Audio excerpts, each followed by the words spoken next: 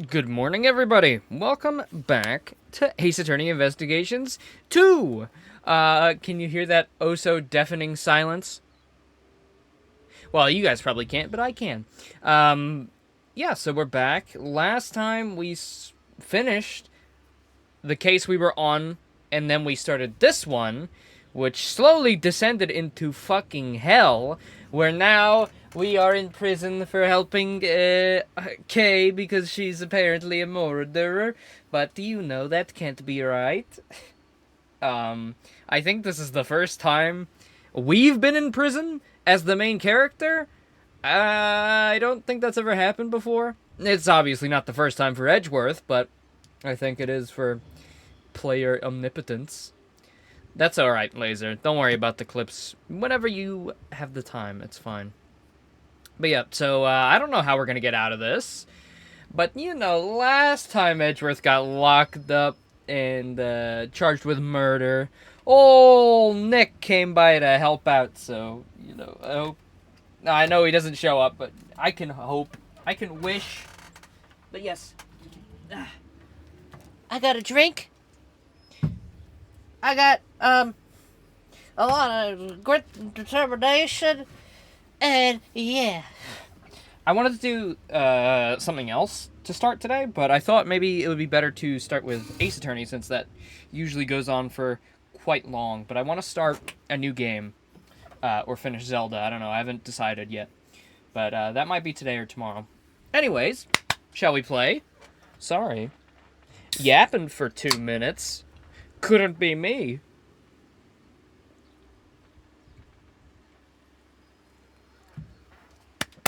Okay.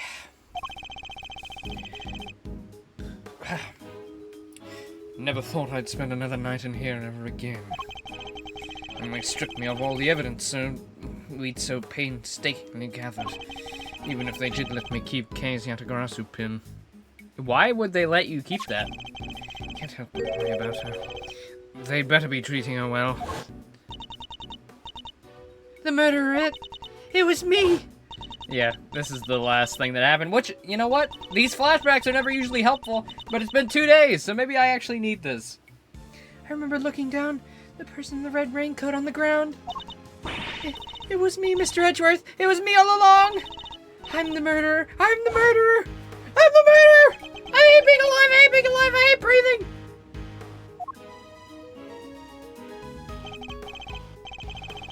Come on, let's go. You got a visitor. A visitor? Who? Someone by the name of Dick Gumshoe. Want me to send him away? No. I'm not sure what to say to him. Couldn't a pin unlock the door to the cell? I don't know if it could do that. I don't know if the prick on the back is long enough for such things, but perhaps. Edgy, edgy, my beloved. Wait here.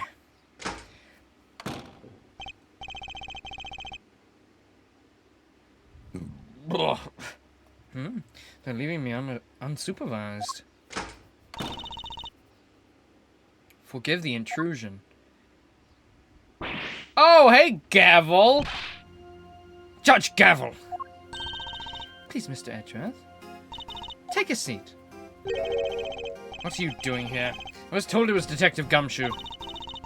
I imagine you wouldn't come if you knew it was me. You're damn right! You're the one who put me in this place, you fucking bitch! Die. What could she possibly want from me now? I suppose I'd better find out. Pardon me. You may not be aware of this, but you're only permitted to meet with specially approved visitors. Elbows, imagine not being sub. True. Kinda spitting facts, Blushroom, you know what?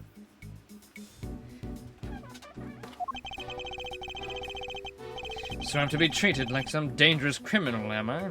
Suppose my reputation has rather plummeted. It has indeed. For you, of course, and your friends.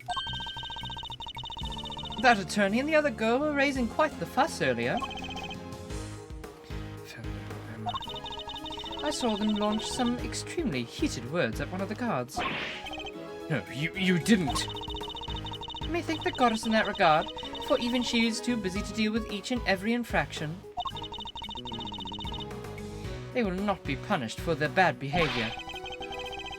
Did you come here just to chit-chat with me? You must have a lot of time on your hands. Oh, speaking of which, Miss Von Karma is continuing the investigation where you left off. I just thought you'd like to know. I figured you would be worried about how they were doing. Admitted. She let me make a book. Will I get to play as Francesca, please? Can I play as Francesca right now, please? What do you mean? You're literally plugged into the PlayStation 5. Your fucking battery's low, you lying son of a bitch. Oh. You guys want to see a crazy run I got in Isaac the other day? I just saw it. This is the week, trust? I hope you're right. If the leakers are right, it's this week. Check this out. Look at this. Look at this run that I got. Wait. Look at this. Look at this fucking insanity. Yeah, I like Isaac for a reason. How fast? I think this is the one where I beat Greed incredibly fast. Oh wait, did I even show my Greed? No.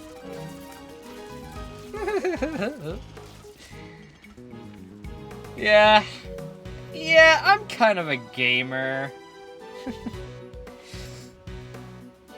You still think it's at the end of the month? I don't know.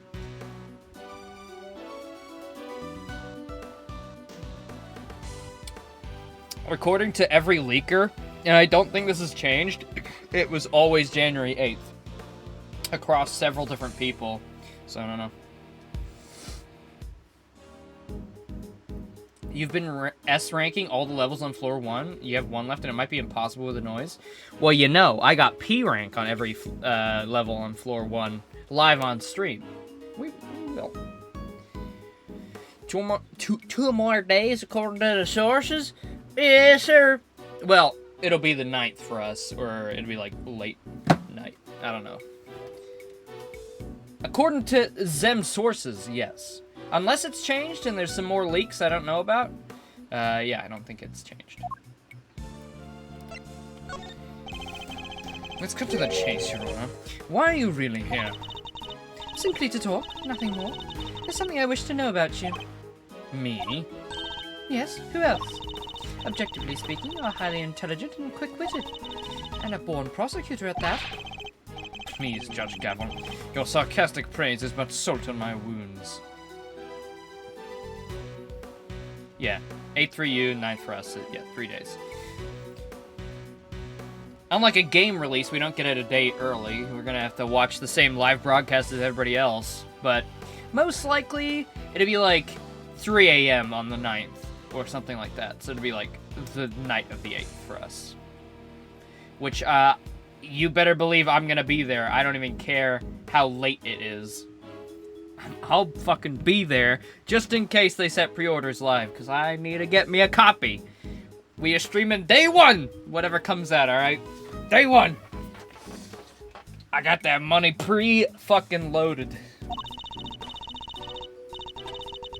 But I sincerely mean every word, Mr. Edgeworth, and it is why I fail to understand you. Unbox it live. I do want to. Take this latest case, for example. You are up against the very committee itself. You had no hope of succeeding. Even a child could have seen that, and yet... I don't imagine the old me would have ever been so reckless. The old me had power. Because of that, I thought that justice was always on my side. Just as you and the committee believe now. But a certain person changed my mind. He made me reckon with my selfish and skewed sense of justice.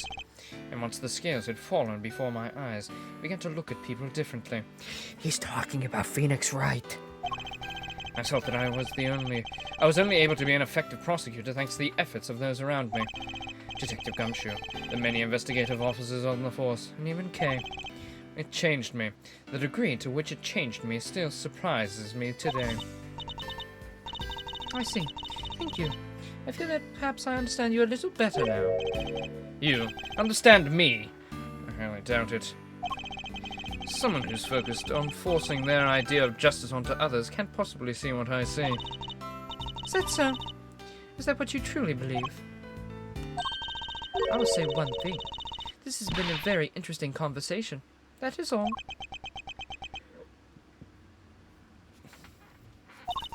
Before I go, there's one remaining matter. I was asked to inform you that the date of your hearing has been confirmed. And it will be held today in the trial chamber. The committee sends its warmest regards. If that was all you had to tell me, you could have just sent a message. You entrust the goddess's words to another? That wouldn't do now, would it? Until then, Mr. Edgeworth, I'll see you again very shortly. What a pretentious bitch. Get out of here. Alright, let's escape from the hole.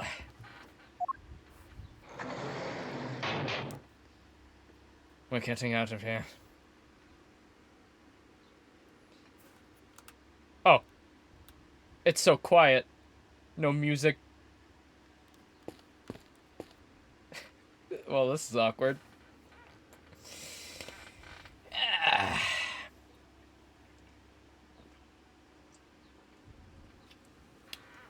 Edgeworth's a good boy. Why would he ever do something naughty? What's this? The window is barred with heavy steel. That reminds me of a movie I once saw. A prison inmate hatched a plot to escape by using the file to cut his bars. I won't be doing that, of course. For one thing, I don't have a file on me at the moment. What am I saying? I wouldn't do it even if I had one. There's a note on the wall next to the toilet. Sorry, we're currently out of toilet paper. Please make the necessary mental preparations before using the toilet. What sort of mental preparations can one even make? That's inane. That's insane. Make the mental preparations to crust your shit. Because we don't even got a bidet here. There's a menu here on the table. It seems that detainees are able to pay for their meals, to pay to have their meals brought to their cells. What looks good? Spaghetti and mac and cheese lunch, add linguine for only $1. Basmati and brown rice special for a limited time only. Add regular white rice at no extra cost. It's probably for the best that I'm not very hungry. Barely spent any time in here, and I can already feel my personal appearance slipping. I may have given up my badge, but I mustn't give up on myself. My collar, it's slightly creased! There. Which is why it's more important now than ever to take care of myself. King? What the hell? Edgeworth is a fucking king? A very basic bed. Can't say it was very comfortable to sleep on, however. I imagine Detective Gumshoe would sleep soundly on it, nevertheless, loudly snoring all the while. I suppose we'll never get to work together again. But I don't have any regrets about the bed I've made, and I will follow my own path to the end. Okay. Prison simulator? There's a poster on the corridor outside. We regret to announce that due to the warden's arrest, the Die of Destiny game will be discontinued. Inmates will no longer need to roll a die every morning to determine their meals for the day. What? What? Gambling for food? I want to go to this prison. That sounds like a fucking bitch-ass roguelike, man. Somebody make a roguelike based on this one-off line from fucking Ace Attorney Investigations 2. For the GBA, never released outside of Japan except for now. I wholeheartedly apologize to those who were looking forward to their daily casting of the die. Did anyone really need an apology for the cessation of such a ridiculous idea in the first place? Do I have another visitor? Kay! Oh, thank goodness. You seem alright. That's a load off my mind. Such an awful machine. Should have to make a grown man cry. Shut up! But you're still not your usual cherry. I mean, you have to stay positive, Kay. You didn't do anything wrong. In fact, I guarantee you didn't. No, you have to let it go. I'm the murderer, I know that now. But you're not. You can't be. Why don't you have any faith in yourself? Can I, Mr. Edgeworth? Well, there's no me left to believe in. Not at all. I don't think that's true. Before you lost your memory, we spent quite a bit of time together. I dare say, you left quite the impression on me. So you see, there's still plenty of you left. That's why I believe so much in your innocence, and why you should believe in yourself as well. Thank you, but I can't. It would just cause more pain for the both of us. Please, you have to forget her. Forget that, Kay. She's gone. Kate, no! Ha ha ha, you stupid fuck. I killed that bitch and now your friend has amnesia, you idiot, and she's gonna get put away for life. Oh, a 17-year-old girl is going away for life. How do you feel about that, you stupid dickhead? Fuck you, Edgeworth. Remind me of my younger self, you know. So noble, so bold. This is the justice you and the committee stand for? Justice? That's what you call it then. What's he up to? Why is he going to such lengths to control everything?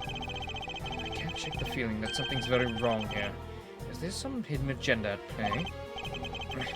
This is no time to second guess myself. I'm gonna figure it out. If I'm gonna figure out what it is, it's now or never. Well, then, my boy, I suppose I should be. Wait! Why is the chairman so intent on seeing Kay charged with this murder? It doesn't make any sense. There must be some rhyme or reason to this madness. Holy fucking shit. Come now, Miles. I'm a busy, important man. I can't be wasting my precious time talking to you. The only way out of our current predicament is through Chairman Wiener. So much to ask in so little time. Let's start by trying to find out why he rushed to have Kay arrested so quickly. I can't let this happen. I'm getting answers if it's the last thing I do. Oh.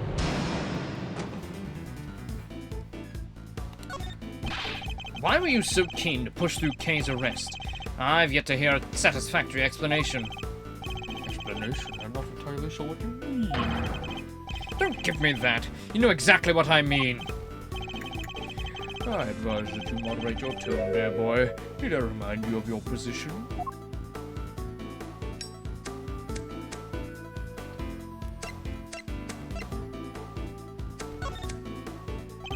I've got you now. You're... No.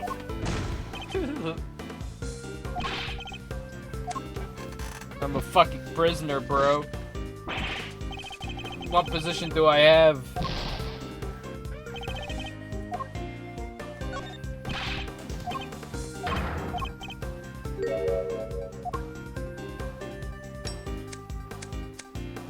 Bide my time. And suppose we did let your friend go free. What then? What do you mean, what then? How much then, my boy? And who would have to take the blame? Me, that's who. And so what? That would be a good thing. Let's keep your mouth shut. That way you won't say anything foolish.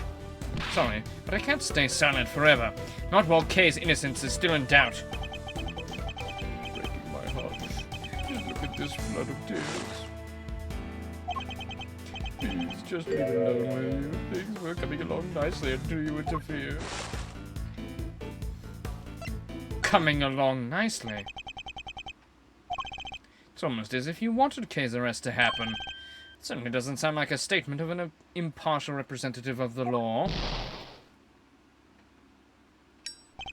I think so. Well, has it occurred to you that you might just be overthinking things a little? Chairman Wiener certainly knows how to dodge a question, but it doesn't change the fact that serious doubts remain concerning Kay's arrest. His eyes thing is really annoying. Next, we'll need to press him on whether he really believes the investigation was sufficient. Ba-doom-ba-dubba-dum. Can't allow any of his statements to go unexamined, no matter how trivial they may seem. One of them may just give us the breakthrough we need. Through. Tuesday. How much time was spent on your investigation altogether? Let's see. You know what? I'm not sure I can remember. Oh, and I'm sure you can. You won't bluster your way out of this one. It's not bluster, my boy. Now, as the joke recall, it's a problem when you get to my age, see? Why, I forget my own son's name sometimes. Never mind your fool of a son. Answer me! How long did you spend on the investigation? You're right, of course. The boy's a fool. Never been fooled to grow up like that, but... Oh, woe is me. He's only too happy to derail the conversation, no matter where I take it. To force him to take this seriously. Let's try another track for now.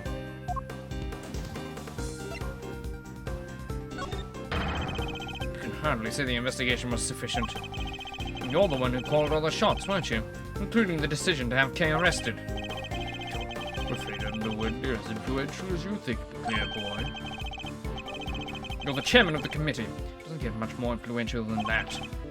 Not that I care about such things. You would be. It's enough to drive an old man to tears. You'll have to forgive me. I'm not the differential type. Well, if you're insisting on being so blunt.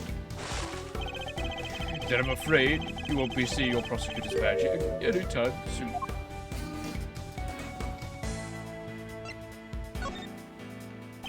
Let me make something clear once and for all. That badge isn't the be-all, end-all for me. Far from it. I'm not concerned with titles nor roles. Even you must understand that much.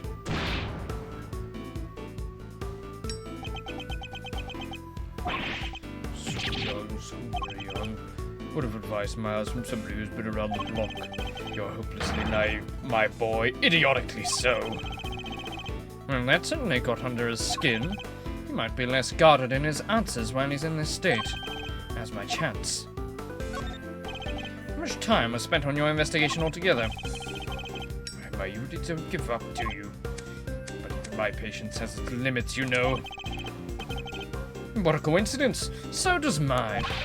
Now answer the question. Do you believe that your investigation was sufficient or not? The youth these days are wont to be What? The youth these days are wont to be reckless? You are winner for to go your prize? Makes me want to put you in your place. You're going to regret that, my boy.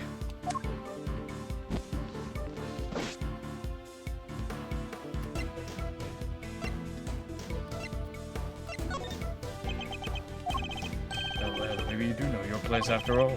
What's the matter? Scared? Hardly. I was just thinking about how best to proceed. Getting answers from the elderly requires sensitivity. They can get quite emotional after all. No common sense whatsoever, do you? Don't you understand your fate rests in my hands?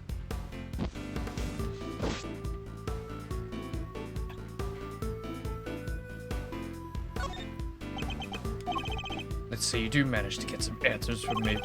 There's nothing you can do with them. So why not give up, dear boy? No. And why not? It's simple. Because I'm not about to let the truth escape me. Interesting. I'm thinking I'm beginning to see what makes you tick. But what you're doing is pointless. Tragically, miserably pointless. Please, just give up. She's guilty. The decision has been made.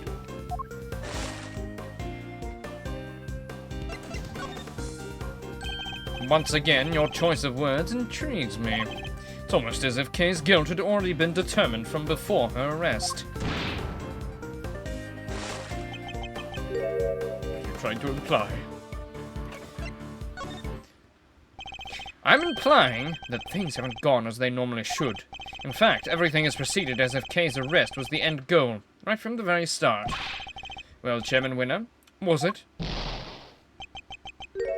That's certainly an intriguing theory. But it's also a complete work of fiction, and I'm afraid I don't have time for such flights of fancy. We do still have 2 more pieces yet. I think it's time we brought this shabby little farce to an end, don't you? No, he's trying to make his escape! We must confirm the legality of Kay's arrest before he steps away. Ba-ba-ba-boo. Ba-ba-ba-boo. It's faint, but the truth is finally beginning to emerge. And I'm not about to let this opportunity pass me by. Kay is innocent. No, my dear boy, that's just clumsy. Anyone can blurt out a baseless assertion like that.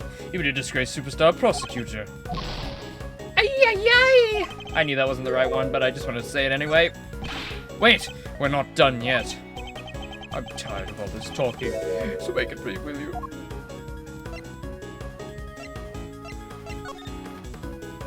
Who gave the order? Who decided that Kay should be arrested? You know, I can't seem to remember. Don't ever get old, Miles, my boy. It wreaks havoc on the memory. I don't have a clue as to how to proceed. Bum-bum-bum-bum. Bum-bum-bum-bum. Based on everything I've heard from you so far, it's clear that Kay's arrest is entirely unfounded. Yes, I think we're all familiar with this particular refrain of yours by now. I'm afraid it doesn't matter either way. You don't have what it takes to secure her release anyhow. How dare you take this so lightly as a man of the law? My, aren't you a rude little boy? But my fuse is only so long. You have no idea how rude I can be. Honestly speaking, I don't have time to waste on every last question you can dream up. I have certain responsibilities to attend to, you know. I really am quite the busy man. Or are you just pretending to be busy, That's an awful thing to say to a friendly old man. I work harder than I can at my age. I ask you, boy, what could I even hope to accomplish by putting up such a pretense? You obviously don't want to talk about the case anymore. That's why you're so keen to get out of this conversation, isn't it? It's just so tragic, it really is. It's not a suspicion, it's a certainty. There were no clear grounds on which to base Kay's arrest from the start. No, boy, let's not get carried away. There was plenty of evidence to support our case. The mask, the letter, the corsage, these were all in her possession. And of course, her confession. More than enough to prove her guilt, I'd say. But those are... What's the matter? Struggling to come up with a way to explain everything?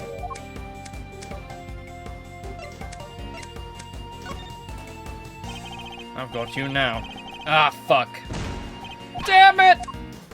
No! Curses. Fuck.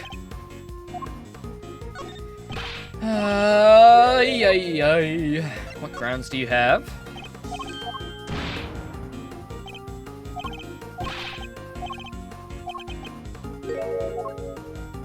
By time.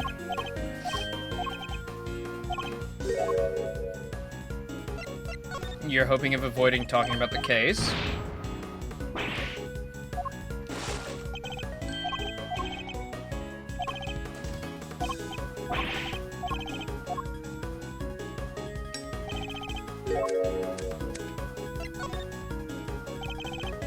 Ah, frick! Might have to restart this shit. I thought maybe he would have an explanation.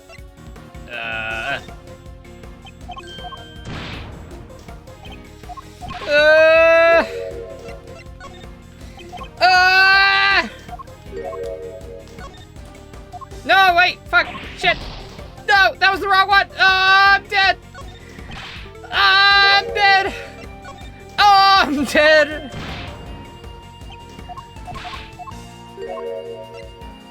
Oh.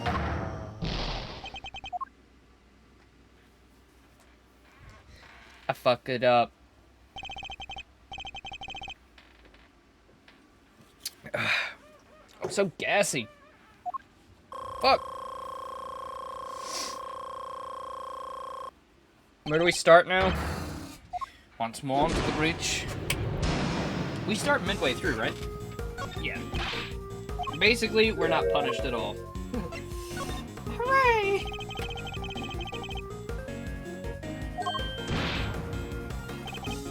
How is he so fucking built? Look at all those muscles. Winning the case.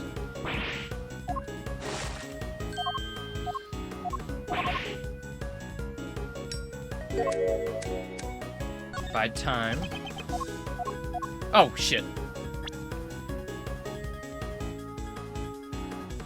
There we have it. Your silence speaks volumes. It's true, I can't counter your argument right now, but you did let something valuable slip. A suspiciously detailed knowledge of the evidence against Kay. He rattled off just like he knew it inside out. I think that might prove to be a valuable clue. Yeah, you think he planted all that stuff on her?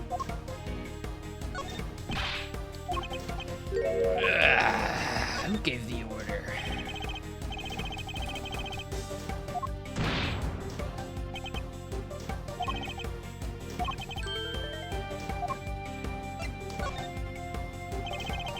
I'd appreciate it if you stopped playing the old man card.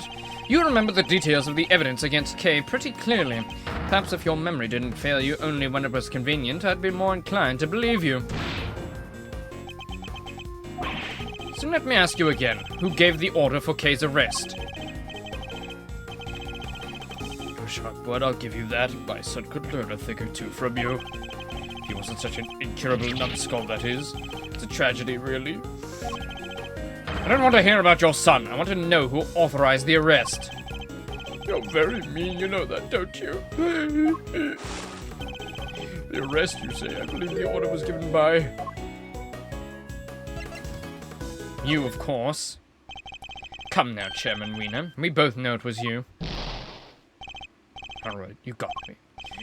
You make it sound like it was somehow a bad thing, though. But I have a reputation to uphold, so I guess I'd better clear up this little misunderstanding. I'll entertain your questions for a few more minutes. Let's see if I can't put your mind at ease. The key thing to do now is to establish how intimately he knows the details of the case. I just have to ask the right questions. The end game is at hand. We're but a few moves away from the truth. You seem to know the case in quite some detail. I know lots of things, my boy. I'm just smart like that. He's just built like that. Too bad the same can't be said about the way you handled Kay's arrest.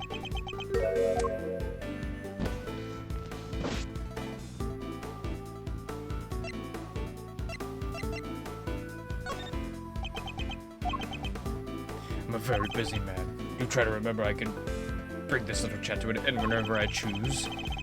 It's only taking so long because you won't give me a straight answer to any of my questions. If you'd stop giving me the runaround, we'd be done already. So let's try this again. You seem to know the details of the The case quite intimately. Why is that? Because I read the case file.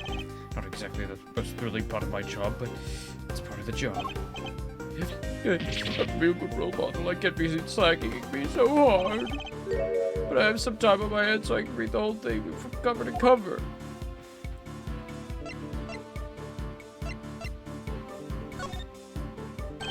That's strange. I could have sworn you just told me you're a very busy man. I'd say the cracks are finally starting to show. Wouldn't you? If you're so keen on being an upstanding leader, you can start by releasing Kay, you know. He's only built because he doesn't do his job. You really don't give up, do you? It's a moving sight, my boy. But a tragic one, too, after all. Your efforts are all for naught. I'm afraid your little friend was found unconscious near the scene of the crime. What was the weather like? Oh, actually, that might be a good one to ask.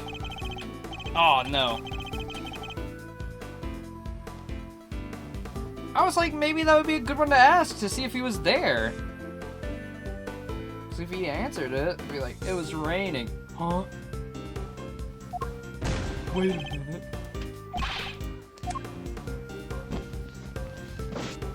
Alright.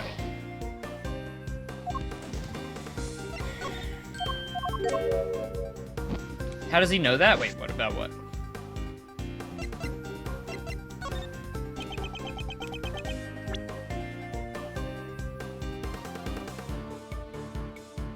Yeah.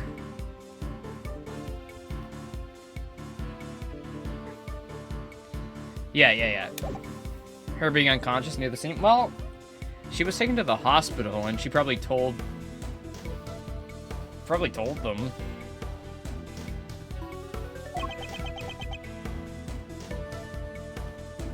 I'm a very busy man. You try to remember that I could bring this little chat to an end whenever I so choose. It's only taking so long because you went on to my questions. So let's try that again.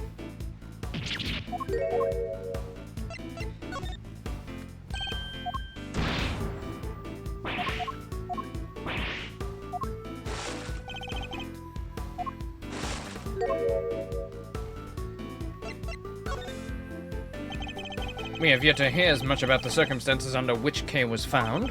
She was lying unconscious in the storeroom, correct?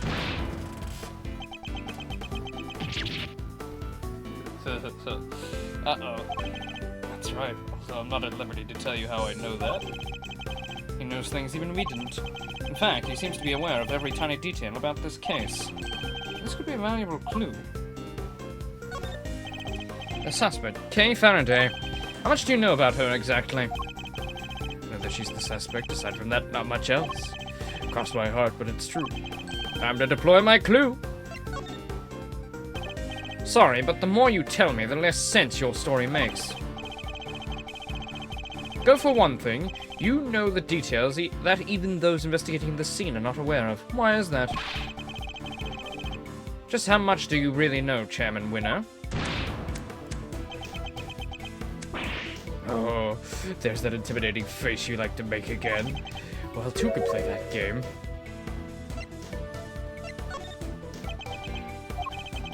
I do have to commend you on your doggedness. It really is something. I'll take that as a compliment. Take it however you like, but wrap this up, will you? I just don't have the stamina anymore. She's the culprit, the only possible suspect. Just accept that already. How much more evidence did you want us to load her down with, for goodness sake? Huh? Wait a minute. Can you repeat that into my camcorder? Wait a minute. Load her down with? Yet another interesting turn of phrase. One that makes it sound a lot like the items Kay was carrying might have been foisted upon her. Impressive. You really do pay attention, don't you? It's no wonder they used to call you the Mr. Ex-Prosecutor. I think you know the answer to your own question by now. Why don't you go ahead and say it? I want to hear it from you.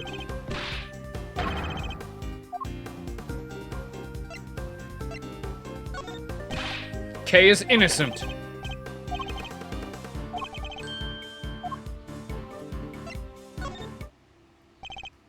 Kay was framed. The true culprit set it all up so she would take the fall instead. That is my answer, and I won't let you deny it any longer. Tuh! Burnt his beard, put it out with his tears. Oh, my, you really are sharp, aren't you? It's a bit of a shame you chose to hand in your badge. I admit it, you're right on all accounts. And that's checkmate.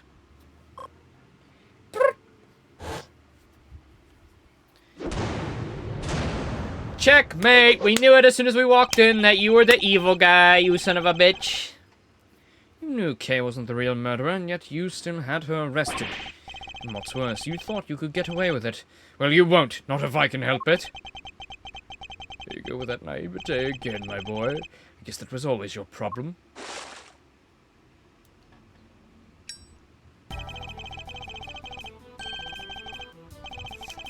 With the girl arrested and a conviction secure, this whole mess goes away.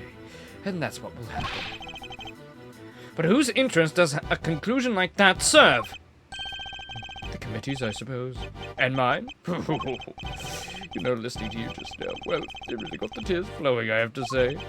It was poignant and heartfelt and sincere and utterly infuriating.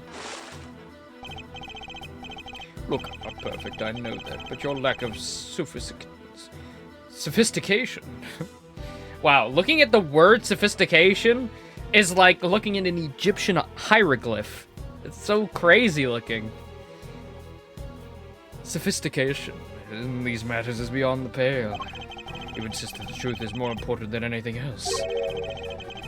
But would you say the same if you knew the real value of the truth? What are you trying to say?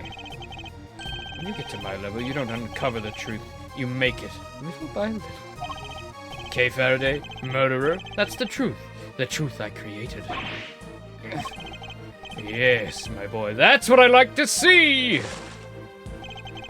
You're so sincere, sometimes it's painful. It makes me want to put you in your place. Knowing the real truth will get you nowhere.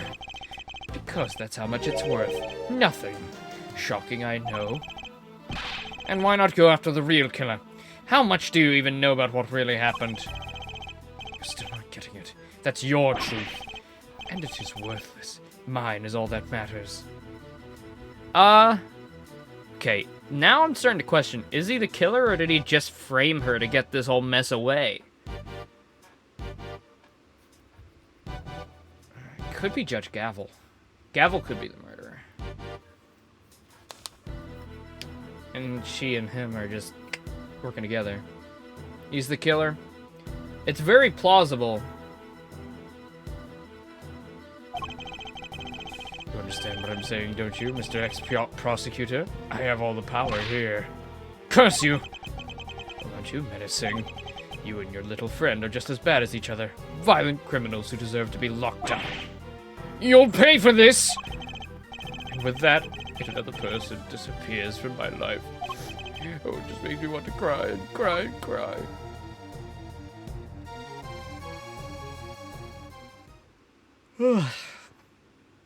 Well, nothing like starting off a good Ace Attorney stream with some mind chess. Not planning to disappear just yet, Chairman Winner. There's still the hearing later today. Just you wait. One way or another, I'll prove Kay's innocence to the world then. Okie dokie. Well, here we are.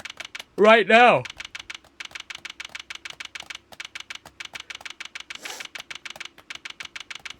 Look at these nameless committee members. What a bunch of yutzes. It's so funny because, you know, you got the two actual characters of the committee, and then you have suits.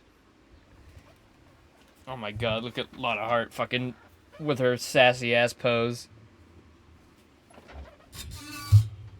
Yeah, no, he's very clearly fucking completely evil. I want a full explanation. I want to know what happened. Is he the murderer? Is Judge Gavel involved? Does she know? How deep does this go?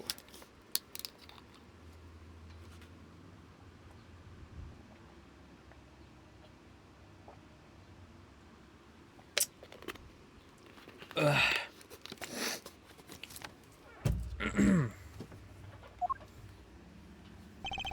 10 members of a majority are present. I hereby call this meeting to order. We are gathered here today to assess the professional competency of Prosecutor Miles Edgeworth. Here in the sight of the goddess, we do solemnly swear to pass a fair and frank judgment. Fair and frank? Don't make me laugh. Verity, if you'd be so kind as to summarize the case against Mr. Edgeworth. Yes, well, he solved several of our cases and brought the truth to light, and making all of our, troubles go away. And yet we decide to kill him. For fun. On April 5th, despite having been advised that the illegality of an investigation he was conducting, the accused refused to desist, and eventually had to be detained by myself and Chairman Winner. His actions compromised the investigation into the murder of a certain defense attorney, and despite having been presented with copious evidence of her guilt, he continues to insist that the suspect, one Kay Faraday, is innocent of all charges. Perhaps you could explain the details of the murder to us as well. Of course. On the morning of the 5th, the body of the victim was found here in the committee chamber. Further explanation will be provided by me, Eustace Winner, Premier Prosecutor. The floor is yours, Mr. Winner. The murder itself happened late on the night of the 4th. The victim was Miss Rosie Ringer. Oh my god, he's wearing the funny mask.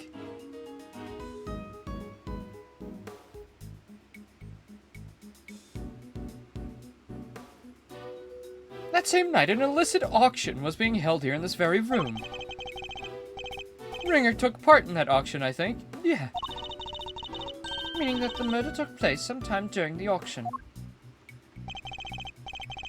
When she was found, Ringer was dressed in an outfit that matched the description of the auctioneers.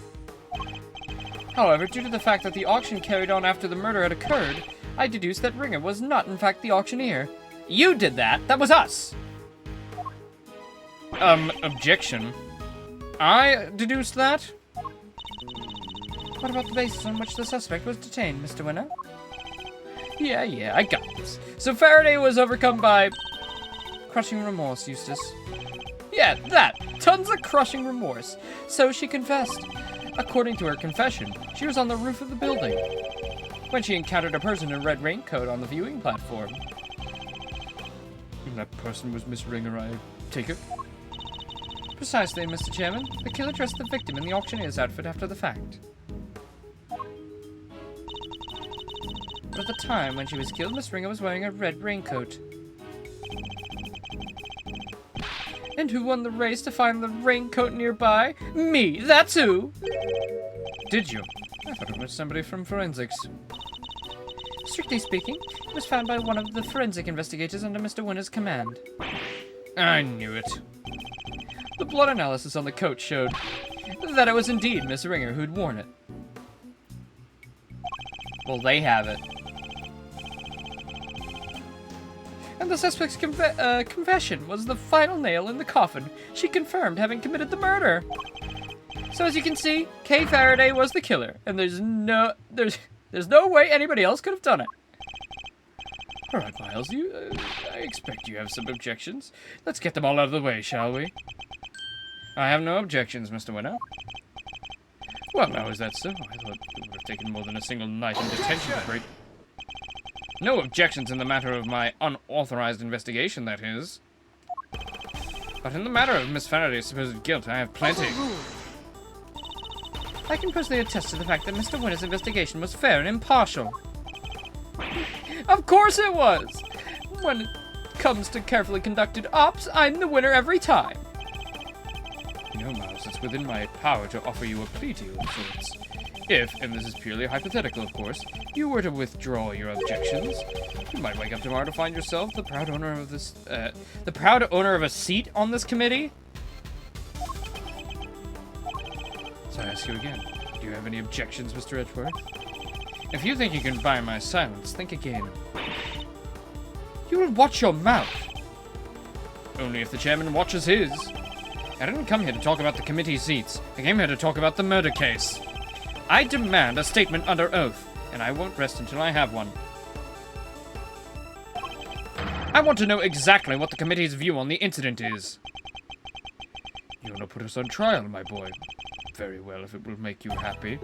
Faraday, please provide Mr. Edgeworth with the materials pertaining to this case. Really? But, sir... This will be the last hurrah, so let's humor him with a little send-off. If you say so, Mr. Chairman. And this would be his undoing.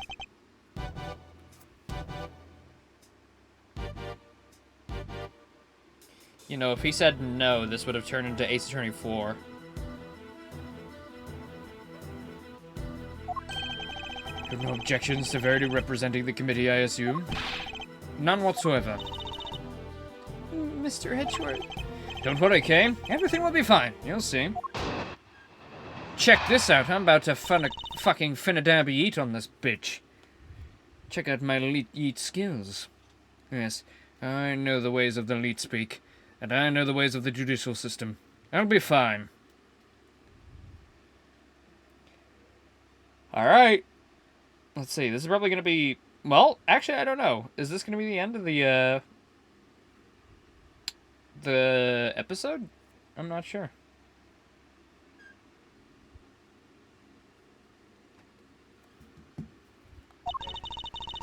Miss Ringer attended the auction as a potential buyer. The red raincoat was one of the items up for sale. So our assumption is that after winning and paying for it, she left the auction with her purchase. The only exit from the storeroom was, of course, the hatch leading up to the roof. Not true. After she emerged onto the viewing platform, that's when Miss Ringer was attacked by Miss Faraday. Shortly thereafter, her flame went out, and thus concludes the committee's view on the case. The raincoat was on offer that night. Is that really true? We believe so, yes. You remember the failed assassination attempt on the president of Zhangfa, I assume? The raincoat's a piece of evidence from that case. It should, of course, have remained safely under lock and key in the appropriate facility. But our inquiries revealed that it did in fact go missing under mysterious circumstances. And wound up in the auction along with everything else. Makes sense, I suppose. Wonderful work, Verity. Just wonderful, crystal clear as ever. You flatter me, sir. Now, Mr. Edgeworth, perhaps you could save us all some time and simply admit defeat? I'll do no such thing. Thank you very much. Very well. It's good to know that you still have some fight in you. It is. Why? Come to think of it, she said some strange things when she visited me this morning as well. What exactly is she up to?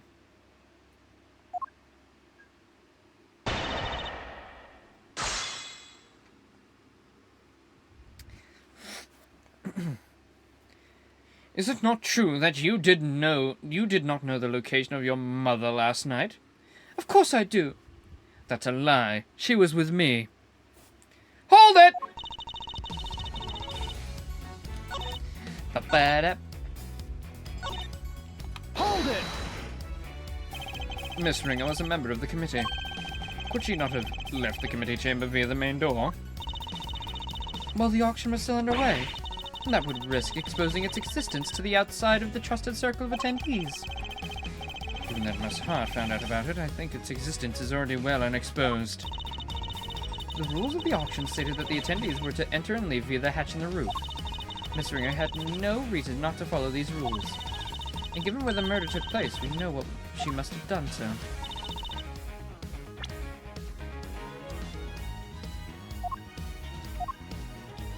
Is the elevator a piece of evidence?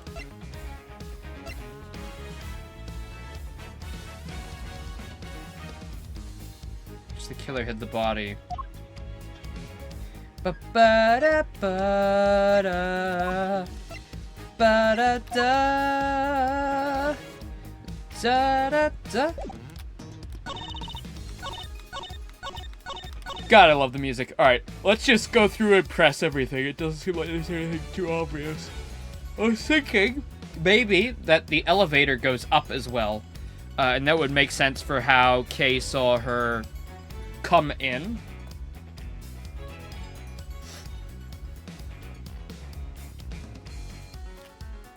Hold it!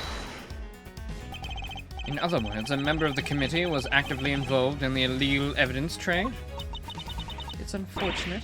I don't know what else to say. Of course, we'll be looking into such activities just as soon as this hearing is over and done with. I commend your decision to pursue the matter further, Mr. Chairman.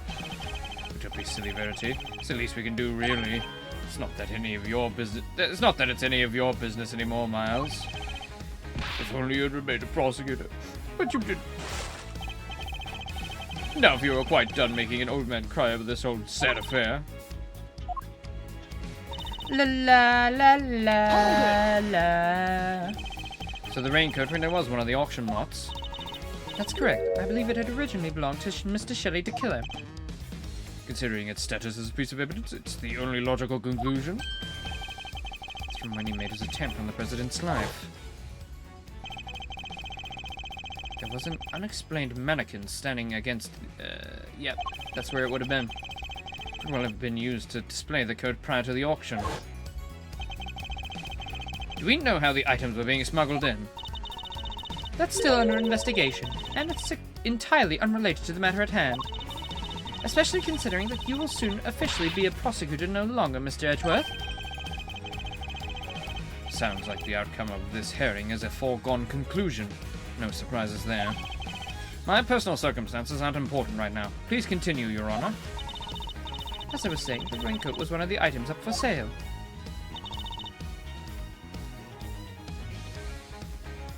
Hold it!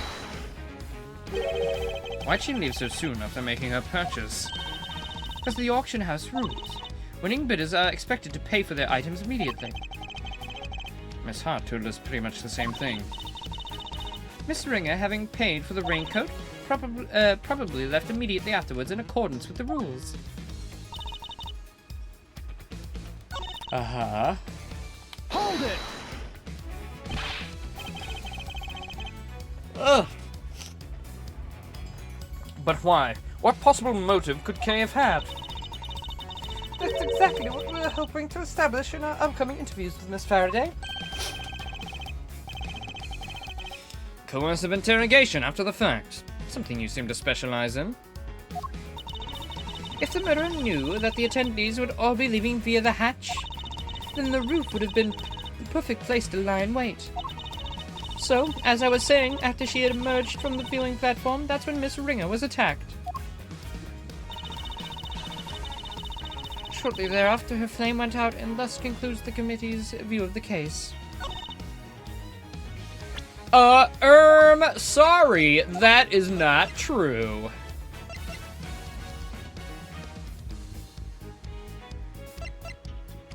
Elevate their blood. Objection! Not that one.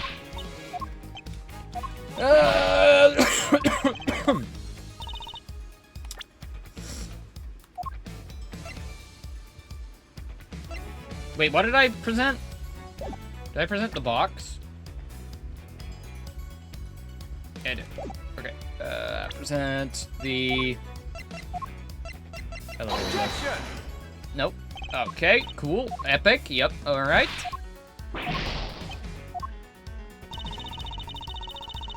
The crow? The chairman. The chairman did it. The big guy.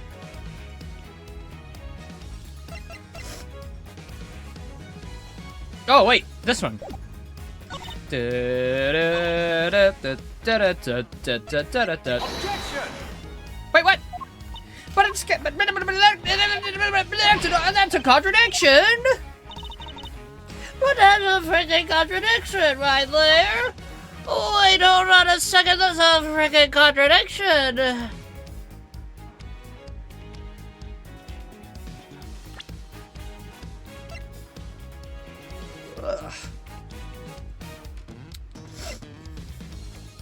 Do do do. Do do do do.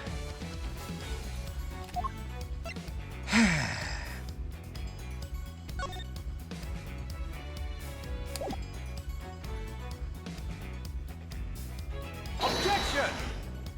I know that we can prove it. We have all the evidence to say that it happened in the storeroom, which Kay was not there because nobody would have known about the hatch.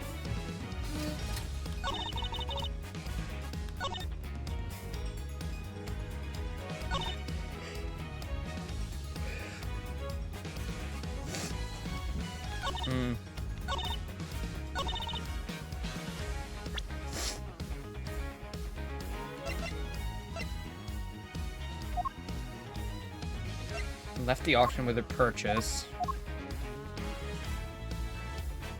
One of the victim whose fingerprints and blood were found on the hood. Da, da, da, da, da. All my bodily functions are distracting me. I'm very gassy, and my ears are being all fucky. Yeah.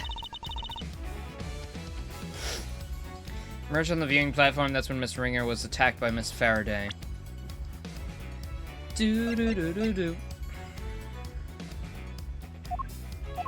Objection! Great, I'm gonna just lose right away. I feel like that is a contradiction, though.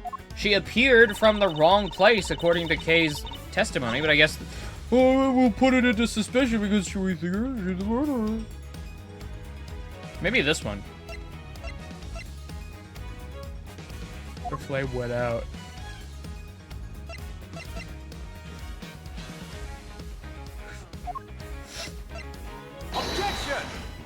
my god. Ugh.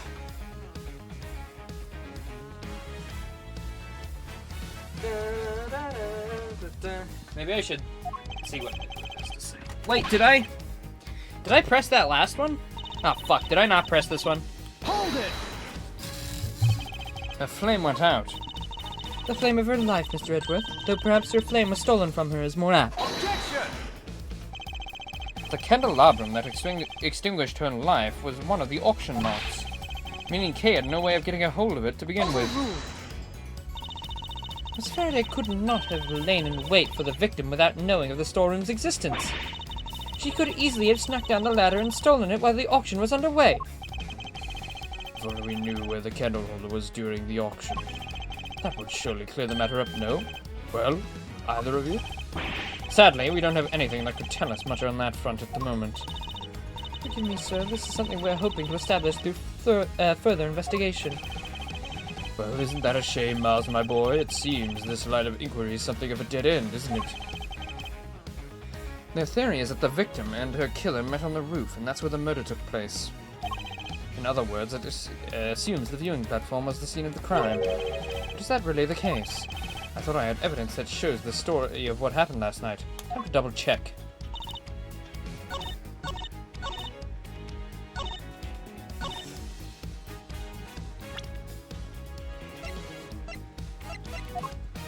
The blood. The freaking blood. Objection! Okay, that is what I was trying to do! But what is it?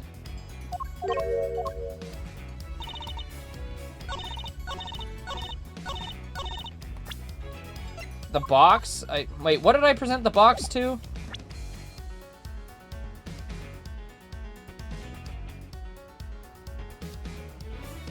Press.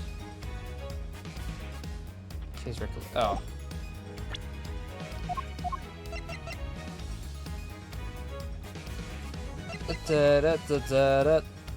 Objection! She's got blood on her hand here as well. That also is proof of something.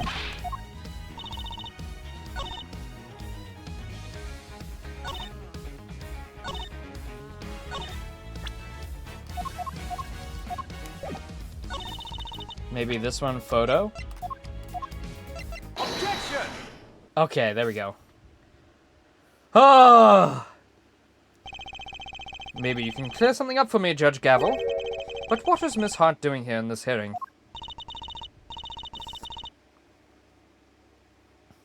She's an eyewitness. I thought that would be obvious. Well, no, I ain't really an eyewitness, more of an ear witness, I guess. She's not exactly the most confident, inspiring choice to help you make your case, is she? I like to think I choose my allies a little more carefully than you, Mr. Edgeworth. Then you should question them more thoroughly, because there's something she hasn't told you. Take a look at this. It's a photo taken by Miss Hart. Yes, in the storeroom, correct? What of it? According to your theory, the murder occurred up on the roof. But according to Miss Hart's testimony, she happened to witness the entire incident unfold in the storeroom, just before she took this picture. Wait, you're saying Gavel got it? Wrong. That's exactly what I'm saying. What? Miss Hart, if I may confirm your account of the events you witnessed that night, you saw the person in the picture, correct? I sure did, clear as day, as in with my own two eyes to boot. And that your impressions were... What were your impressions at that point? My impressions, I think this right here is the scoop of the century. Something like that.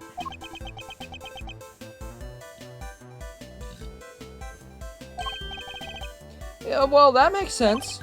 I was hoping for more of your impressions of the person in question. Oh, well, that there's a welcome meal ticket? Seriously?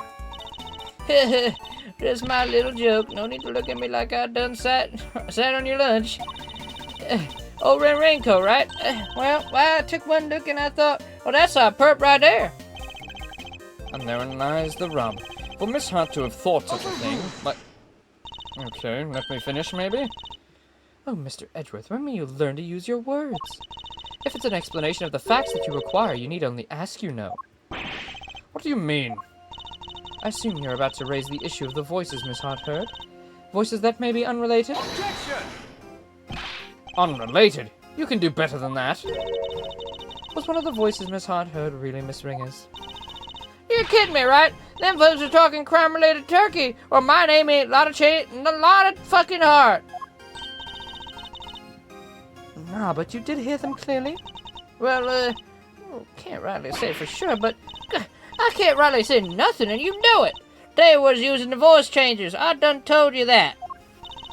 Precisely. Miss Hart heard voices. But those voices were disguised. Which means we cannot be certain but that whatever she did over here had anything to do with the murder. Objection!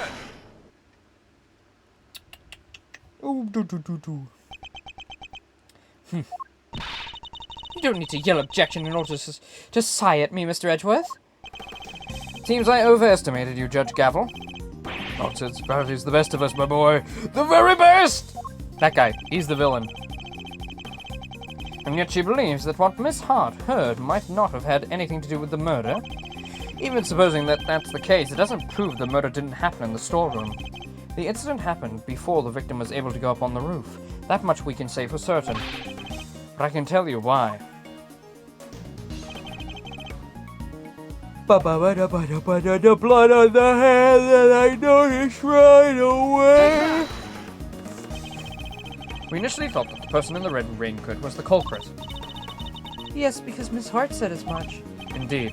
She told us about the blood she saw on this person's hand. I doubt many people would have thought differently, given her testimony. Ergo, if this person is the killer, then the blood we see would be from the, when they attacked the victim. But knowing what we know now, that this person is in fact the victim, it recontextualizes everything. The presence of the blood still shows that the picture was taken after the attack. And now it tells us something very important about the victim, too.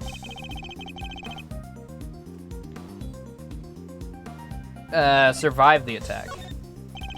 There's no doubt in my mind that the victim was attacked in the storeroom. But here we have photographic evidence of her standing upright and alive, albeit with a bloody hand. This can only mean that Miss Ringer survived the attack. The blood on her hand is from the wounds she had sustained. What are you talking about? Who dies from a hand wound? The wound isn't on her hand. I imagine she used her hand to try and staunch her wound. That's right. Well, it's impossible to tell from this angle. The victim was already mortally wounded here. Cool. It certainly would change things, wouldn't it? It very much would. Not least by making it absurd to suggest that Kay was the attacker. Her encounter with the victim happened after this picture had been taken. After the victim had already been attacked and was in critical condition. I put it to you that all Kay witnessed was the victim finally succumbing to her wounds. Would have been quite the coincidence. It's a textbook's case of wrong place, wrong time, I'd say. You seem to be forgetting a rather important fact, Mr. Edgeworth. Well, that, or pretending not to remember it. It was a burn? Was she burned? Stab wounds to the chest, head injury. I don't remember any burn.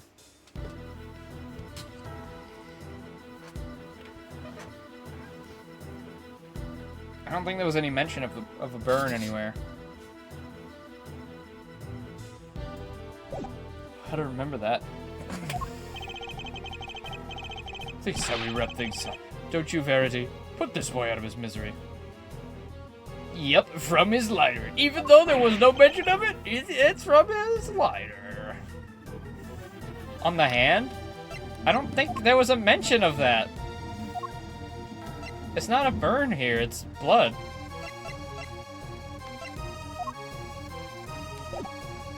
Oh, wait! No, I remember what you're talking about now. I do remember she did have a burn mark. Wait a minute. Do we have that evidence on us? If we go in. Ah, permanent burn mark on the back of the victim's right hand. Hold on a minute here. second. Dad, Gavel works for me. Why do you keep giving her orders? That's my job. You really are. You're an utter embarrassment. I'm not. I hate to break it to you, but you both are. Go to it, Gavel. Put Edgeworth out of his misery. As you wish.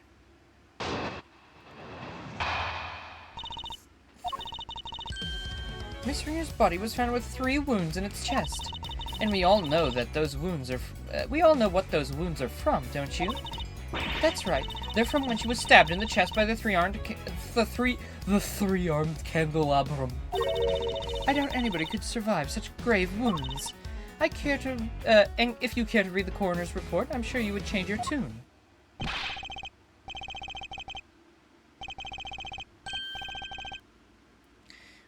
Make several objections? Yes, I'm afraid I will. What? Why aren't you listening? Oh, I was listening, very carefully in fact. Hence my objections. Come on! Why do you always have to undermine me? That's never my intention, I assure you. It isn't? Because you do it so well yourself every time. Of course it isn't. Yeah, I knew that, because I'm... Jesus, just stop for goodness sake. You've already embarrassed me enough. What do you mean, Dad? I fucking love these characters. They're so good.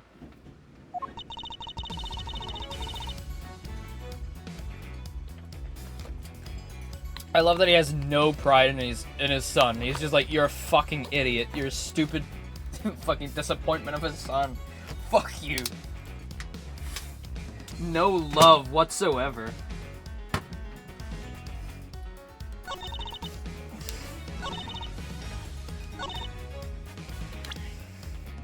I contest that she hadn't been stabbed yet. I contest that the head injury came first, which I predicted. That was my theory. I came up with that. Objection! Maybe I should press it first. Hold it! But the victim may not have necessarily have died instantly.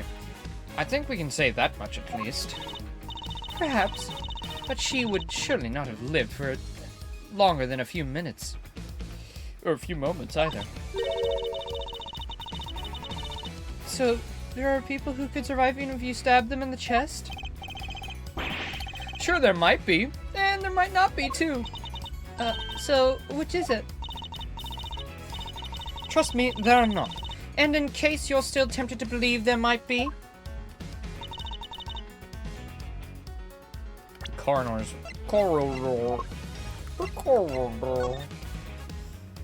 Preliminary findings place the time of death sometime late last night. Cause of death is a set of 3 puncture wounds on the left side of the chest inflicted by a candle holder. Victim also suffered a head injury post-mortem. See, why would they suffer a head injury post-mortem? That's very interesting. I think it's reversed. I think it's reversed. It's gotta be reversed.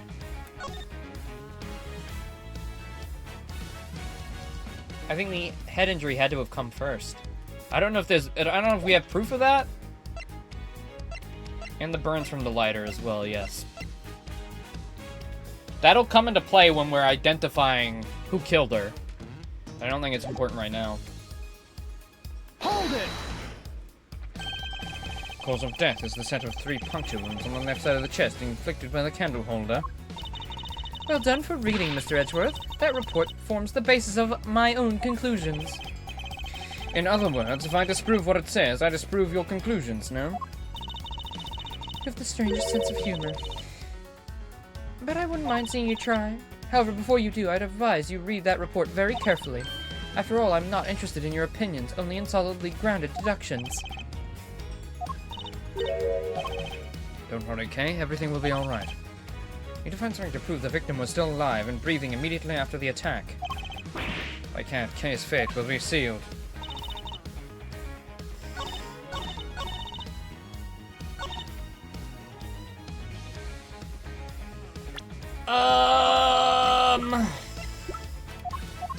The box?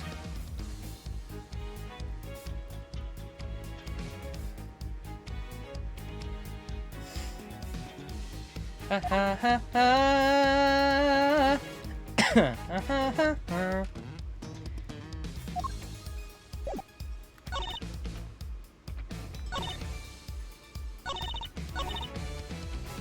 I think I'm gonna lose here, though. If I'm honest, I think we're about to lose, so just prepare for a reset. Because I don't think this is right, but Objection! no, we're done. It's over. Fuck. It's interesting that there's not any, like, unique death, or there's no unique failures in this one. It's just like, it's over. I fucked up.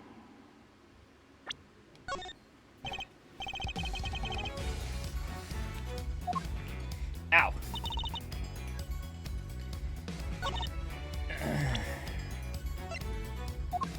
La la la.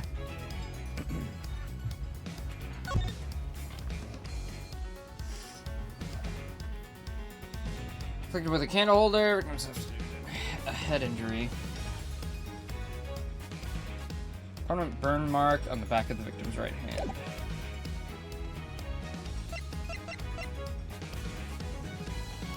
Why is this evidence? Ba-da-bup. Ba-da-boop. Ba-da-boop. Ba-da-da-da-da-da-da. Are these ports or remasters? They're HD remasters. The original games were pixel art. These games up it to the... Yeah, I think all of them. All the Ace Attorney games are. Except for the DS ports. I think those ones are just, like, cleaned up. But these ones are, like, all new art and rearranged music.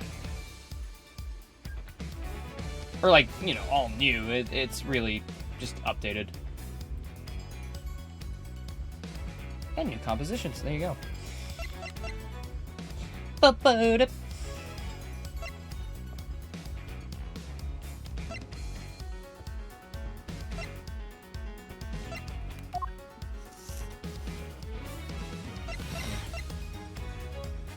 Is it just this again? Objection! Okay. I was gonna say, could I just, like, do the picture again? Be like, so what is this blood on her hand?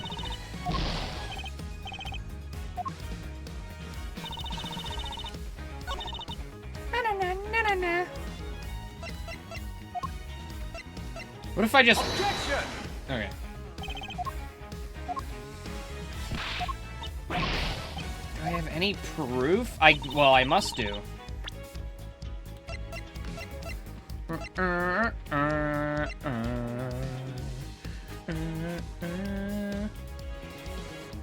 Playing these games since October? No, when did we start the first trilogy? I think it was around June last year. Investigations, yes. But altogether, it's been a little longer than that.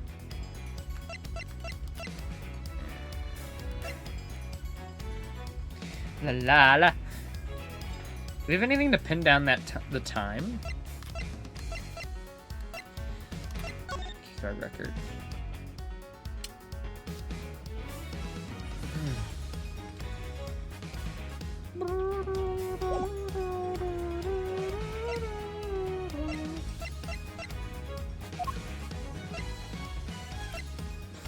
That was detected in the secret elevator. Looks like it dripped through the floor.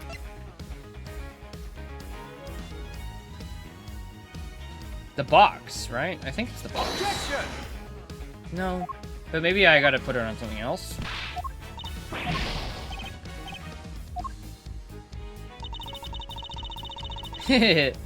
Last year, your mind goes to 2023. Nah, brother. Nah, brother. That's fucking 2024 now.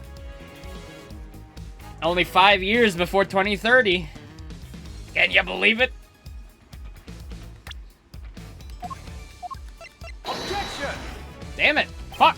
Shit. Piss. Maybe I gotta press more. I don't know. I'm gonna vomit. I'm gonna come. Hold it! 3 wounds. That can't have been pleasant. Oh wait, did she fail to mention the head injury? She didn't say. She purposefully left it out. I'm going on the wrong basis! Objection!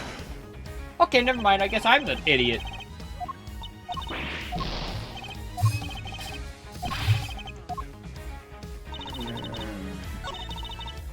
We all know what those wounds are from, don't we? Hold it!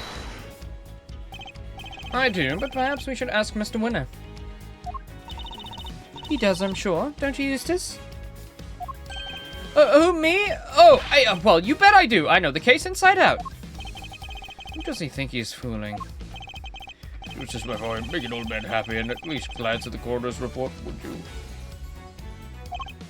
Sure, let's see. Yada yada, 3 puncture wounds, blah blah, candle holder. No, wait, that's what they used? Crazy. Precisely. The wounds were inflicted just as Eustace says.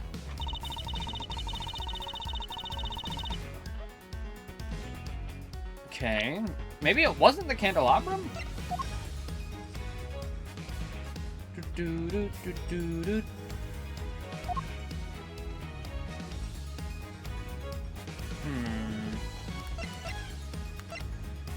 Hid the body. Blood found in the committee chamber. Was it placed here to hide the existence of the storeroom? By the victim, his fingerprints and blood were found on the hood. Tears of the Kingdom, Pikmin 4, Mario Wonder, all turning 2 this year. Yeah. Yeah. Exactly. Hart's observations about what happened during the mysterious auction. This auction being held at the big building. Items on sale were mainly items of police evidence related to homicide cases. 11 attendees altogether, all wearing masks. Auction continued after the murder occurred. Ooh.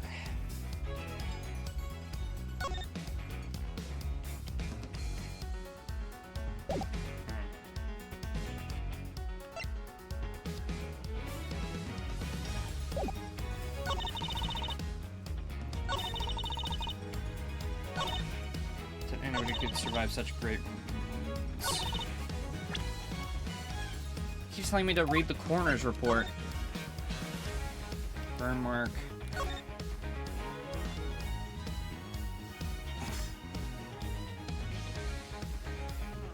Da-da-da-da-da-da.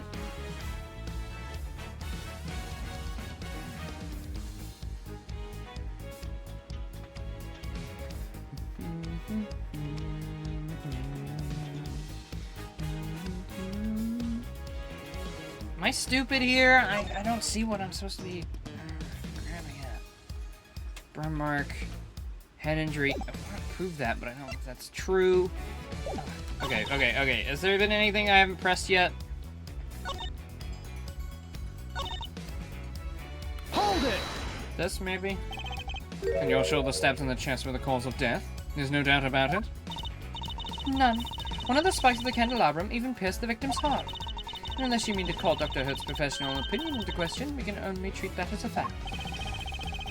The coroner's opinion, backing up my own winning ones? Now that's what I call a flawless victory. But I'm certainly not about to ignore the coroner's findings. Hey, what about my findings? You can't just ignore them. If the case of death really was from the puncture wounds to the chest with the candelabrum, that would seem to contradict some of the other pieces of evidence that we've gathered. He's just ignoring my findings! He's ignoring me! Do something, Gavel! As you wish. At the very least, I'll ensure that he cannot ignore my own conclusions.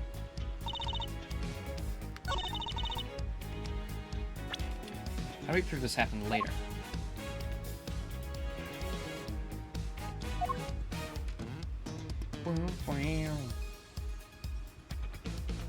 Objection! What piece is he referring to? I don't even...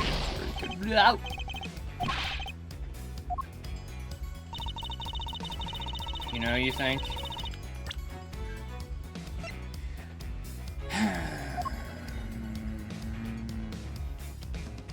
She got bonked on the back of the head. She's like, oh no, my head, it's been bonked. And then she goes up, she collapses, and then the real murderer comes out, knocks Kay out, plants all the evidence on her, and kills the fucking lady. I've had the corridors thing up like fucking the whole time, basically. Cause of death is the 3 puncture wounds, and then victim also suffered a head injury post-mortem. That definitely didn't happen post-mortem. I'm 100% sure that happened beforehand. Because that would explain the blood on her hand, and would explain how she survived and was able to go up. I did. I'm pretty sure. But let me present it here. I don't know if I presented it on this one. Yeah. I could try presenting it on everything. Want a hint? I don't know if I want a hint.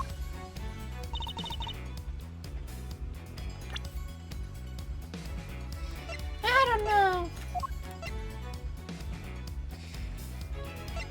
Could also be the box. Objection!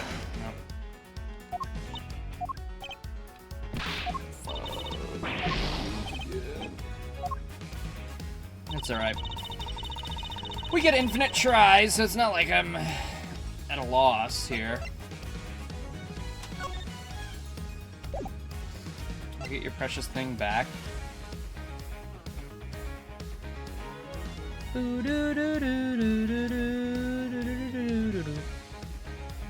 Do we have the thing that bonked her? Oh, maybe she got bonked with this and then stabbed. Objection! Nope. No. Was there any evidence on the bottom of it?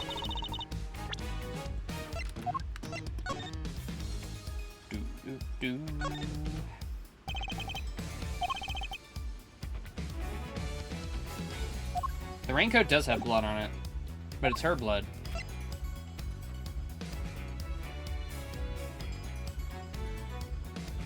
She didn't have it when she died?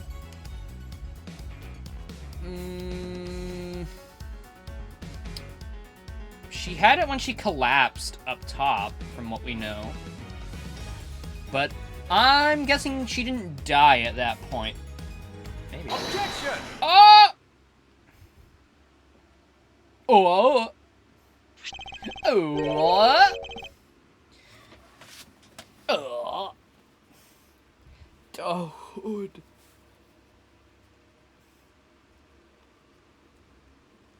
Yes, yes, Laser, you're very smart. Whoop-de-fucking-do.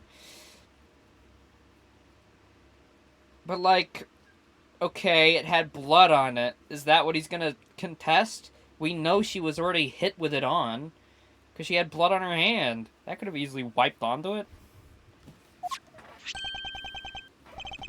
There aren't 3 holes? Oh my fucking god, you're right. Oh my god, you're right. Wait, that's so obvious. That's so obvious. Wait. Oh, no, you're right. I was gonna say, it doesn't really prove too much since it's facing away in this photo, but we actually have the hood here, so never mind. That can't be contested. The red raincoat, that's right, isn't it, Verity? Yes, sir. This one, the one that Miss Ringer was wearing. I warn you, Mr. Edgeworth, you will not be thanked by retreating old ground here. Well, I'm afraid I might have to, regardless. Now then, if you don't answer me this, Judge Gavel. You told us that the victim's bloodstains were found on the coat. Do you remember when exactly they were found? Of course, they were found on the hood and... Uh-oh. What's the matter, Verity? The hood and... Was the blood found anywhere else? So she was bonked on the head when wearing it. I was right.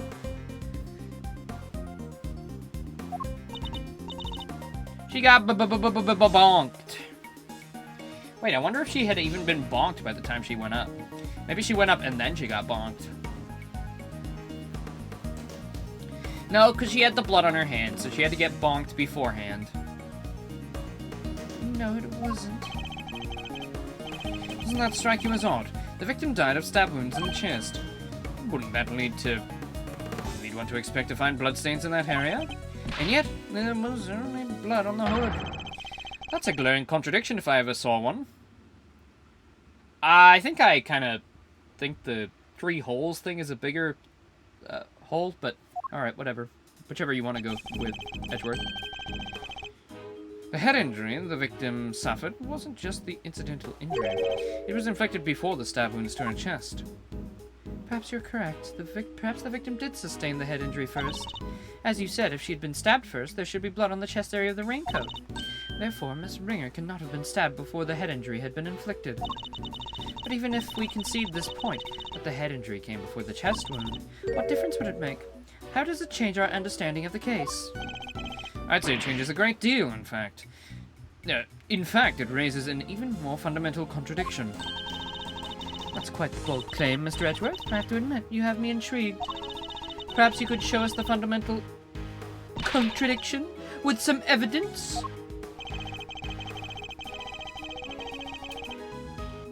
Which piece of evidence best demonstrates the contradiction in the order of the injuries revealed?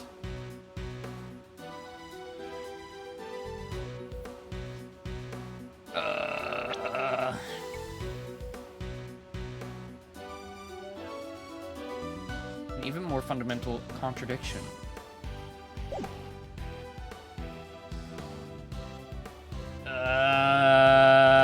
Penis? Balls? The suit? Oh, yeah. No, the suit. Right? How'd she get in the suit?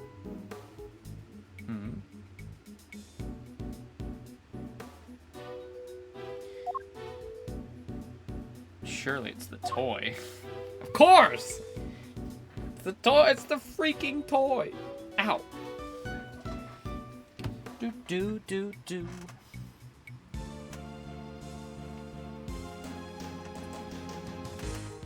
Ugh. Sorry, I got a foot injury yesterday. It's not really an injury, but like, I was walking from work and I don't know, I guess I got a blister on the back of my foot and it has been fucking annoying. It is just pain no matter what I do.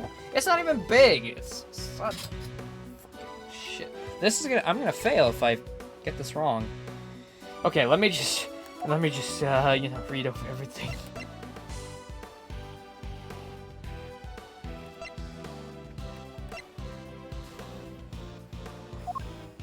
Which piece of evidence best demonstrates the contradiction in the order of the injuries revealed? Well...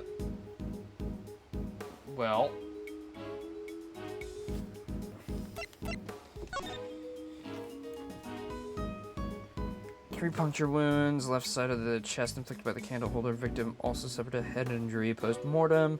Other remarks, prominent burn mark on the back of the victim's right hand. Do. Keycard record.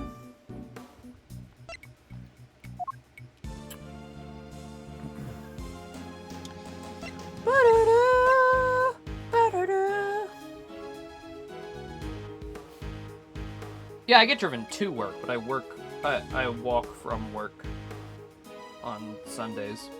Just because it's, it's night shift, so...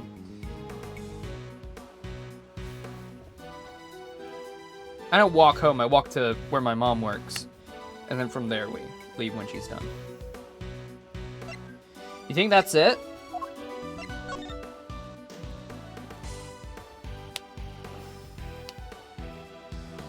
I mean, yeah.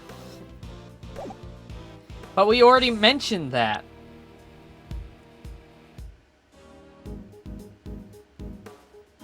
Up here.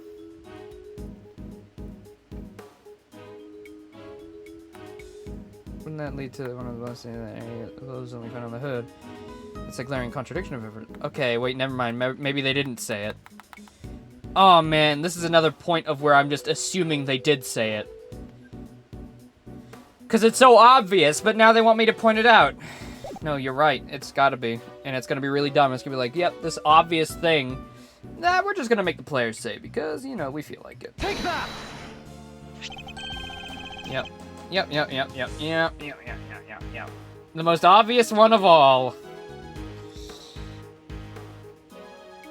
This is Dr. Hurt's preliminary findings, according to which the victim suffered a head injury post-mortem, which should have been obvious the moment I proved it just a second ago, but, you know, whatever, I guess I'll prove it anyway.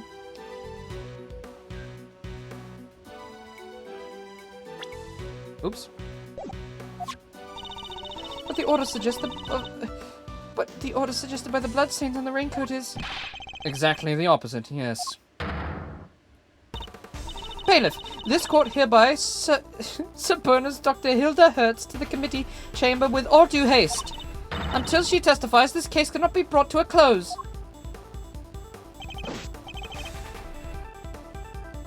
This is why reading comprehension is important. I don't even think it's that. I was completely on board. I was the one who insisted that the head injury came first. I've been saying that from the beginning because I read it. It's those fucking bastards in court making me present all the evidence. I have it. Just accept it. I don't need to prove shit. What is this? Show my work in math class? Fuck off, I'm right.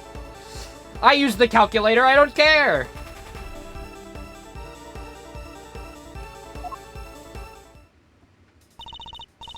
Fortunately, Dr. Hertz is a very busy woman.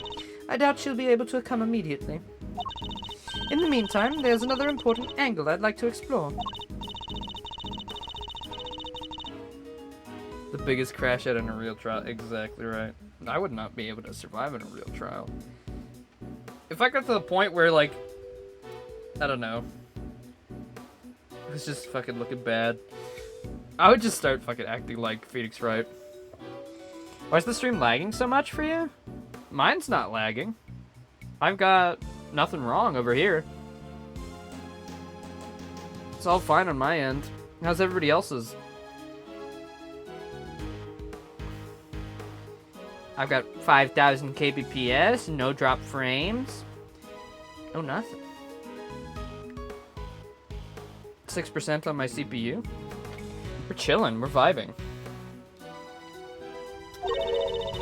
So-called ringleader, who exactly are they? Yeah, good point. We never looked into that, huh? Despite having been mentioned repeatedly in this hearing, we still don't know even the most basic facts that might help us uncover their identity. Oh yeah, maybe lower quality? Maybe? Well, Mr. Edgeworth, do you have any thoughts on the matter?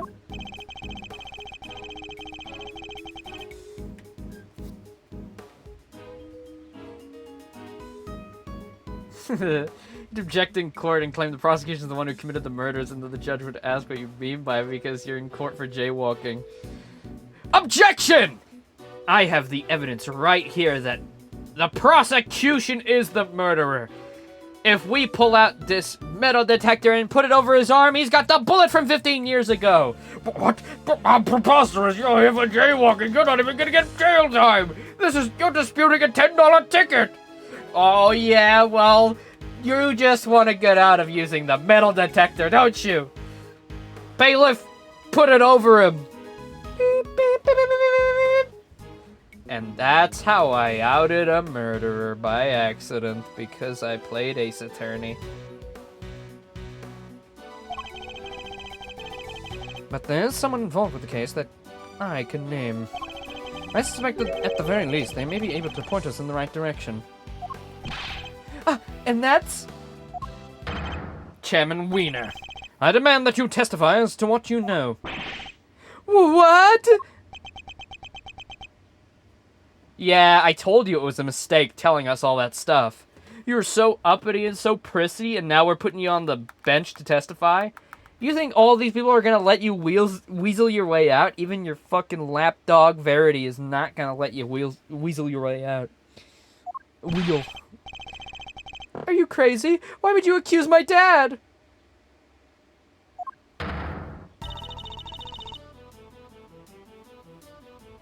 You would cast doubt on the integrity of... Oh, fuck. The vanity robot is on the fritz again. Jaywalking was recently legalized in New York because everybody does it, so it was pointless. That's based.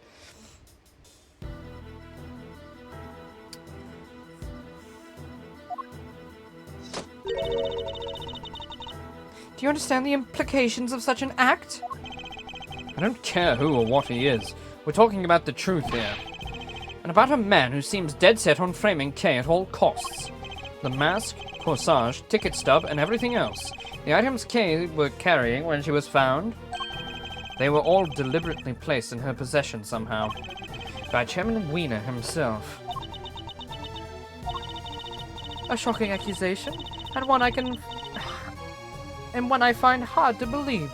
But for the sake of completeness, I must ask, why would he do such a thing?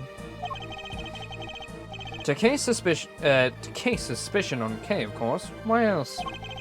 I even managed to get him to say something to that effect. Chairman Winner, your rebuttal, please. I think the good chairman might be in shock. So what if I did? Did you hear me, dear boy? I said, so what if I did? You say you got me to admit as much, but where's your proof, Well, right here. You know I'd never leave my house without my handy-dandy walkie-talkie that records everything you're saying. But how does a walkie-talkie record me, Well, I've got a certain friend on the outside. Let's call him Treason Blight. And Mr. Blight has a recording device set up on the other side of this walkie-talkie. Everything you've been saying has been recorded. Fuck! Shit! Fuck. Now I'm going to go report you to Interpol. Meh, meh, meh. The camera? I don't think the camera picks up audio, Laser. And since it wasn't like an established, under oath, can't really use it. Especially since he's in a point of power. Right? Isn't that the thing? And also, it's a video game.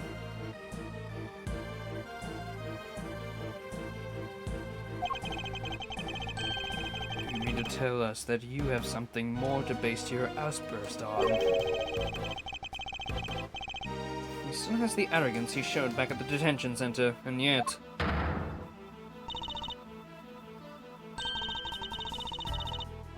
No, there were plenty of points in Ace Attorney where the villain just straight up said, I'm the murderer! Ha ha!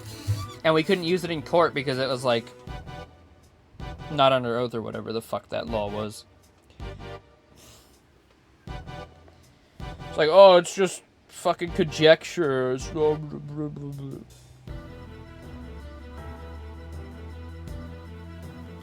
That was the whole thing with the, remember? The guy in one of the last Ace Attorney cases was like, haha, I am the killer. I'm not as stupid as you thought. I'm a fucking evil genius. Fuck you. I'm untouchable.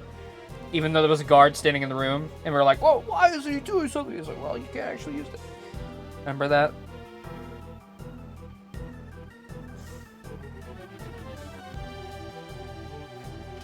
Real lifestyle. I don't know how real world law works. I don't know about that. I'm talking strictly Ace Attorney here.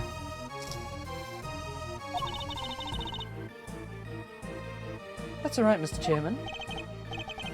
Earl, I'm very interested to hear this for myself.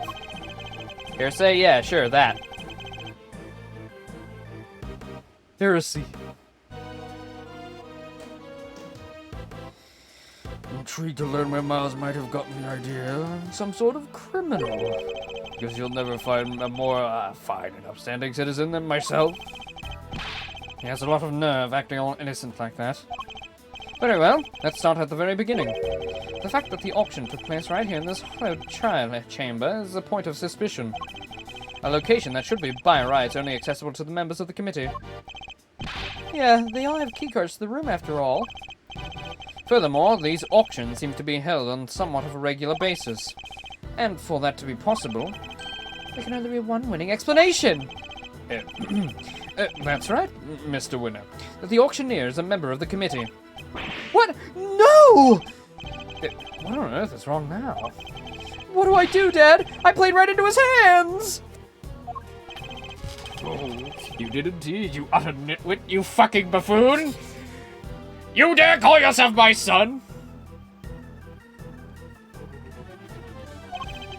But Miles, my boy, you do realize that you've cast quite the wide net with your explanation. That's true. There are 11 members of the committee altogether. 10 given Miss Ringer's unfortunate passing. 10 potential suspects in total. Well, it certainly isn't me. And it can't be the chairman. Can it? Whoever it is, speak up right now! Come, calm down, all of you, please. Isn't it all of them?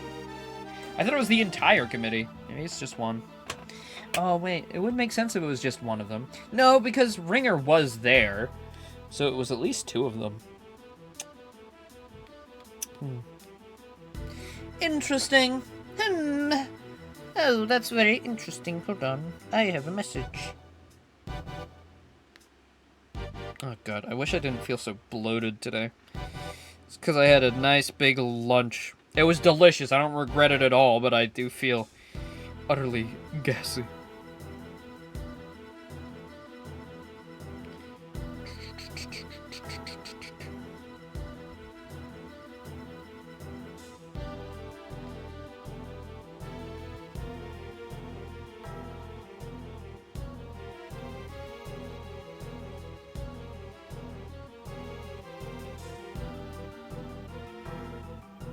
Okay.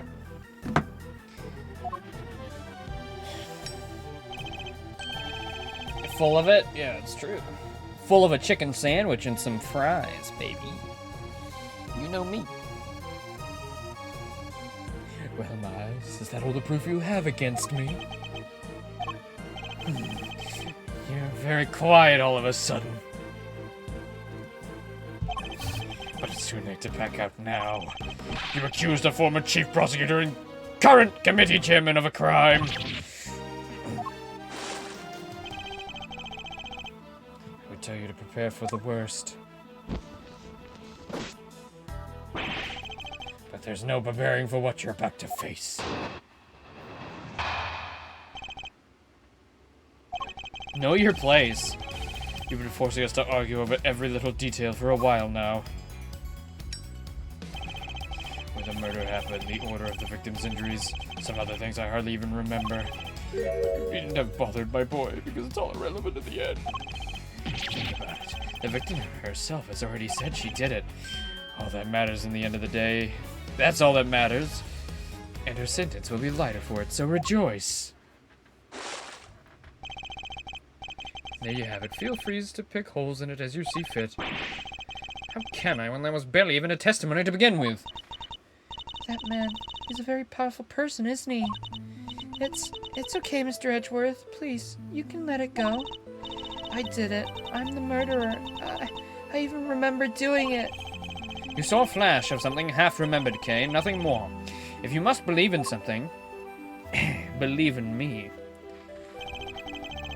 Believe me when I say you should believe in your own innocence instead. But Up against the head of the committee here. This isn't going to be easy. But he seems to think he's already won. Perhaps I can use that against him.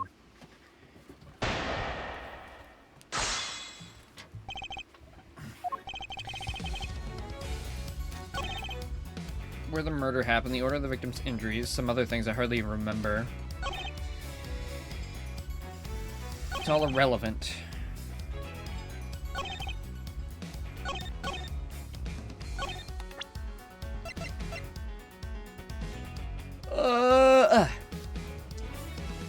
I was gonna say we can put into doubt her testimony because she's got amnesia.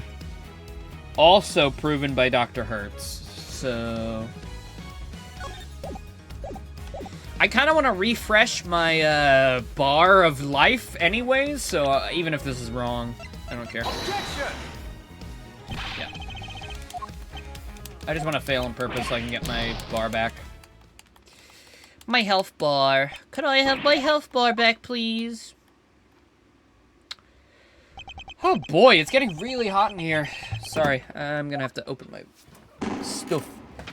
It's getting too stuffy. My ass is all swampy. My ass. Open that. Ugh.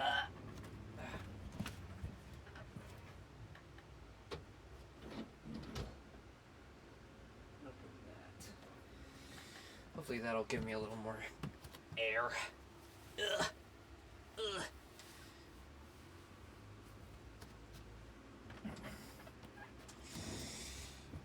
Big Boss, is this like a thing of the remasters where there's like almost no punishment for failing? Or were the original games like this too? I don't mind it, of course. It makes it much easier, especially with some of these things being like really silly. Or like doing things in an order that wouldn't necessarily make sense.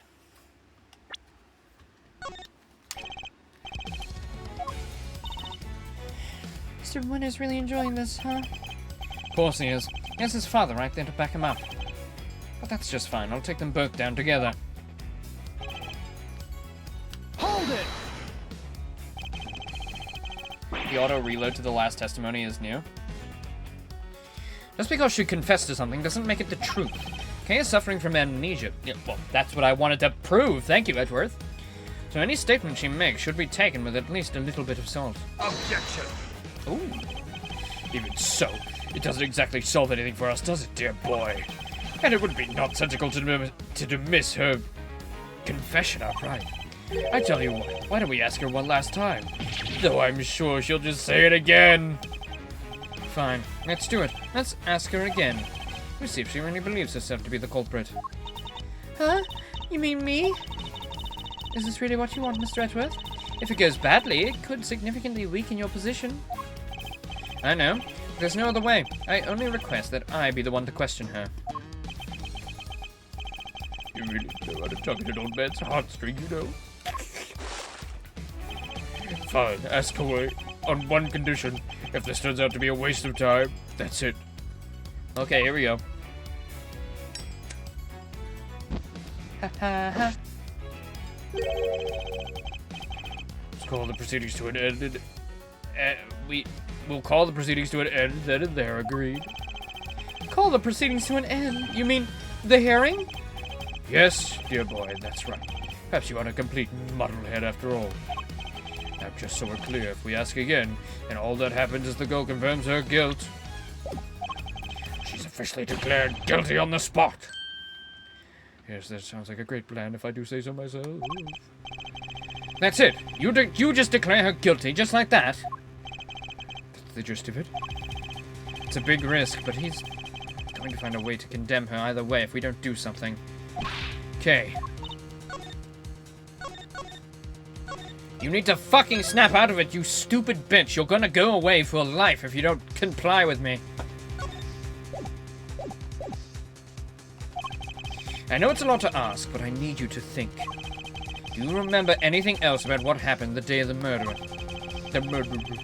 Anything that might help prove us to... Fuck me. Why are you still fighting it, Mr. Edgeworth? Your dyslexia won't let you read long sentences for long periods of time. It's no use. I can't be of any help to you. I'm sorry. I'm too scared to try and remember anymore. What if I remember something even worse? And if I did, I'd just be making more trouble for you. Please just accept it. The Kay you thought you knew is a dangerous criminal. A criminal who let you down and betrayed your trust. Don't worry, Kay. You have nothing to be afraid of. I may not have known you for very long, but I know you well enough. And right now, I'd say I know you better than you know yourself. Oh shit, that's a big chunk of my life bar. You'd never commit a murder. You could never, because this is who you really are. You're the great thief Yatagarasu, a noble outlaw who would never stoop as low to kill.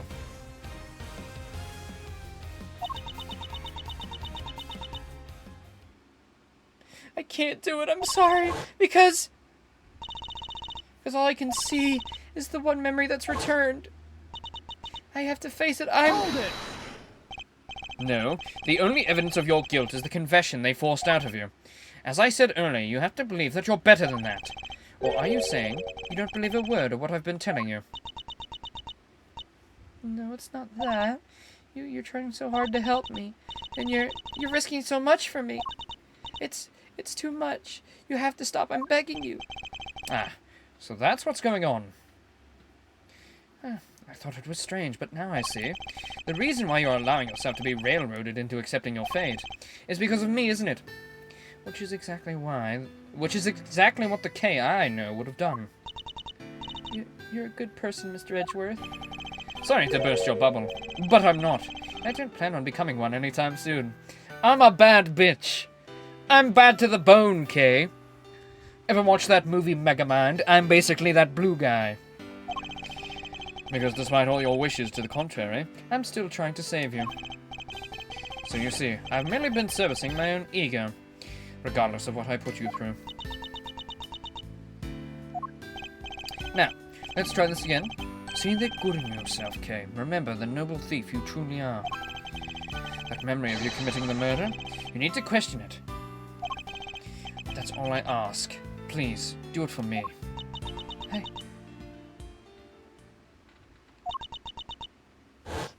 Bumper, bumper, bumper, bumper, bumper. Ah! Kay! What's wrong? Did you remember something? Oh, it'd be like some kind of cliche movie plot if she did. A cow. What the? Kay, please. I know we passed a farm on the way here, but please. The day of the murder.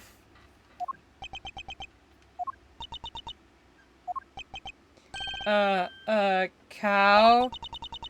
Mr. Edgeworth, if you could perhaps ask her for a few more details, maybe?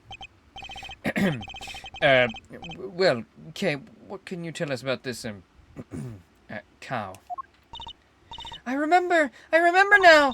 The person in the red raincoat! She had it in her hand! A stuffed cow! I can see it so clearly now! Oh. The toy! Are you sure, Miss Faraday? Are you absolutely certain? Yes, I'm sure. And this court now acknowledges the defendant's latest statements as new testimony. Objection! You lost your mind, Verity.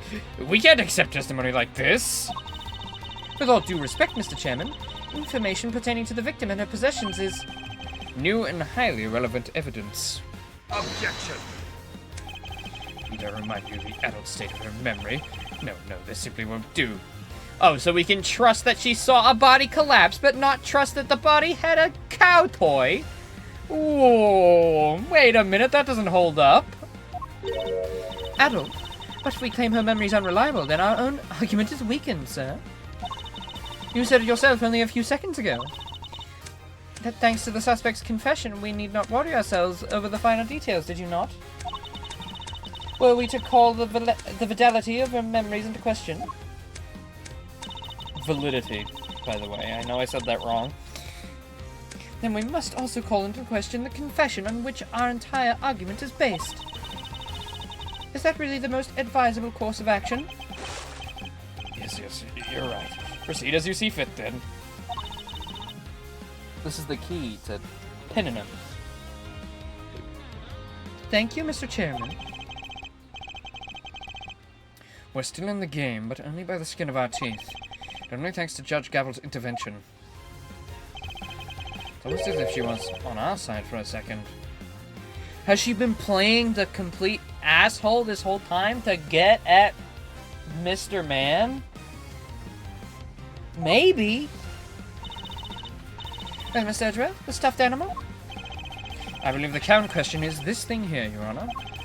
We found it in the storeroom, and I believe that it is yet another auction lot.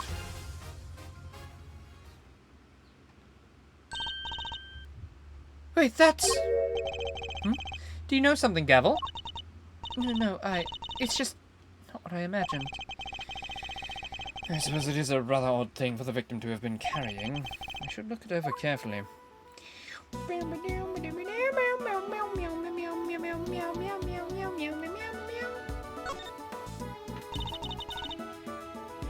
The left horn's missing. This hole. It looks like that's where the horn should have gone. But that doesn't look like stuffing in there. So what is it? Let's take a look at the rest of this toy and see what else we can find. Is it hiding a secret goodie inside? Petal! There's a cherry blossom petal caught in the fur here. There were petals on the raincoat too.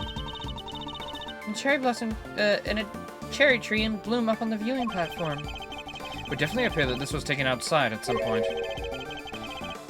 But what did the victim want with this thing?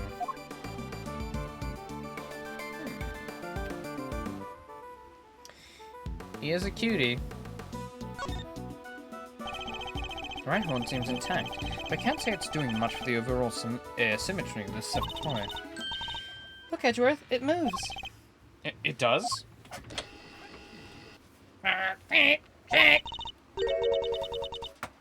It sounds like sand being crushed.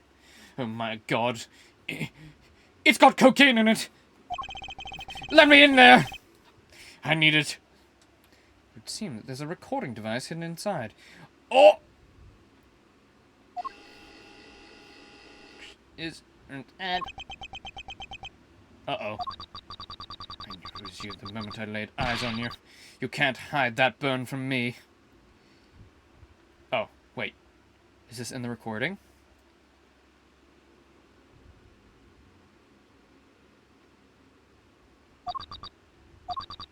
Nothing to say for yourself. I've waited so long for this day, and now I'll finally have my revenge. Oh, wait, this is Excelsior. Excelsius. Excelsior! This was already hinted at because of the letter we got. Not just there to frame K, but a little hint. Could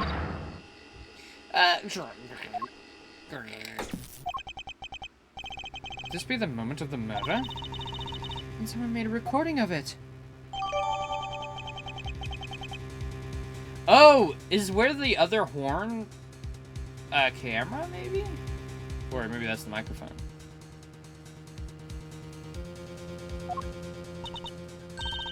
Hey, that's them right there. That's them two voices I heard, sure as eggs is eggs.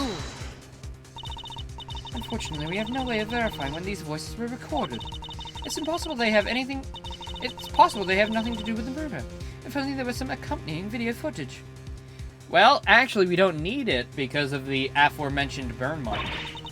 You got bugs in your ears or something, lady? I done told you them's the voices I heard. And we already know the victim was holding that thing, right? So it's gotta be from when she got. Yes, it's a possibility, but a weak one without more than your word to back it up. We need something more, something credible. We need. Yet again, she seems to be stepping in help. What? She seems to be stepping in help?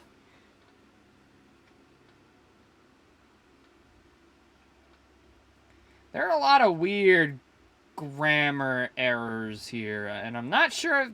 It's hard to tell if they're grammar errors or like it's some fancy Edgeworth speak that's like, oh, it actually does make sense if you go by this rule of English that you don't know. That does sound really strange. Judge Gavel, I think we all know the voices are from the moment of the murder. Consider for a moment the words we heard the speakers say. I knew it was you the moment I laid eyes on you. You can't hide that burn from me. I believe we have something that could explain what these words are referring to and how it's all related.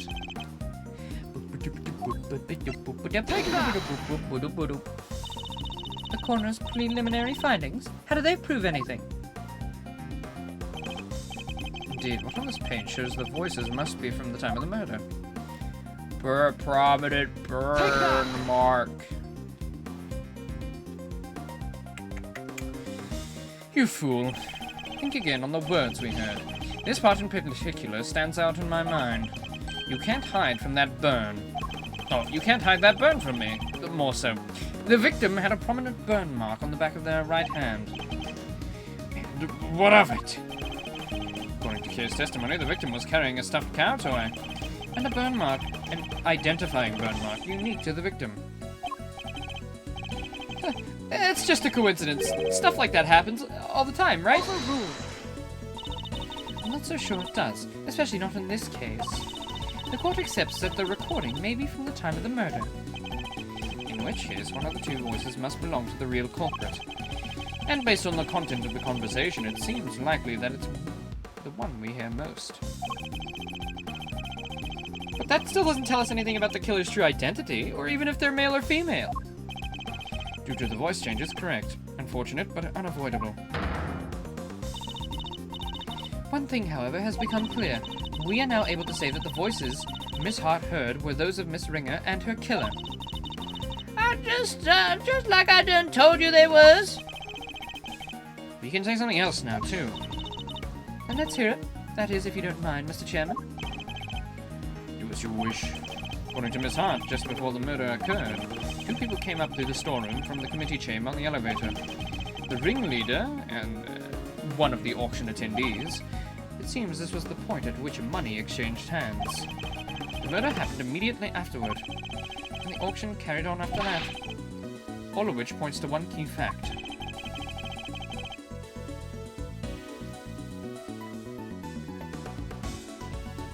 The ringleader was the killer. Since the ringleader was the auction's sole auctioneer, then it follows that they cannot be the victim. Hey, Gavel. Not right now, Eustace. There's a good boy. You know what? Gavel did treat him a lot more like a son than his own dad. Like, Gavel feels like she's actually caring for him. Puts him up, has confidence in him, teaches him all the ways, you know, looks after him. It's very sweet. Compared to his dad, who's just like, you're a fucking disappointment and you're stupid and I hate you and I wish I never had a son. I wish Edgeworth was my son. Therefore, he could be in my pocket and he wouldn't be a nuisance. Like you. If they want the victim, then they could only have been the killer. Compelling argument, but hardly conclusive. Well, I'm fully aware of that, Your Honor. I was merely warming up for the main event. There were certain traces left on the scene that seemed to suggest that the ringleader was the killer. Then please hurry up and show us. There was something that was placed on the scene that points to the ringleader having been the killer. The victim's letter! Damn it!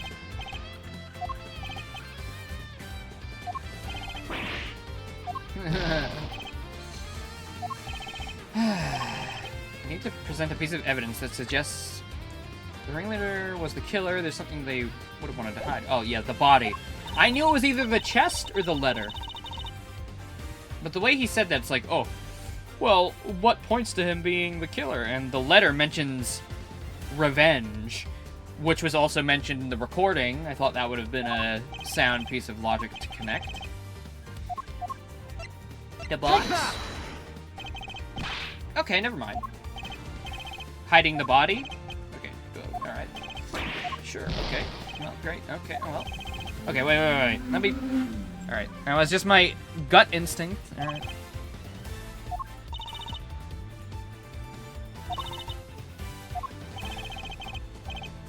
I'll just show you that. What's something that was placed on the scene that points to the ringleader as having been the killer? The appearance? Take that! The clothes? Okay, the clothes. Okay then.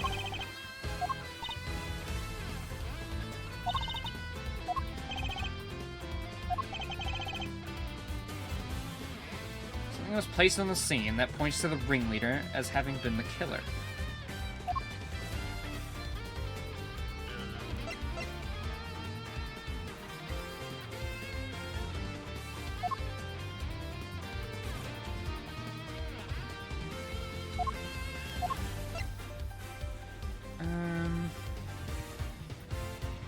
The committee chamber was a place there to hide the existence of the storeroom.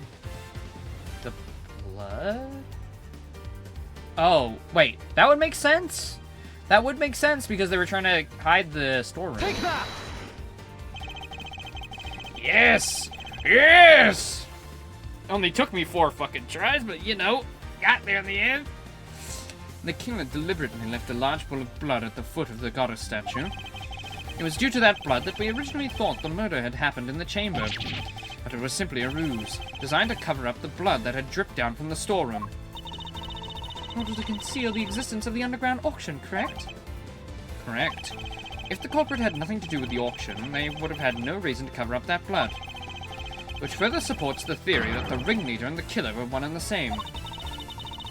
As to the identity of the ringleader, do you have anyone you'd like to name? The auction is always held in the committee chamber with its storeroom located just overhead. So at the very least, we know the murderous ringleader has some connection to the committee. Yes, and you suspect me, correct? Well, as the committee's most powerful member, that should hardly be a surprise, right? Objection! You're a fine prosecutor, that much I'll give you. But as I think I may have mentioned already, you're also hopelessly naive! You've got nothing, dear boy, have you? No evidence whatsoever. Unless you've got something to share after all. Do I have any evidence to show that Chairman Winner is the murderer?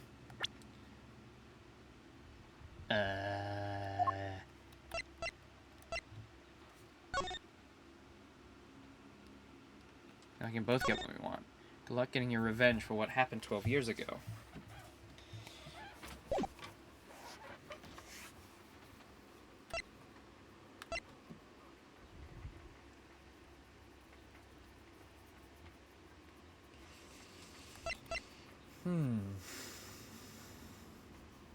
Prominent burn. Do we?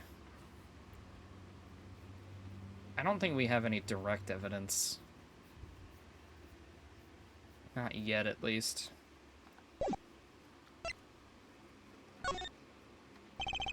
It's Chairman Winner himself who brought up the fact that I suspected him, and he seemed confident right from the get-go that he's untouchable, which means he knows I have nothing. Well, Mars, my boy, time to pay the piper. I've always wanted to say that. Verity, he's all yours. Hold it! Wait! Dang it! I just remembered something! Huh? Did you have amnesia too? No, it done came to me. Flash of inspiration, you know how it is. Very well, say your piece. Objection! Uh-oh. What are you doing, Verity? Mr. Edgeworth has made it clear that he won't give up until every last lick of hope has been extinguished. So extinguish we must, lest he try to drag us through this excruciating process again in the future.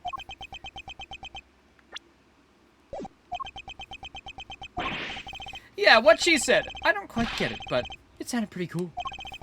Don't worry, Dad. I'll help Gavel bring this to a winning finish. We'll show him how wrong they are. Fine, let's hear what the witness has to say. You heard the chairman, Miss Hart. If you would be so kind. Well, all right then. Here goes nothing. The facts, Miss Hart, and nothing but the facts, please. Don't you worry, pretty little head on that front. I'm a journalist. Truth my middle name. Color me officially worried. So the ringleader's the killer, right? Which makes the victim one of those dumb dare auction goers. Oh, well, thing is, that don't add up. I counted 11 people coming down that hatch, see? Then the murder happened and the auction started back up again. Now, have me a look back down sketch. No. And would you know it? There were 11 little duckies all lined up in a row again. How? And you're sure of this, Miss Hart? Sure can be, your gavel shit. It's all with my own 2 papers. So 11 before the murder, and 11 again right after, which means... Wait, that's a thingy! A contradiction, Eustace. Do try to keep up. Miss Hart? Did nothing really change at all? I done told you already. They carried right on again like nothing even happened. Oh, except for, it wasn't nothing much, but What is it? that little old mallet doodad. Can't have yourself an auction without one. Kinda like the one Missy over there's got, but different. The auctioneer's hammer. That's the bunny.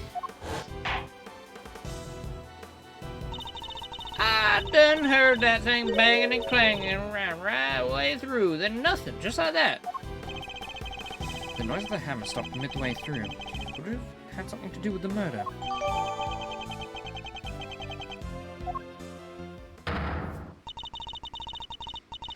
If what Miss Hart is telling us is true, we have somewhat of a problem. Namely, if the victim is neither the auctioneer nor one of the attendees, your entire theory cannot stand, Mr. Edgeworth. Chalk up one for justice. Eat that, Edgeworth. See, Mr. Edgeworth, there really was nothing we could do. No. There must be something we're overlooking. Something we still don't have an explanation for. I just need to think. I can't, case... Alright, kids, do we finally have all our answers now? If so, then I expect you to make good on it. One moment, sir. I worry that it might still be a little early to pass judgment. After all, we have one more matter yet to resolve. Until we do, we cannot claim complete and total victory over Mr. Edgeworth. Is that not so, Mr. Edgeworth? Frankly, I expected you to have raised your voice by now. Allowed to hold it, perhaps? Oh, yes, of course. Once again, she's rescued us from the jaws of defeat. Very well, let's get it over with, shall we? What is this one matter that still remains? Right. Contradiction in the coroner's report, sir. That's... Hey, I'm back with the witnesses, sir.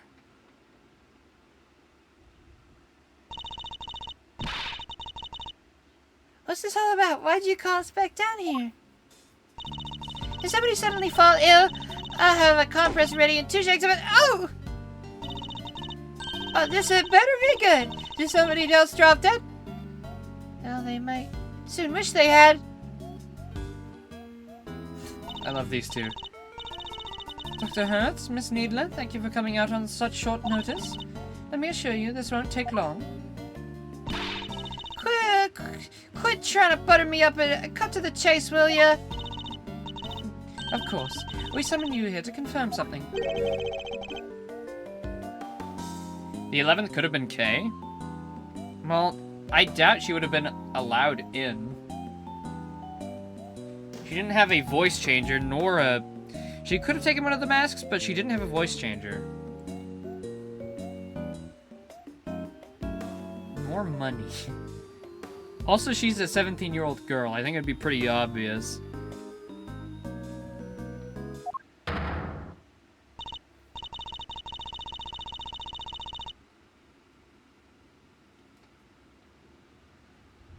Dr. Hertz, this court asks that you provide the unabridged truth regarding the following. Do you stand by your preliminary findings? Can you vouch for their complete and total accuracy? Grandma doesn't make mistakes ever. That's strange. What do you mean? In the course of this trial, an error was indeed found in her report. And so I ask again for the truth, Dr. Hertz. Did you alter, tamper with, or in any way falsify your findings? That's awful. How can you even say that? What are you asking me for? Why the heck would I want to do that? To help the true culprit, of course. As if I know anything about all that. I just know I didn't do anything of the sort. Then that seems doubly strange. What other explanation could there be for the discrepancy in your report? Mr. Edgeworth, I wonder if you might be able to shed any thoughts on the matter? It's not like you to be coy, I must say. Why does she keep taking charge and helping me? I still don't know what she's trying to do, but I'll happily take what I can get. If everything was recorded accurately, and then handed off to Mr. Winner according to protocol, then the report shouldn't contain any mistakes. Wait. For the record, I didn't do anything to the report. I guess we'll see, won't we? Dr. Hertz, perhaps we should begin with your side of the story. Oh yeah, maybe they didn't fuck it up. Maybe it was fucked up afterwards. Seems like where they were going. Why do you even need to? This is pointless. I'll be the judge of what is pointless, thank you very much. We have patients waking back at the hospital. But Grandma, ow! We really don't have time for this. Would you please help us? I can't stress how important this is.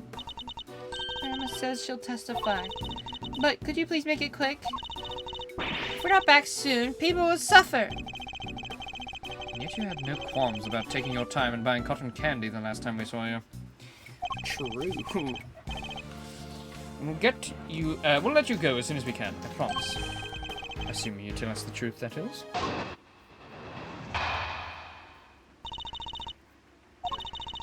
No way this is a mistake in Grandma's report. Not ever. I've been dealing with the dead longer than you've been alive, Sonny Jim.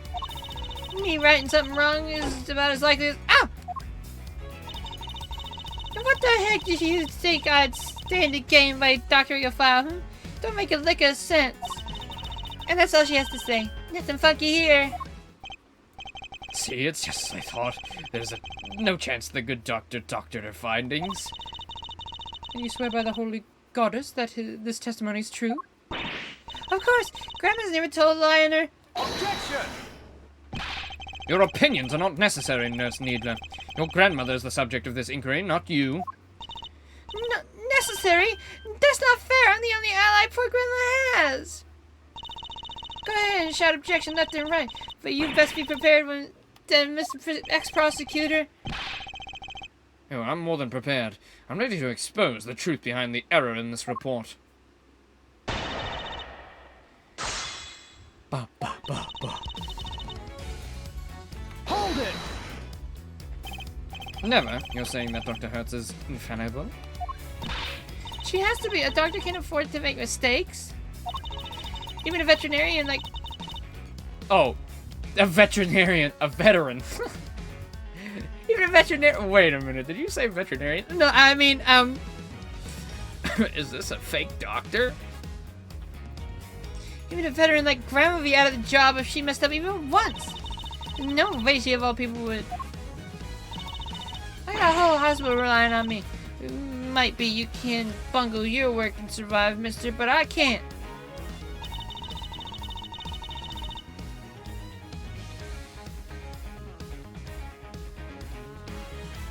You think she died then? Lazer, you're forgetting that she walked up outside and collapsed in front of Kay. With the toy. Which we have confirmed did happen because it recorded the entire thing. You can't have... Or I guess... Oh no, you're saying that she died from the hit on her head. Afterwards. Okay.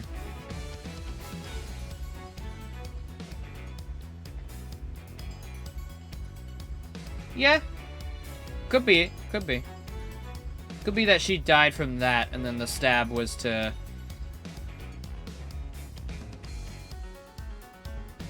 Yeah.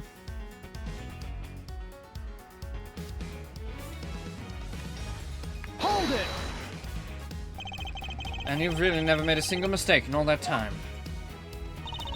Doctoring's all about experience. The longer you've been at it, the better you get. Couldn't the same were true about prosecuting. Chairman Winner would be the best in the business. But I think we can all agree that's not the case. Oh, you really are a different Miles. You're also quite wrong. I've never once made a mistake either. After all, I have people that do that for me. Too busy for foul-ups, and luckily for me, I don't have to make them. Isn't having people just grand? Don't you go try and make your doctor and lawyer and around the same? They ain't nothing alike. Nothing alike, I tell ya. Hold it!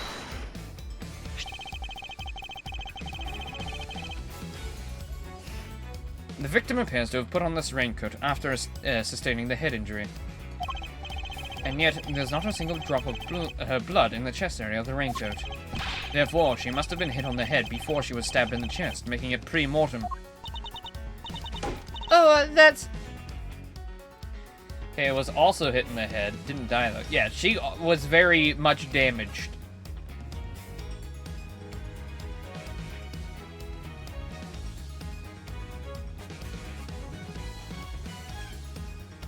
I think she was Kay was put in the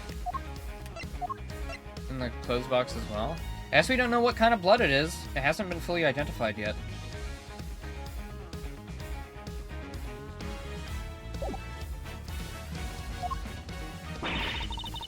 I don't need you to teach me how to suck eggs, young man. My dag report says what you just said, done it? Objection! Your report states the head injury appears to have been sustained post-mortem, which is the exact opposite of what I just said. Oh. Sure. I diligently dictated that report to Florence here, and she wrote it all down just like I said. If something happened to it after that, it weren't nothing to do with me. You dictated it. If you could tell me more. Hold it! Just so we're on the same page, what were your conclusions regarding the body? Like I said, sorry, it was a death from a good hard knock to the noggin. Oh, well, Laser, you're a bit too fast for the game, huh? Can you say that for certain? That when that knock happened, Dr. Hertz? Pre-mortem, of course. Chest wound happened after the poor girl died. I told Florence that, and she wrote it down. So that's what it says in the day report.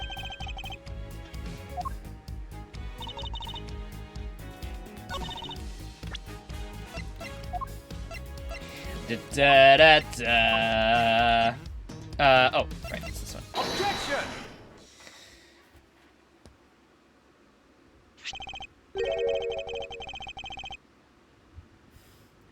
Dr. Hertz, I'd like you to take another look at this report for yourself. I read it too.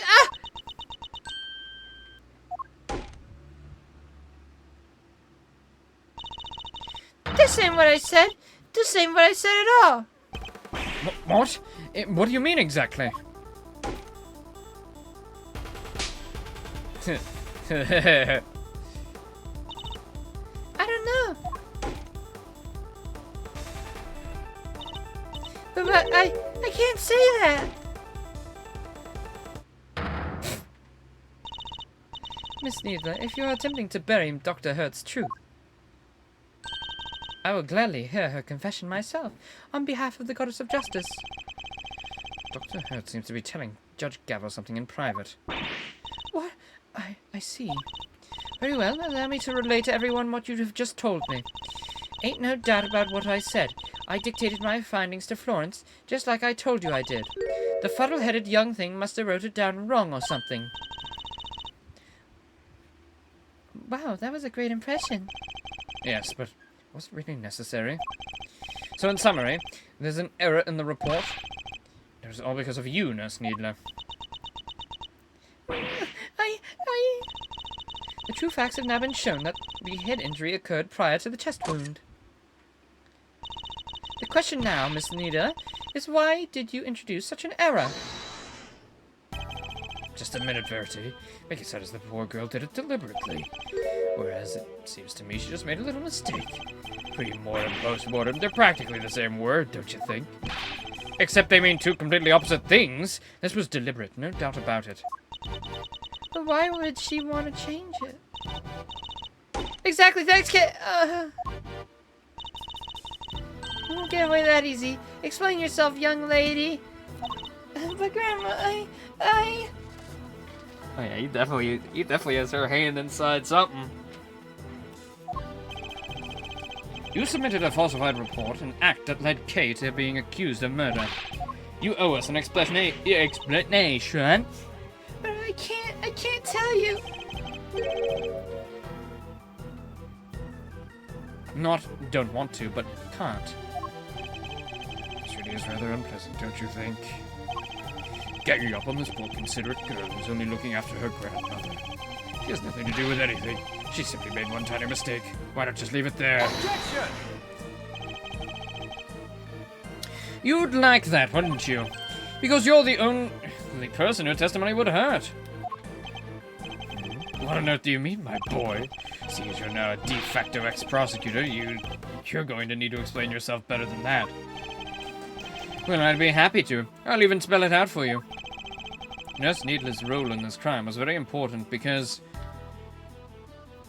she is a co-conspirator. Nurse Needler doctored the report in order to cover for her accomplice. So she's a co-conspirator, this young thing. Do share your grounds for making such a wild accusation, dear boy. The murder couldn't have been committed by one person working on their own. Without at least two people, it wouldn't have been possible to maintain attendee numbers.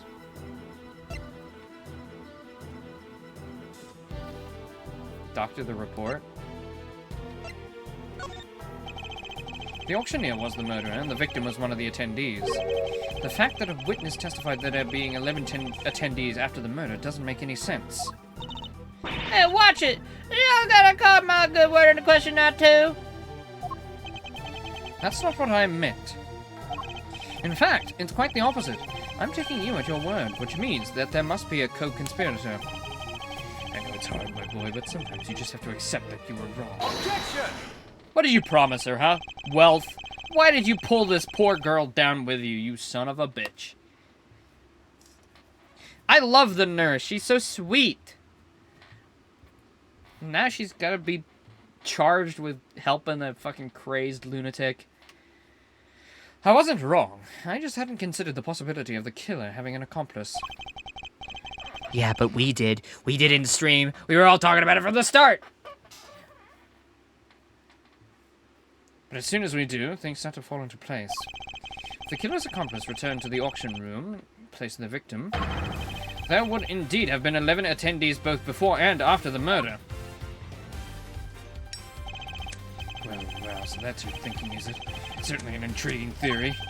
But surely the imposter would have been spotted right away. I don't imagine that Nurse Needler looks strikingly different from the victim in build and stature.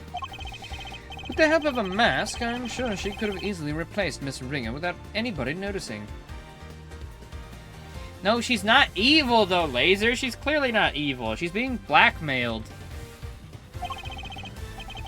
Well, Miss Needler, is this what happened? Did you take the victim's place at the auction? I wouldn't do something like... Now tell us, the ringleader, who were they? I can't tell you. I just can't. It hurt Grandma, too. See? It's all for a good cause. She's a sweetheart. She's just being bullied by this bastard over here that we're gonna kill. I mean, Ow! Grandma! Don't you worry about me. I can take it. You just tell me everything, child. But... Grandma!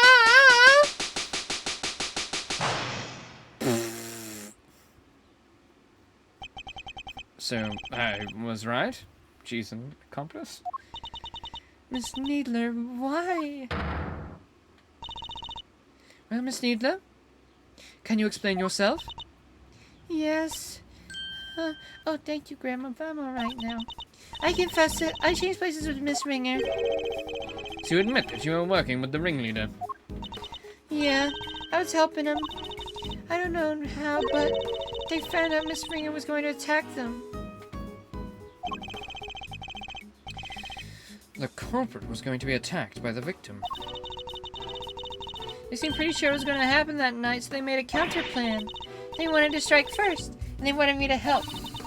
And I was told to go to the storeroom before the auction began and wait there. Now, hold on right there, mister. I didn't see nothing with my eye. My eyes don't lie. If you'd have been there for the auction, I would have bumped right into you. I was there the whole way through, and you weren't even in there for a little bit. But I'm not lying! It's easy for you to say, but you were lying about altering the report only a few minutes ago. Objection! I think we're all well aware of the number of potential hiding places in that storeroom. Are we? Where exactly are you trying to say our friend the nurse was hiding him? The time has finally come for me to reveal the FNAF 4 box. Take that! She hid inside this clothes box. Oh, she did she? Well, it was there the whole time, even before I moseyed on in. But like I done told you, it had all the chains around it. Wasn't hiding there myself, really, but it was all locked up tight, I had to go elsewhere. I imagine that's because Nurse Needler was already lying in there by the time you arrived. That's right. We didn't want anybody to open it, or it would have totally blown our cover.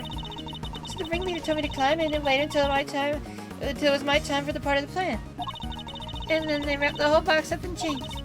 I think they took the elevator downstairs not so long after. It was just before the auction was due to start. So the auction was beginning. You and Miss Hart would have been the only people in the storeroom? Yeah, I think so. The auction proceeded as it always did, until a certain customer came upstairs to complete her purchase. That was when the incident occurred.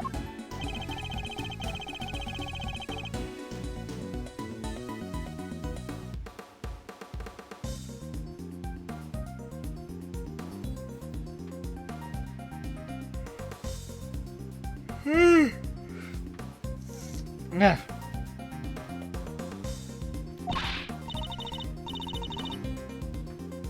You better burn that scissor there, shaking like a dang leaf the whole damn time. In the middle of this quarrel, Miss Ringer was killed by the auctioneer. I imagine that the auctioneer then carried Miss Ringer's body over the clothes box, from which Nurse Needler emerged, swapped places with the victim, after placing Miss Ringer's body inside the box.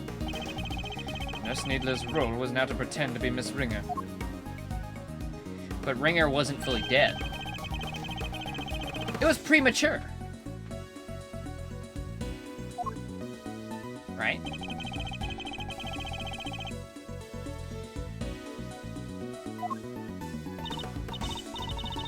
Yes, in fact, that's exactly what happened. Hold up, so you just waltzed right back on in and nobody noticed? This is two completely different people we're talking about. You're telling me not a one of those folks down there at the auction cotton down? Why would they? The other auction goers had no reason to notice the difference when Nurse Needler entered because victim's clothes, she was using the victim's name. She was imitating the victim. As we've seen, Miss Ringer and Nurse Needler are about the same build. What's more, the auction rules require attendees to wear the masks at all times. If Nurse Needler were wearing the same clothes as Miss Ringer, nobody would have been any the wiser. No, and they weren't. Take a sippy, lawyer boy? Oh. Oops, sorry. Let me take a sip of my hot sauce instead.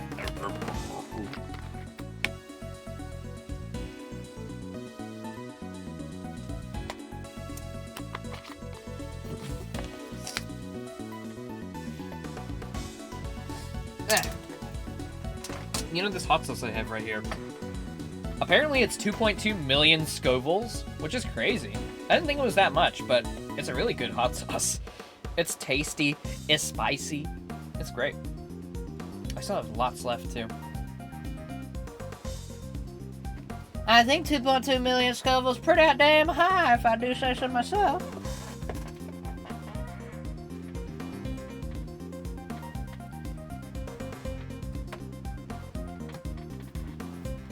Well, actually, I was planning on using that hot sauce for stream. If there's any left by the time I get around to it. How many subs to drink Da Bomb Beyond Insanity? 2. Left the poor child in her smalls. Haven't you no respect, girl? No, Grandma. I thought the same thing. Yeah, it wouldn't be nice to leave her like that. So when the ringleader wasn't looking, I put a raincoat on her. So that's how Miss Ringer came to be wearing it. Thus, the auction was able to carry on as before. Guess the part where I cut the red raincoat on film came just after.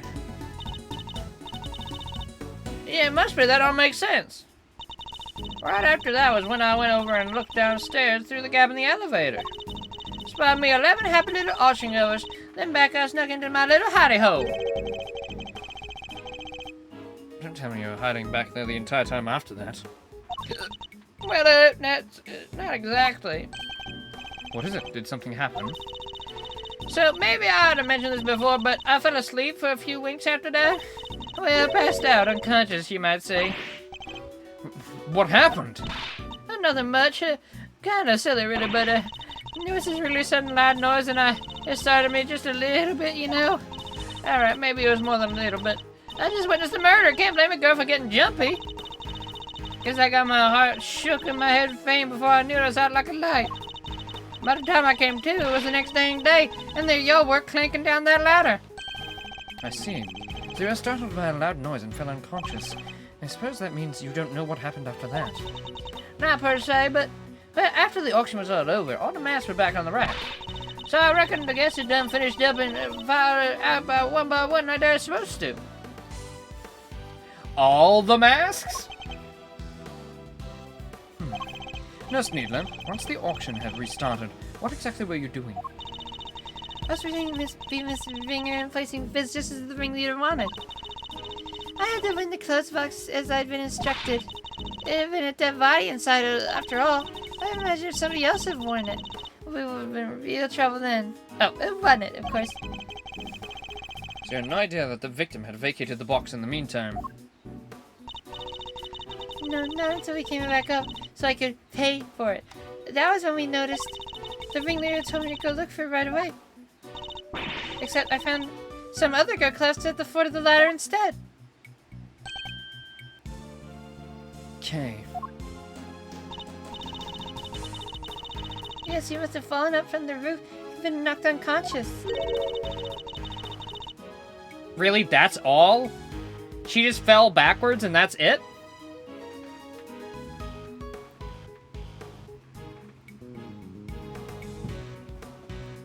From the start. What?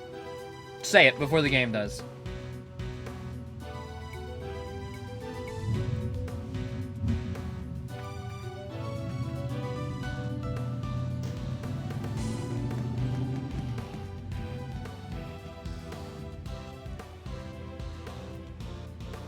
That she fell into a storeroom of sort?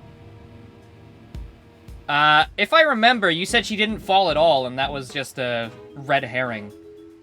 We found out she fell not from that height pretty quickly. I'm pretty sure. You never said that? I'm pretty sure you did say that, because your point was she would have died from that fall. We didn't even know there was a storeroom yet. That hadn't been revealed.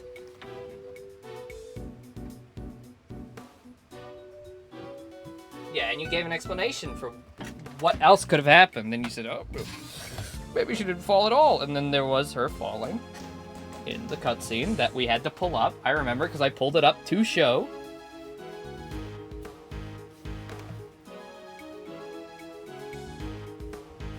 That she did indeed fall at some point. Not off the building. That would explain it. Kay would have been so shocked by seeing Miss Ringer fall motionless right in front of her. She wouldn't have seen the open hatch and fallen right through it. Okay, so she just fell backwards.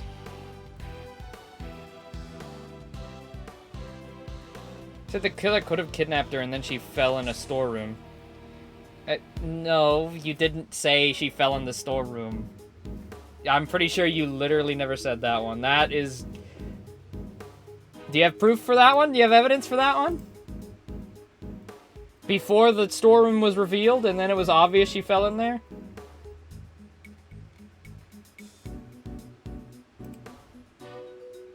I can see you're against her falling off the building the entire time.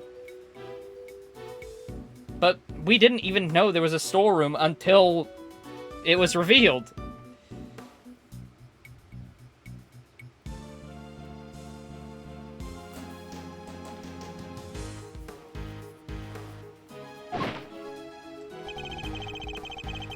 Explains the noise that caused you to faint. As well, Miss Hart. It was the sound of Kay crash landing onto the storeroom floor. Yeah, I suppose. Can't believe something like that done knocked me out for so long, though. So in summary, by the time Miss Needler found Kay, you were already sound asleep behind the statue? I think we got a good grasp on what occurred up to this point now.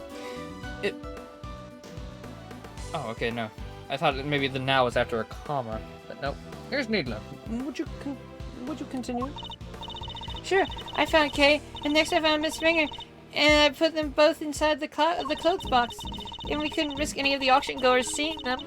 That would have caused a real hullabaloo. Was that your idea, or the ringleader's? Theirs. But putting the raincoat on Miss Ringer was my own idea. So I tried to get rid of it before they found out what I had done. I imagine they were none too pleased when it showed up as a surprise piece of evidence in this case. And lastly, the ringleader and I put her in the auctioneer's outfit we prepared. Of course. Which completed the deception and made everyone think she was the auctioneer. Oh no, the auction finished up without anybody else noticing. And that was that. Now that we know the extent of your crimes, Nurse Needler, if you have anything further to share, I advise you to do so immediately. I wish I could tell you more, but I'm sorry, that's all I know. Except for one other thing, I guess. It did seem a little strange. When I was borrowing Miss Ringer's clothes, I took everything I could, but I couldn't take her hair, obviously, so... No! Dang right you couldn't take her hair. What kind of medical professional are you? That's where you draw the line? So taking her clothes was okay? Our hair was totally different. The style, the length, everything. I kind of panicked. But the ringleader thought of everything, including wigs. 2 of them, in fact. There was a straight one and a wavy one. They were both stashed in the clothes box. 2 wigs? But why? Right? I wanted that too. I thought maybe they were worried she might have changed up her style. Anyway, I took the straight one, and that was the one that matched her hair on that day. Leaving a wavy wig in the box. What happened to the wavy wig? The wacky inflatable arm flailing wig. Kay's hair is wavy. That's interesting. Maybe he was planning for Kay as well?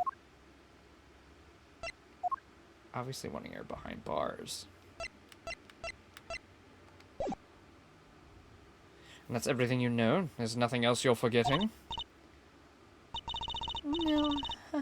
No, really, Grandma, that's everything. I take it that you really have no idea who the ringleader might be? Sorry, I only know that they were in charge of the auction.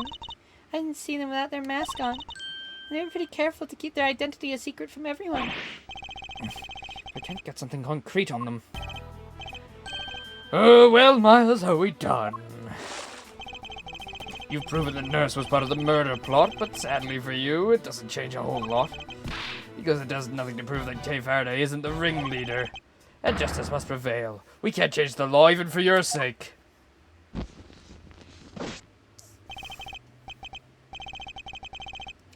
Is this it? Am I not going to be able to save Kay? Objection! I was waiting for Francesca to come in. I was waiting for you! How'd you take that long?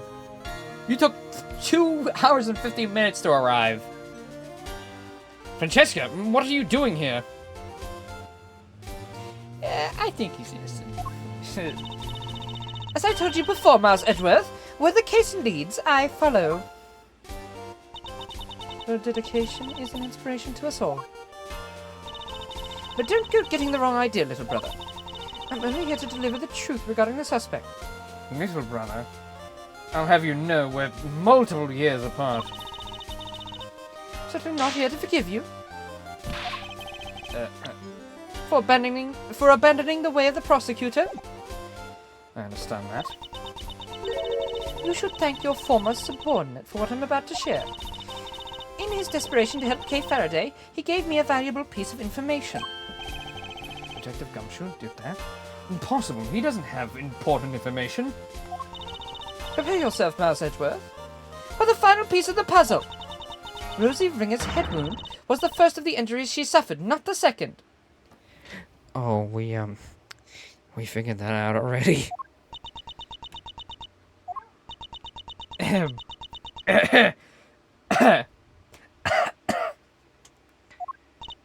Well, someone say something. Yes, well, there's no easy ways to say this, Francesca, but, we already proved that ourselves. You what? Yes, in just a few minutes. Ow! Well, why didn't you say so sooner? You didn't exactly give us a chance. I suppose you know about the murder weapon too? No, not yet. Good. Then listen up. The victim was struck on the head with a blunt object bearing a circular surface. And the wounds to the chest were actually inflicted post-mortem. So I did think this earlier, but it seems like the thing that hit her on the head was 100% the gavel. That definitely popped into my head as soon as I knew that the gavel had disappeared. A circular surface. Objection.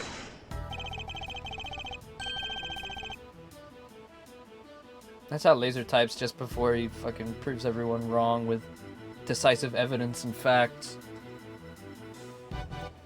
You're certain of that, I assume? Your sources are above board?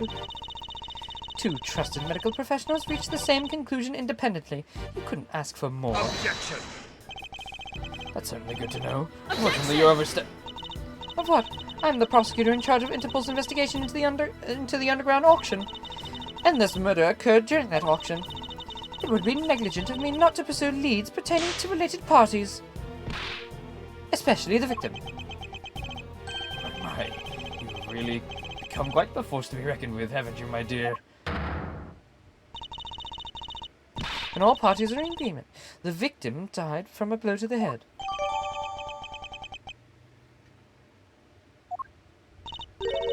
Sadly, the murder weapon itself has yet to be identified. Based on the shape, I might have an idea or two. But guys, I didn't turn up any other murder weapon during the investigation. And yet, one need only think about the setting and an auctioneer's tools, and the answer should be obvious. Yeah. Wasn't a great big deduction. We're obviously talking about a judge's hammer. Judge Gavel's hammer.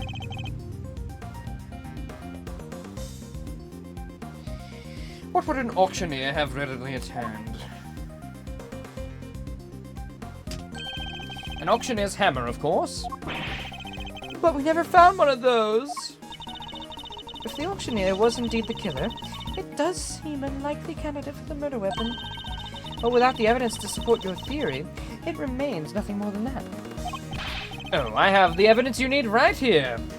Pulls out cock and balls. This piece of evidence strongly suggests that the auctioneer's hammer was the murder weapon.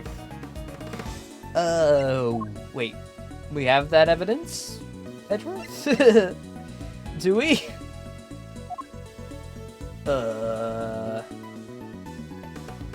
This? Wigs in order to enable their accomplice to disguise herself as Miss Springer. One wig was straight and the other wavy.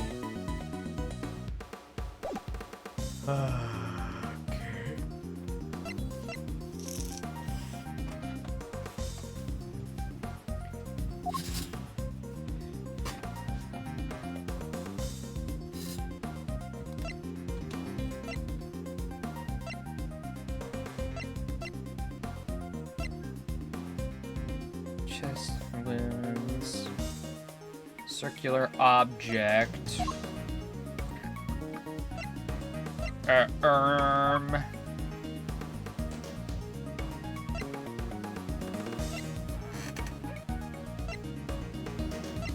The disappearance? Yeah, okay. Take that! Miss Hart told us something very important about the auction after the murder occurred. She said that the very prominent sound of the auctioneer's hammer... Thank you, Carr. Could no longer be heard. Now, why would that be? I'll tell you why, because it had just been used in a murder, and was covered in the victim's blood. It would need to be disposed of, isn't that right? Chairman Winner. I'll have our people look into it right away. You really are like a dog with a bone, aren't you, dear boy? If you can't dedicate yourself to a cause when you're young, when can you, hmm? Seems very confident we'll never find it. Very well. A search for the murder weapon will be conducted. In the meantime, this quarter's in recess. Oh. Oh.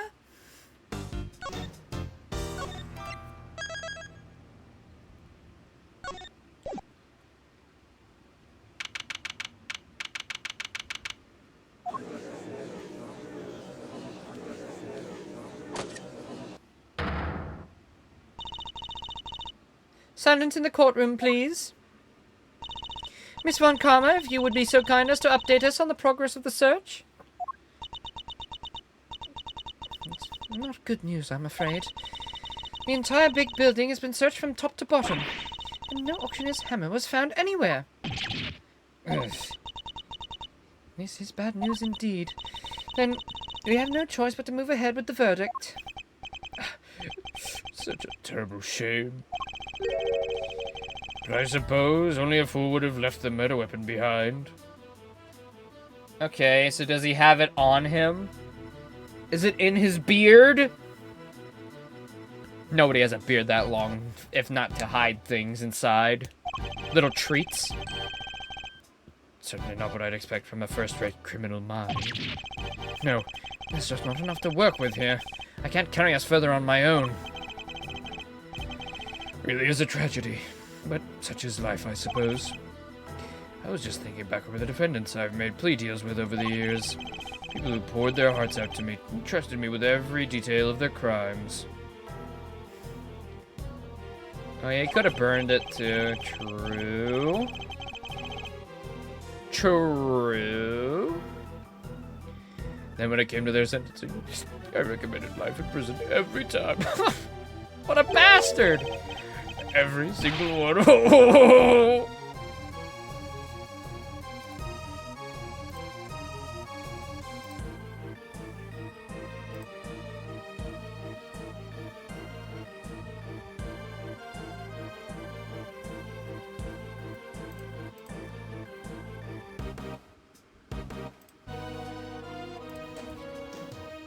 Yeah, kind of. But the first one was after we already found out there was a trapdoor, right? And it's not exactly precise as you were saying. Laser, you were literally saying, I guessed that there was a secret compartment where she fell down.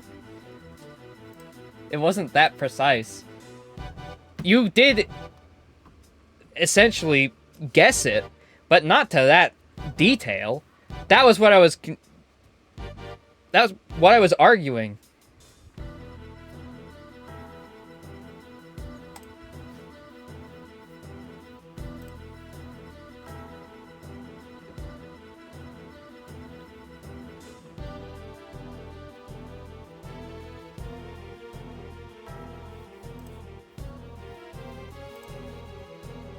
Yes, I know. Laser. You're not listening to me. I just said that. You did... Oh my god. Okay. Let me back up. I'm not arguing that you didn't completely guess the twist that she fell in a different part where she was... Well, she wasn't even kidnapped, though. So that's not even right. She wasn't even kidnapped. She fell down. She didn't get kidnapped at all. She stumbled backwards. That's one. Number two.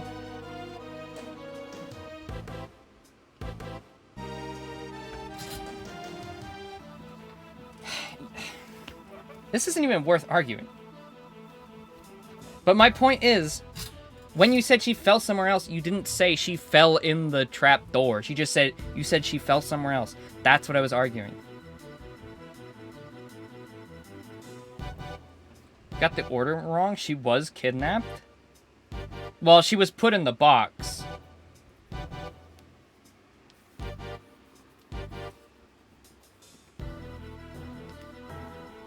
I mean, she wasn't really kidnapped. She was kind of she fell into the thing and then was placed in the box so she wouldn't be found.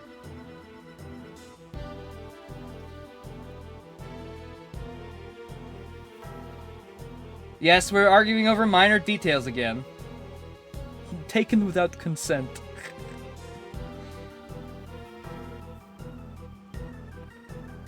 She was napped because she was napping. Okay.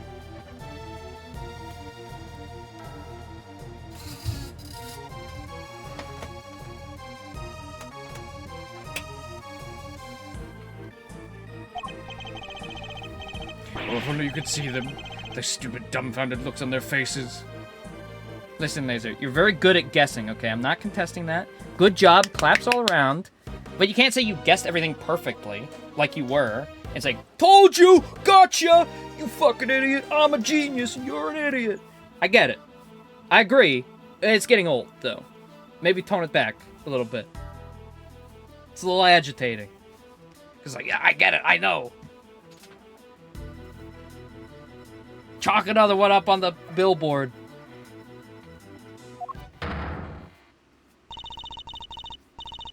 The verdict will now be passed. All present will accept the goddess's word as law. There's nothing more I can do. Can I, or both? If only we had some proof. Never imagined I would be passing judgment on you under such circumstances. End of the road, huh? Phoenix Wright, walk through the door now. By the power vested in me, Excelsior's winner, this court hereby indicts you for your crimes. What the fuck? Huh? What on earth's gotten into you, Verity? No, that was the wrong voice. Edgeworth? Hello? What the fuck? You're not supposed to be over there, are you? I submit for the court's consideration the case file of a certain incident. Namely, the IS-7 incident. A murder that took place 18 years ago. But what does that file have to do with... Wait, you mean... The late-night visit to this chamber was to... Precisely. I came here to retrieve these documents. Though sadly, it would seem that I arrived too early to catch the auction itself. When we spoke of the matter before, I implied that I had come to retrieve files pertaining to your own case. You'll have to forgive me. That was a ruse to buy myself more time. You ruseful ruser. Well, there you go, Laser. Another thing you got right. What the heck are you doing, Gavel? You can't just accuse my dad. Without proper grounds, it's defamation. An excellent observation, Eustace. It is. And of course, I have the grounds to make such an accusation. 18 years ago, Mr. Manfred von Karma had some details about the victim's body fabricated. Details he was forced to fabricate when the sculptor Artie Frost's body went missing. My papa? Fabricating information? What's the meaning of this? Francesco, Von Karma was a bad... He was evil. He killed my dad and took me. I'm the true kidnapping case. In Simon, the detective originally assigned to the case did in fact report that the body had gone missing. However, it seems that a certain someone wasn't very pleased with Mr. Von Karma and deliberately withheld that information in order to bring him down a few pegs. What? This individual refuses to allow anyone to go against their wishes or to challenge their power. And they're known to go to extreme lengths in order to bring those who defy them to heel. 18 years ago, they were no different. In fact, they even ordered Dr. Hertz to create a fake autopsy report for the IS-7 incident. What? She was responsible for the fake report? How is this not the final case? This is so conclusive. Everything's coming back. Well, what was going to be left for the last case? Is it going to be just standing around being like, you did it? He's bringing in all of the things. Wait, you have to understand, Grandma. She's not a bad person. She had to do it. She had to do what he said. She didn't have any choice. He? The person in question was the chief prosecutor at the time. The chief prosecutor 18 years ago. No! The man who gave Papa the first penalty of his career. The killer story? Oh, I did forget about him.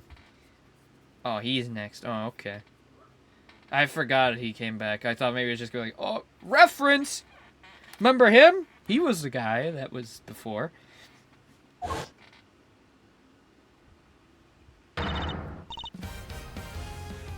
Excelsius winner, it was you!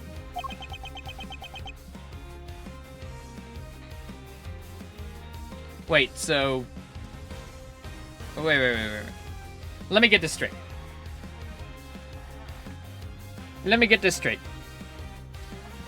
If Excelsius didn't fake the body report, Von Karma wouldn't have gotten a penalty, and then Edgeworth would have never had to become a prosecutor. You know what kind of repercussions that would have on the timeline if this piece of shit didn't start this? That was the complete basis of him killing Edgeworth's dad. Final case is fucking wild in the best ways. Okay. Laser? Do you think you're gonna be able to guess this last one in that case?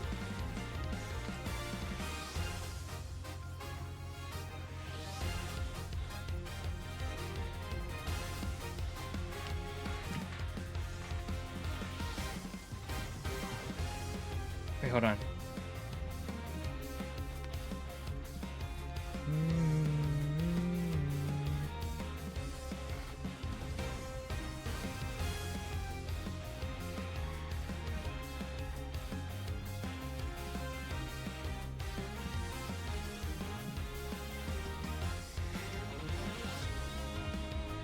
All right. Objection! What are you talking about? My dad would never do something like that. I'm sorry, Eustace, but your opinion on the matter is not needed. Well, Chairman Winner, do you have anything to say for yourself? All that nonsense with the body. That was Manfred's doing. Such a willful boy. The fake autopsy report? Hilda, how could you? I can't believe you know to get to do such dishonest things behind my back. Hold it!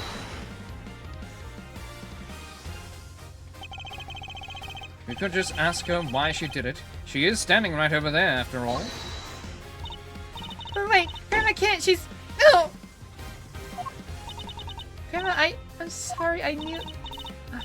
Exactly. If I didn't, everybody would have found out about what you did. He said he was going to charge you if I didn't help with their plan. He said he would. That he would. I just had to do what the auctioneer said. So, you were coerced into it, were you, Nurse Needler? And just to be clear, the auctioneer was Chairman Winner. I'm sorry, but I honestly don't know. The person forcing me to help him was the auctioneer, and they definitely looked to be about the same build as the chairman, but I never saw their face. There must be something. Any detail, no matter how small, will do. Oh, wait! Their mask didn't cover their whole face. And the part that wasn't covered had a tattoo on it. I remember that much for sure. They had a tattoo? A tattoo? Objection! You know,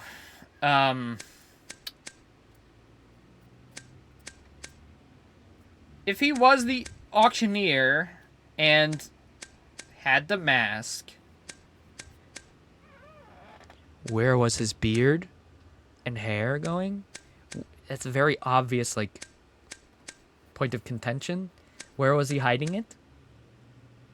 Like, wouldn't it have been obvious to everyone that he had a beard fucking going down to the below his middle body? How did nobody notice that? Why did no one notice this?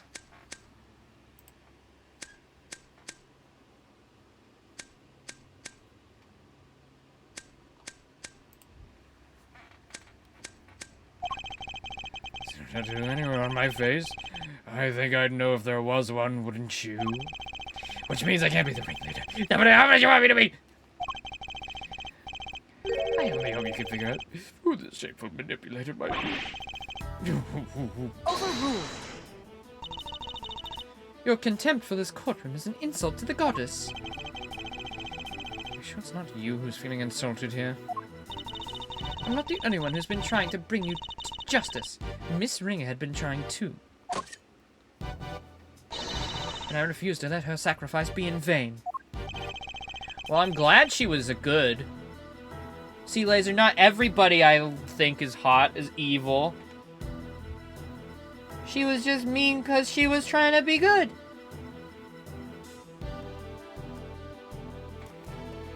My taste in women isn't always horrible.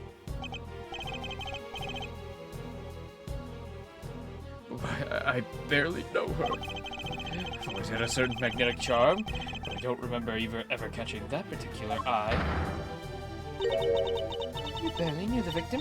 Why, I do believe that is a new statement. The goddess demands that you offer your full testimony on the record. And I know exactly how to get him on this. It's the burn mark that, yes, Laser pointed out again.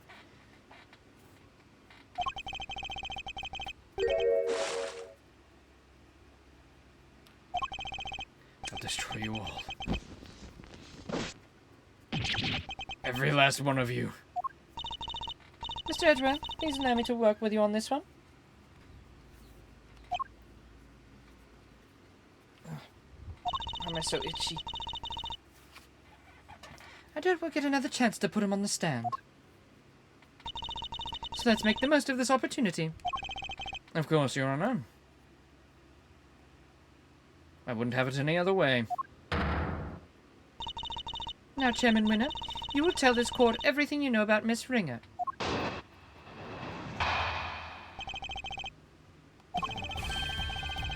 Young Rosie was a member of the committee, of course.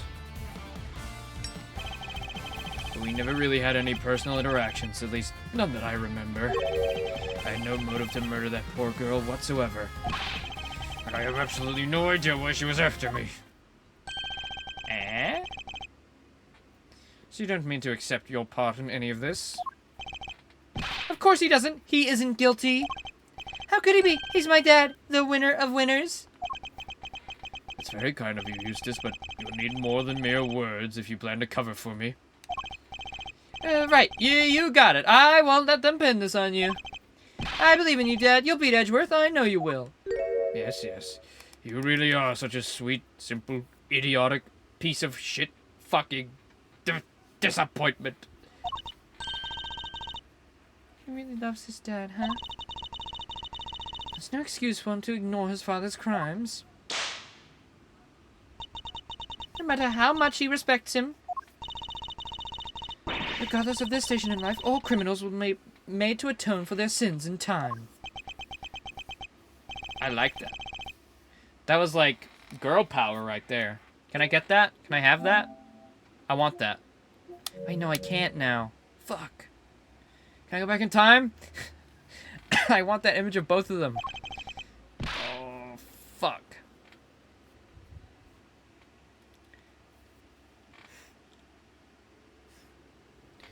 But it has to be done. We can't let his father get away with this.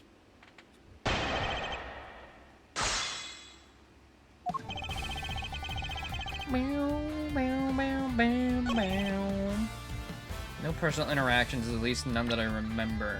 Oh, really? Is that true? Is that right? Is that accurate? No, we obviously gotta get him on the burn mark.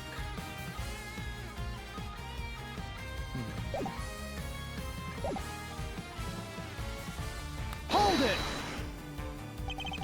So you're saying you barely knew the victim at all? That's exactly what I'm saying, my boy. Yes.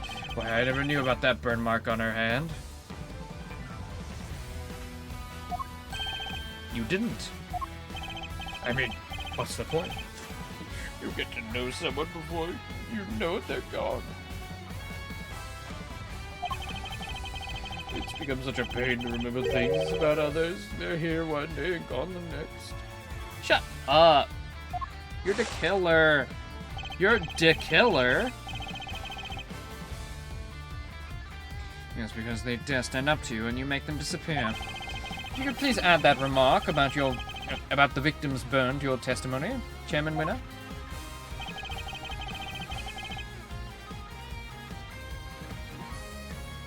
I didn't even know about that burn mark on her hand.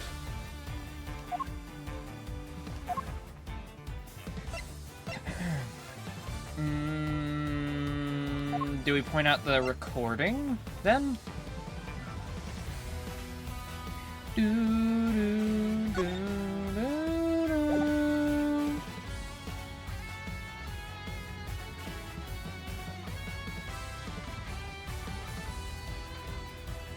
Let me press it. Hold it! You're sure you didn't know about the burn mark?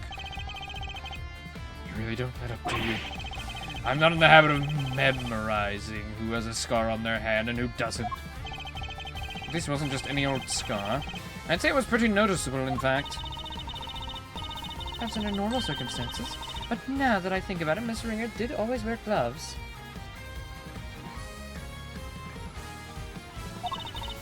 Truth be told, I wasn't aware of the burn mark until after the incident myself. His hands were covered by a pair of gloves. Makes sense, of course. People can be very self-conscious about such things. I can only sympathize being something of a sensitive soul myself.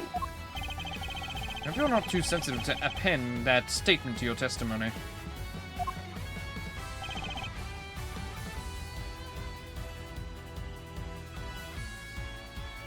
Hold it! So 2? You love how much bigger Edgeworth's hands are to Gavel's? I didn't even notice that. Please appear again, I want to see. So remember, her always wearing gloves? I mean, it was something of a trademark of hers, yes.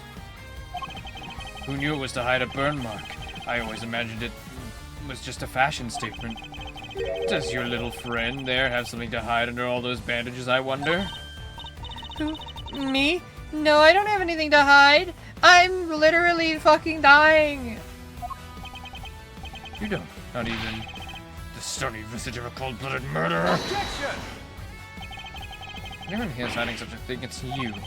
Don't expose your true face if it's the last thing I do. Okay, is the hair fake then?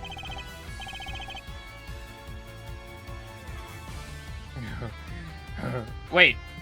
Wait a minute. The other wig. The other wig. The other wig. He's wearing a wig.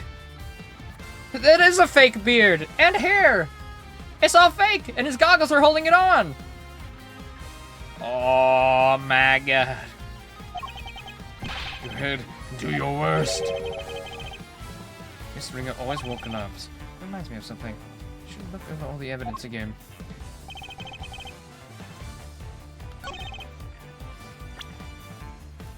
That reminds me.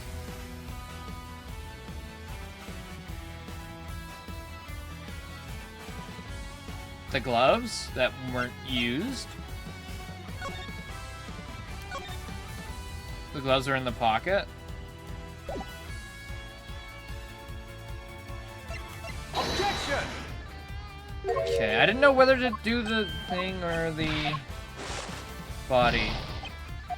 The body shows the gloves in the pocket. Oops.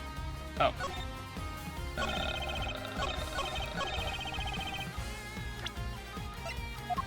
Objection! Okay, no.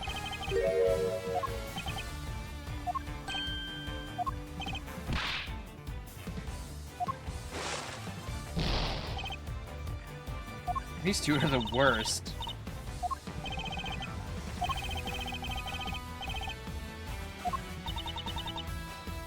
Yeah, why is Kay still fighting it? We've done so much.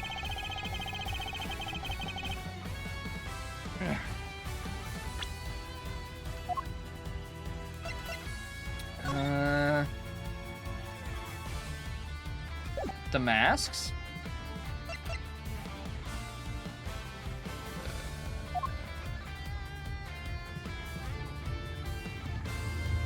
was wearing gloves, perhaps it was to hide that burn. And he did mention... maybe the deduction I made? Objection! No. Thought maybe it was gonna be, like, disjointed like that. No. No. Oh, no.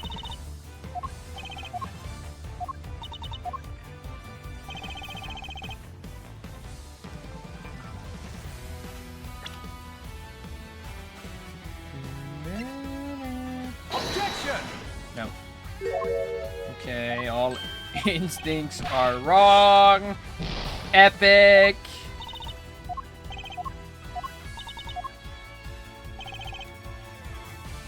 Hold Let me it! see what Edgeworth says again, because I think I might have...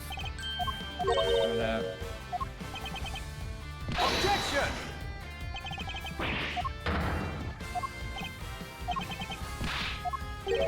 So Miss Ringo always wore gloves. That reminds me of something. Look over all the evidence again.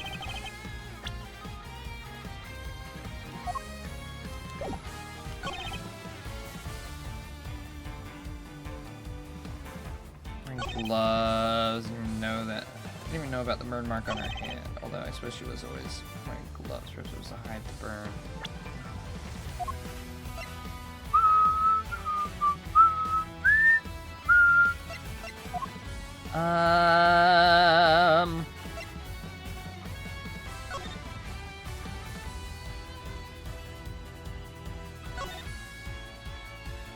So this is a piece of evidence now, too.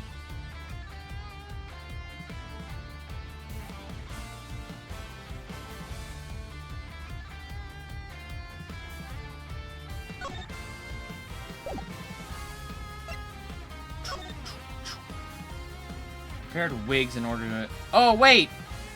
Oh, not the box! Oh, this! Objection! Oh, never mind. I was like, oh, I presented the wrong one, referring to what I was thinking. No. Shit.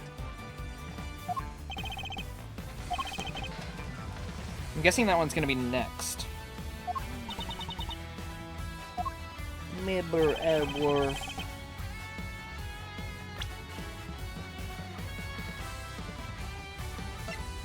It has to be this one. We had to do 2 deductions to get here, right?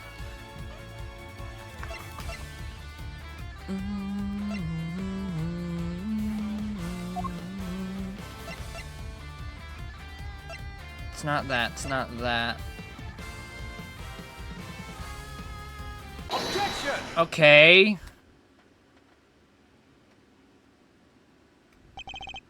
So Miss Ringer always wore gloves.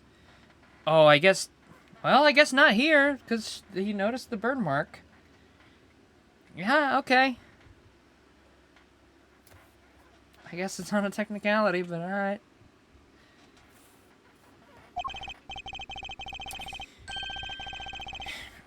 If she did, that raises a rather important question and highlights quite a contradiction. That contradiction, you say, really?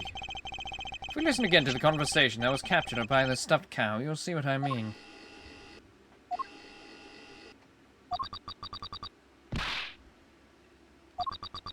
Can't hide that burn from me. Nothing to say for yourself? Waited so long for this day. Now I'll finally have my revenge.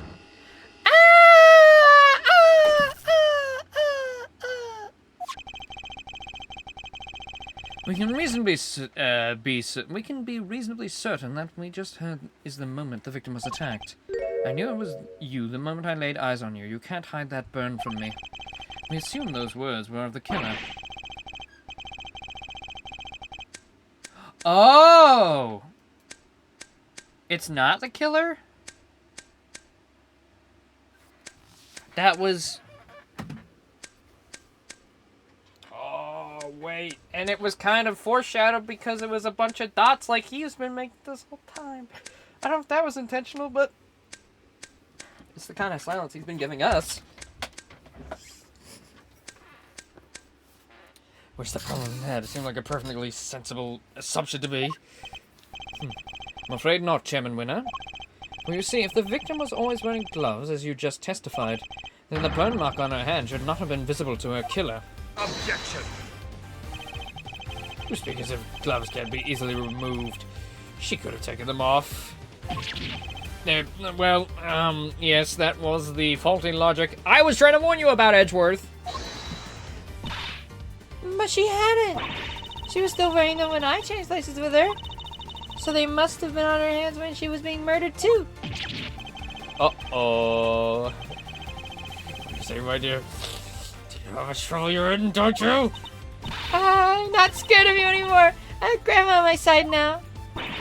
Now it's time for you to pay for the Piper winner, you dang devil. You big old bitch. You see? So you're both looking to disappear too? Not this time, Excelsius Wiener. The only person disappearing would be you. Objection!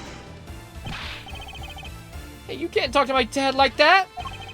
Who cares if the burn was covered up? Why does it even matter? Objection! Oh, it matters. Because it turns our little understanding of the burn mark on its head. What do you mean? What can the fact that the victim's burn mark was covered up possibly tell us? The murderer had a burn mark too. That was mistaken for a tattoo.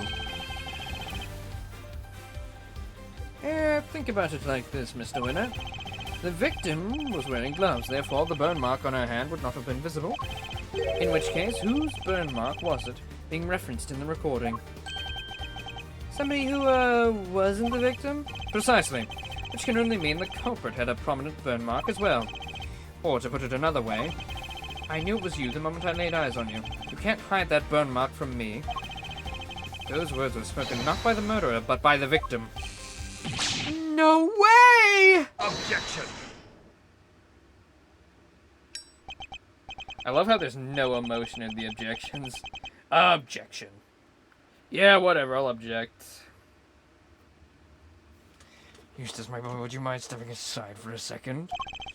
Look, it's nice to see you having fun with your little fights of fancy, but it's time to get serious. It's the murder of Edgeworth now. Really? Where? Your little theory will either take flight or die, depending on your answer here, I'm afraid. They're not messing around. I have to figure out where the burn mark was and fast. I wonder where it could have been. All the auction people were wearing disguises, right? Yes, and each disguise was different. Yet in spite of that, the burn mark was visible to the victim somehow, which means... Shall we? Enlighten us, why don't you? Where was the murderer's burn mark? I assume you have evidence?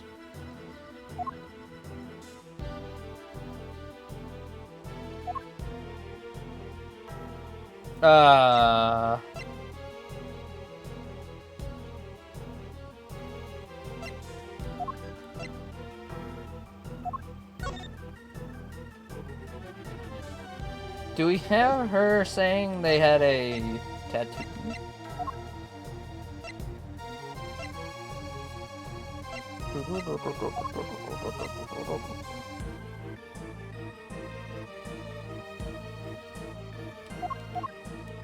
Take that!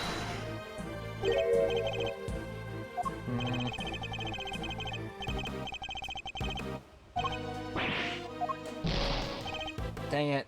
I'm pretty sure I'm right about that, but... How would the ringleader have looked when Miss Ringer saw the burn?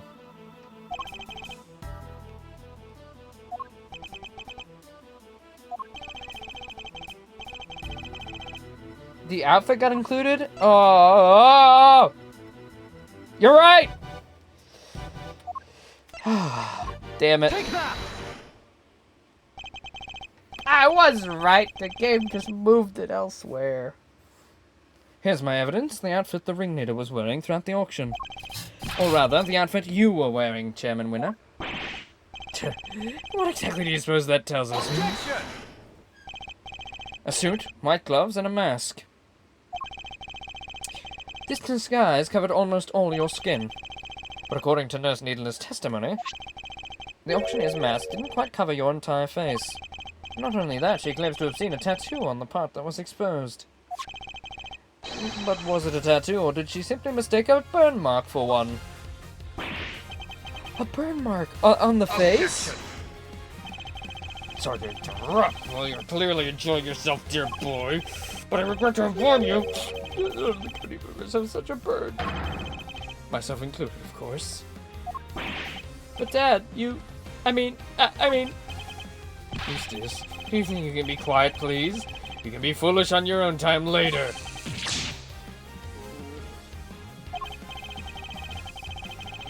You may be an annoyance most of the time, Mr. Winner, but on this particular occasion, I'm grateful for your presence. A reaction like that from you, his son, is as good as an indicator of the truth that I could have ever hoped for. And it gives me a much-needed confidence boost concerning another theory of mine, namely, who that one unexplained item belongs to. What's the matter with Mr. Winner?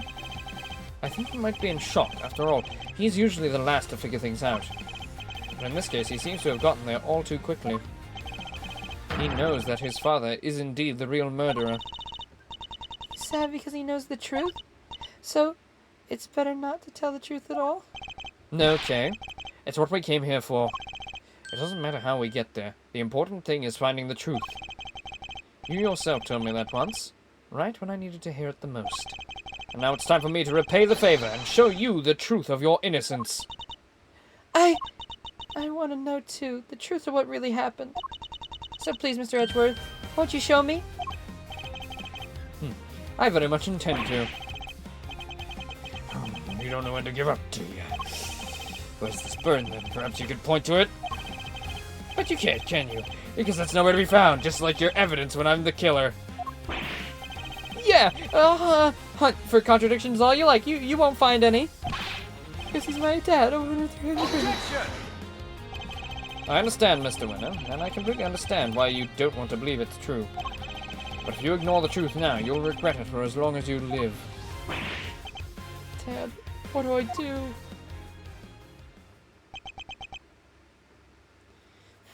I just don't understand it. How could I have raised such an utter buffoon? If you really wish to help your father, Eustace, you can try thinking on your own for once, you useless nitwit! But I try all the time, Dad. All I do is try. I went to the school you wanted me to go to. I aced every test. Look at my jacket. They only give these to valedictorian. I did everything you told me to. Worked like crazy. Graduated top of the class. Tried to be just like you. Win as many trophies as I could. Objection! This is all your ace tests. Burned to a crisp. You really are just a simpering simpleton, aren't you? Oh my god, he's fucking very evil. Those tests you aced, I had the school give you perfect scores on all of them. Those debate and speech competitions you won, the judges were all friends of mine. If you never realized that much, there's no hope for you, I'm afraid. You're no son of mine, even you must see that.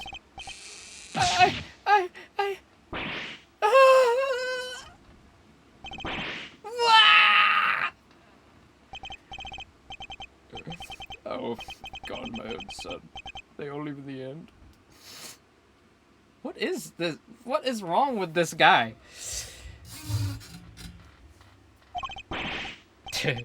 I mean, boo. Even when he was trying, he was failing, and he did it all for me. Then he should have tried harder. Disgrace. You don't deserve to be a father, and you certainly don't deserve to be a chairman of the committee. Even I feel sorry for the boy now. Poor Mr. Winner. Explain yourself, Chairman Winner. Just what do you think your son is to treat him in such a way? Utterly useless pawn, sounds about right. But you're one to talk verity. You tried to worm your way into my trust by using Eustace too. I cannot deny it. However, I have never thought of him as a mere pawn. He may not be a naturally gifted prosecutor, but he tries. In some ways, he tries harder than anybody. That's what I've witnessed during my time with him, yet you would call him useless? How could you? Objection! Oh, because he is, Verity, my girl. He is utterly incapable of doing anything I ask of him.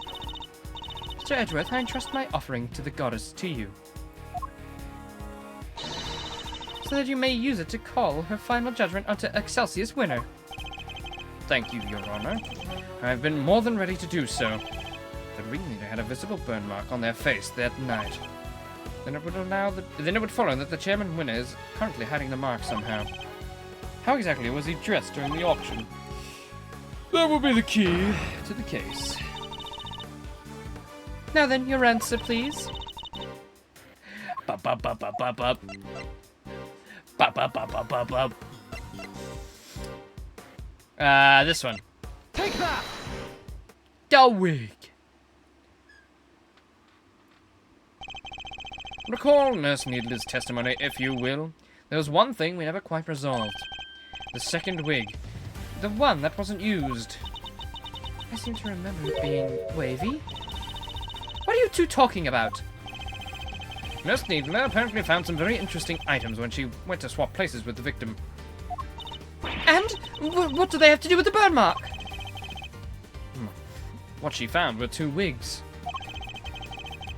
One was intended to make her look more like the victim, and what was the other one for? I don't suppose it was meant to be a spare.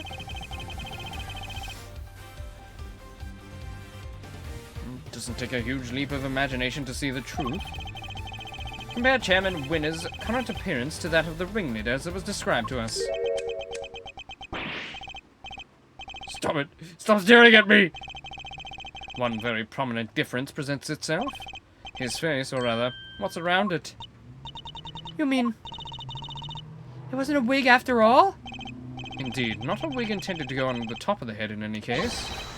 It was a fake beard all along, wasn't it, Excelsius Winner?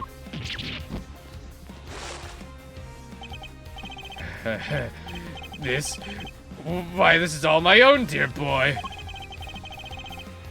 Oh shit, it's fucking raining. What the fuck? Whoa, whoa, whoa, whoa!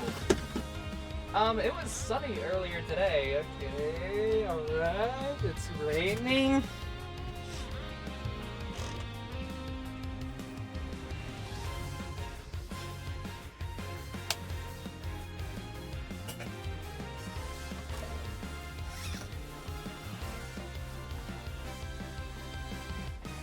Objection!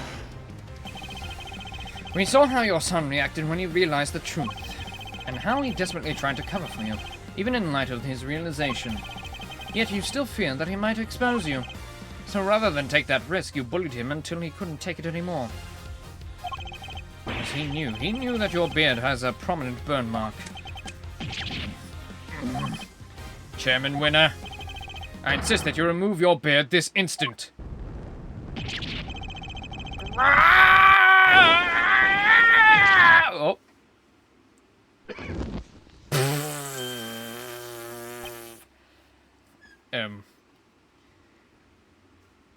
Well, this is awkward. There it is, the burn mark. Mr. Edgeworth, for bringing evil to justice before the eyes of the goddess, you have my thanks. No, thank you. I couldn't have done it without you. Excelsius Winner, in the name of the goddess, I hereby pronounce my verdict. In the matter of the murder of Miss Rosie Ringer, this court finds you guilty. Got him!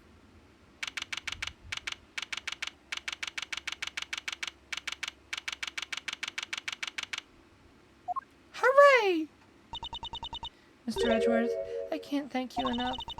You never gave up on me even when I gave up on myself. That was very kind of you. There's no need to thank me. As a prosecutor... No, as a friend. It was the least I could do. Okay, yeah, they didn't tie up everything. They really didn't tie up everything. Okay, so they're leaving that for the last one. Because we still need to know about what happened all those years ago to cause that rift. And if Lazer's right again, it's a Von Karma case. But I don't know. Would it be Von Karma? Would it be just strictly him? Might be before he was the top prosecutor, or the chief one.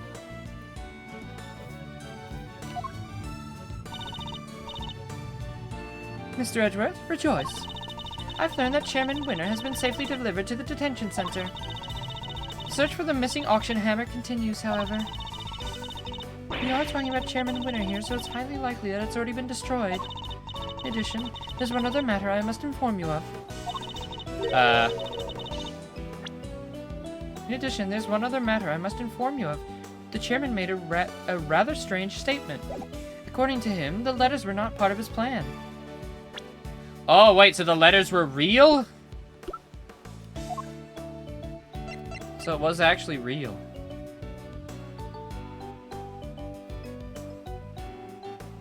Okay, that's interesting. What? How could that be?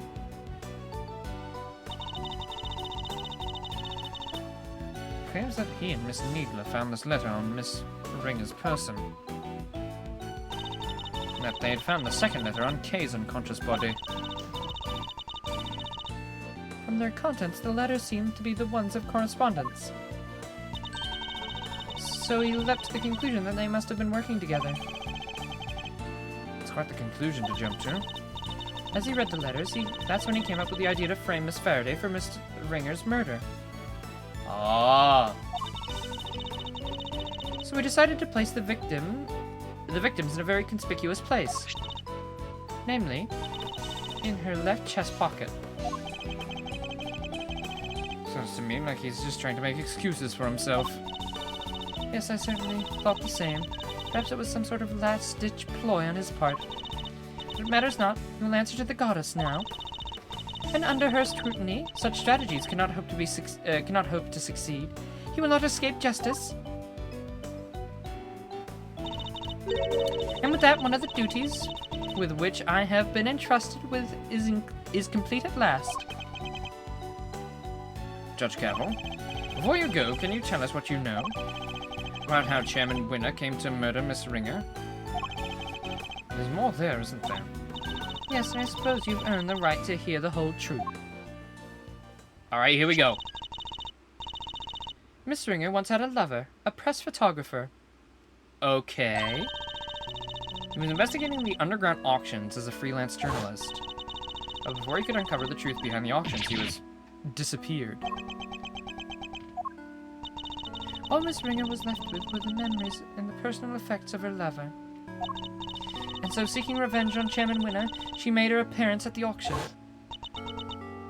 Unfortunately for her, her opponent struck first.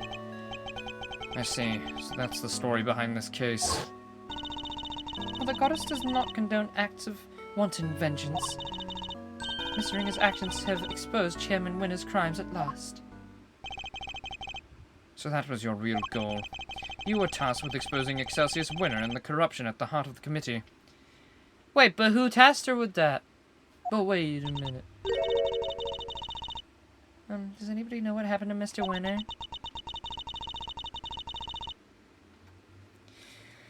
Mr. Winner this, Mr. Winner that. There's two Mr. Winners. Can you just say Eustace?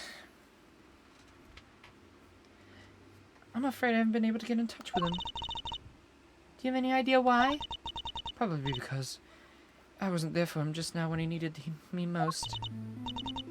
Oh, I really feel bad for him. Well, don't pity him too much. At least he knows the truth now. No matter how hard it might be, he'll need to learn to accept it. And if he can't, he'll never be able to move on with his life. Trust me. My father's influence isn't easily erased. But in time, he can hopefully try and change his ways. You're right. You've gotta be. Can I change too, I wonder? Can I move on with my life? Is she just fucked now? Is Kay just fucked? Is she never gonna be the same no more? Are you okay, Kay? How's the head feeling? I'm fine. Thank you. I'm so sorry, Kay. You were my patient.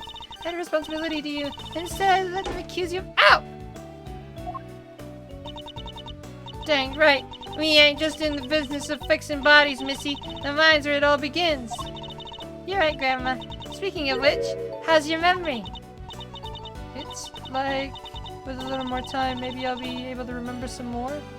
Okay, good. This is still kind of fucked up. Please forgive me, I'd better be on my way. I'm to preside over the trial of Fifi Lagarde in a bit. Bronco Knight case, Who's the defense attorney? Well, it was supposed to be Miss Ringer, but she's no longer with us. We're still in the process of finding her replacement. Miss Ringer was scheduled to represent Warden Lagarde. Of course, until we find Eustace, there's nobody to act for the prosecution either. In any case, I must take my leave. Wait, please! What about Mr. Edgeworth's badge? What's gonna happen to it now? Well, with the chairman under arrest, the committee's activities have been suspended for the time being. So to answer your question, it's complicated. It's all up to the goddess now. But... Don't worry about it, Kay. It's a consequence of my own making. I assume you do not mean to change your mind? Of course not. I chose the path of the truth, and I chose it willingly. With Chairman Winner out of the picture, justice is in the hands of the righteous once more.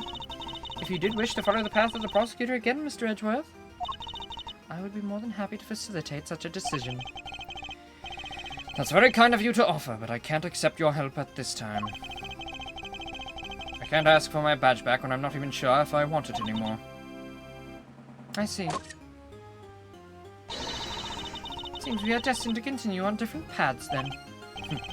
Well, I trust you'll keep my badge safe until the converge again. With all I have. In the meantime, I have here a token of the goddess's mercy. You may return this notebook to its rightful owner. Oh, maybe this will bring the memories back. Kay's promised notebook. Seems it was due to be sold in the auction.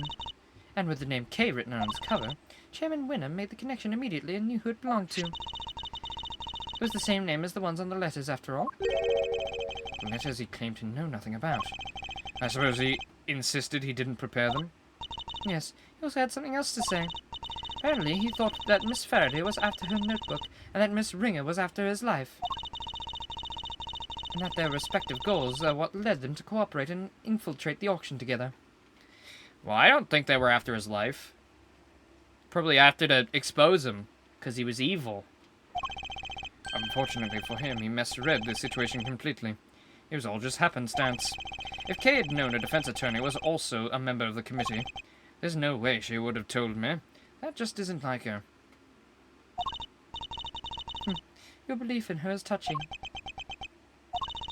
While the notebook did become a part of Chairman Winner's cover-up scheme, it also is a treasured possession of Miss Faraday's, which is why I'd like her to have it back, as I am sure would the goddess. Thank you. I pray that it helps her recover some of her lost memories. Well, Phoenix Wright did just kind of get them all back in one fell swoop, so...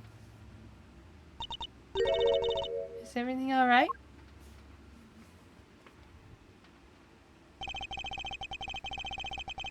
Judge Gavel wanted me to return something important to you. Whoa. POV, Edgeworth is giving you chalky milk.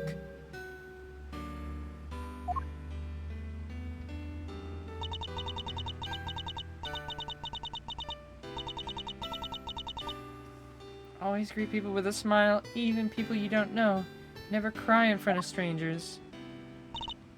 Hey, I won't fall down, Daddy! Yeah, I'm gonna keep all my promises. Be a real hero when I grow up, just like you. Oh wait, I forgot to write one down. Most important promise of all. Promise number 5. Always try your hardest to learn about the things you don't understand. I remember just how you said it, and now I'll never forget.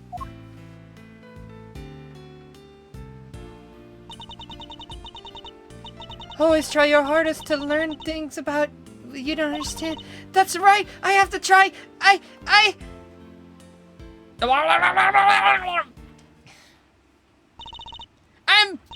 Kay Faraday, the great thief who'll do anything! Second Yatagarasi, an assistant to Mr. Edgeworth! Okay, is that really you?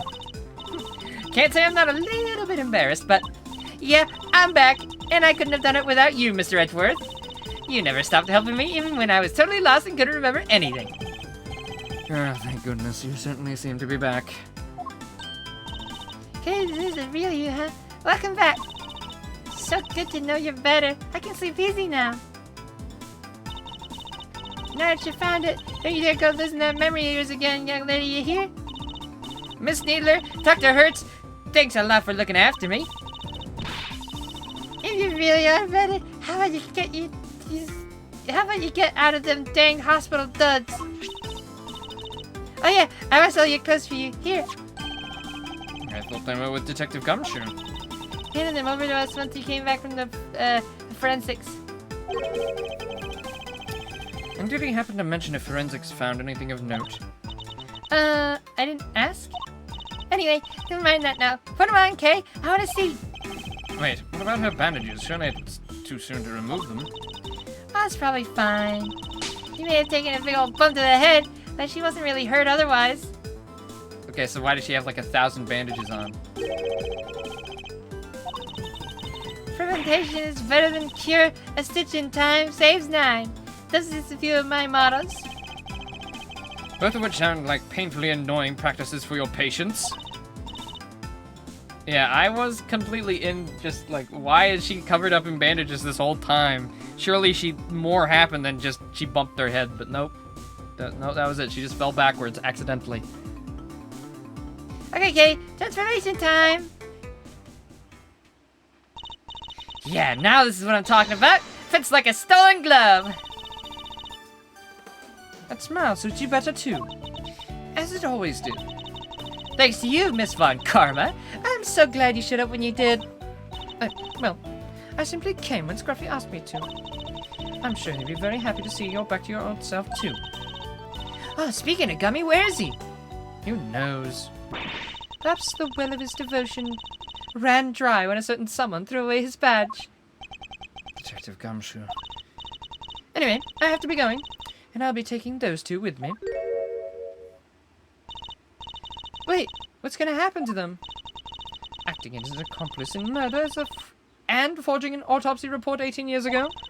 Their crimes can't be allowed to go unpunished. But the fact that Excelsior's winner coerced them into cooperating will, of course, be taken into account. Did you worry about us, Kay? As long as Grandma and me together, we'll be alright. Take care, Kay Faraday, until we meet again. Aw. Edgeworth just gave you your diploma from Clown University. That's good. So, Kay, I know you only just got your memory back, but I need to ask you some questions. Sure, ask away. What happened the day you lost your memory? What were you doing? Let's see. Well, somebody asked me to meet them at Gourd Lake. But I didn't know who it was. So there I was, looking up at the moon when somebody in a red raincoat started walking toward me. They must have drugged me somehow because that's when I fell unconscious. God damn it! So you're telling me Laser's even more right about the kidnapping? What the fuck? What is wrong with that boy? How is he doing this? This is fucked up. This is fucked up.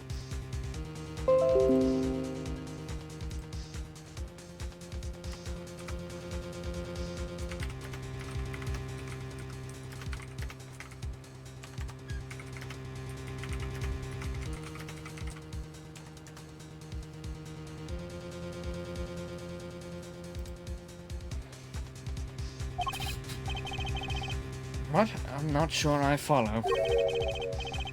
Kay was at Gold Lake, looking up at the moon. Anyway, when I came to, I was up on the roof of this building. I was in a daze and stumbling around up there when I saw the person in the red raincoat again, but they were lying on the ground. I was so surprised I stumbled backwards. And I was falling and everything went dark. When I came to the second time, I couldn't remember anything. The person in the red raincoat, who in the world were they? I'm sure they were walking in midair. Thinking about it's making my head hurt. Just breathe, Kay. You only just got your memory back. You're still confused. I imagine the root of your the root cause of your confusion is your memories of the two different locations. Oh yeah, your memories of the two different locations. Because the moon was on the other side. I imagine things are all mixed up in your mind because you were at Golden Lake one minute and then on the top of Big Building at the next. And because you saw the moon in both locations, your mind blended the memories. Huh? But those are totally two different places. I know I was pretty out of it, but I don't think I could have gotten those two confused that easily.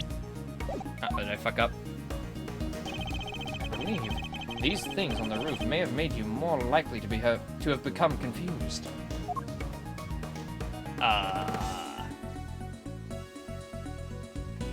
The confusing horse!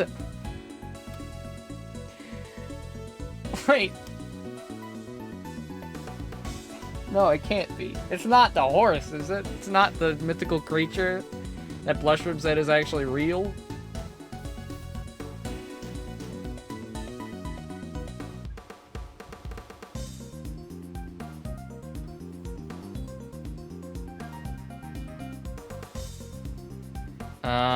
I don't know. I don't know! I thought it was more the moon. I believe these things on the roof may have made you more likely to have become confused.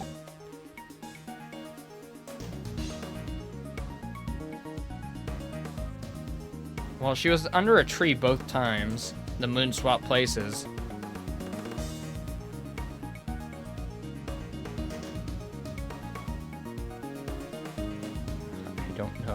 I don't know. I don't fucking know. If I present the wrong thing, I'm probably gonna get punished, too.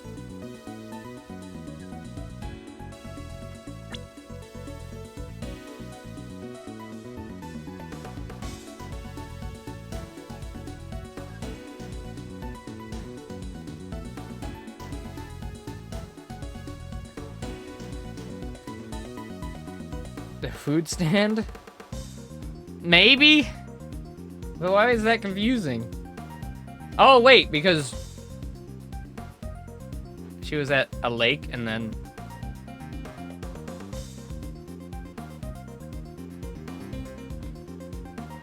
Oh, yeah, no, you're right. You're right.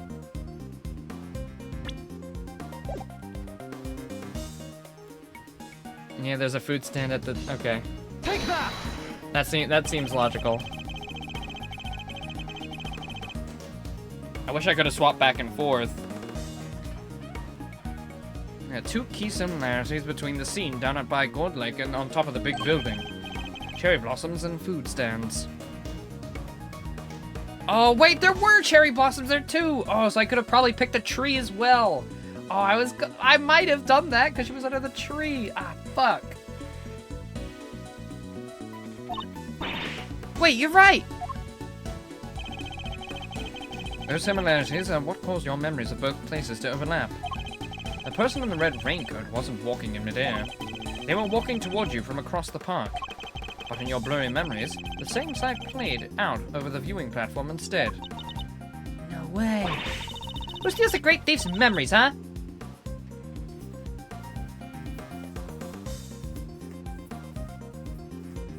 I already guessed that Big Boss the Killer was Aspy. What?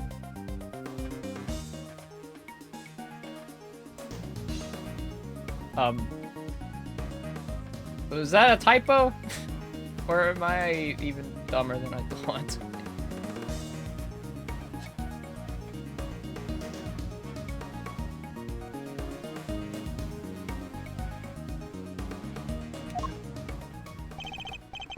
Even still, this doesn't answer the question of who attacked Kay in the park. Was it the person in the red raincoat?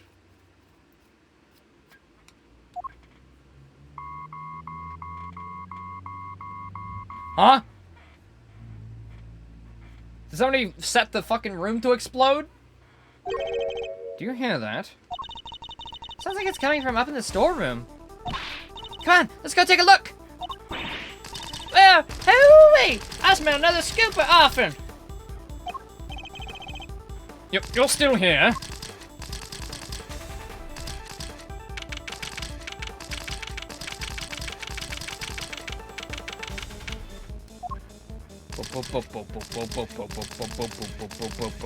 Oh, it's this thing! Wait. Laser. There's no way. You guessed this was the killer's thing as well, didn't you? No. Is he right about everything?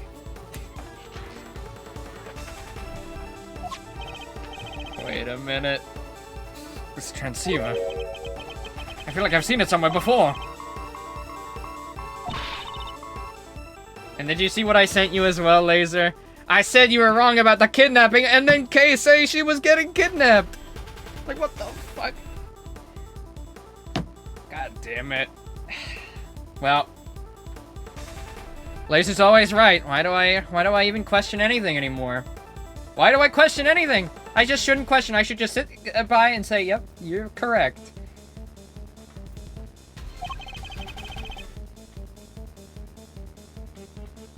Not good with technology. Come on, you have to pick it up. Fine, I'll do it. Beep. Hey, this is Edgeworth. Kay, if you could please refrain from answering strange calls from me. Mr. Edgeworth, I presume. I know that voice. Shelley the Killer. Congratulations on another case solved. Yet I can't truly say it's been fully resolved, can you? I'm sure you've noticed by now that there was a mastermind at work, orchestrating the entire incident. Oh. You know what? He did say at some point that it was going according to plan and that somebody was working above him. I did say that. I did catch on. Of course it's the killer. Of course! Who else could it be? We're gonna get to the end of this, it's probably gonna be the fucking dog. Like in Silent Hill 2, it's gonna be the dog from the precinct. He's gonna be the true mastermind, controlling everything. How do you even know about this case? That's not what's important right now. Let's focus on this certain individual for a time being, shall we? I have indeed been wondering myself if somebody else could have been involved. If not, how are we to explain the piece of evidence that proved so damning to Kay's case? No way, an evil mastermind. But who? Well, indeed. Perhaps you could share your thoughts. Are we gonna really work with a killer? What is evidence in question that points to somebody else's involvement? The fucking bullshit.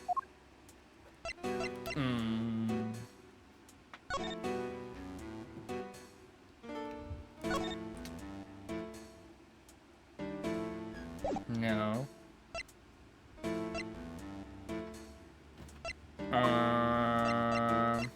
The plushie? No. The letters?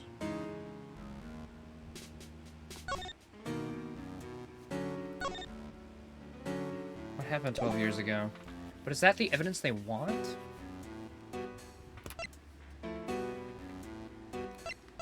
I want to be careful here. This is important. I think that's probably it.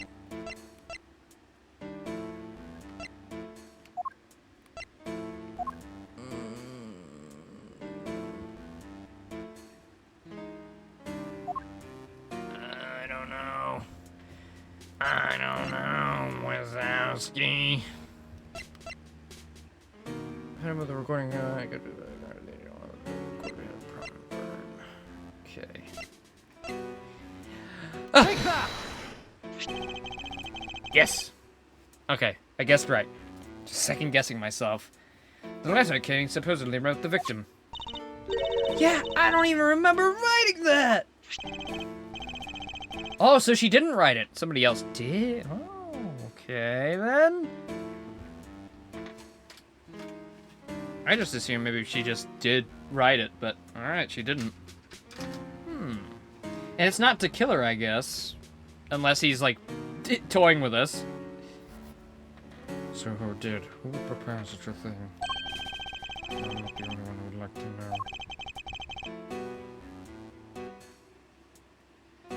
This is just the god of Ace Attorney, or he's just looking this shit up. Yeah, I don't know. This, you know what? Laser's got the fucking Ace Attorney guidebook sitting right next to him. He's like, I'm gonna blow these bitches' minds. I gotta make this look believable, so I make some mistakes.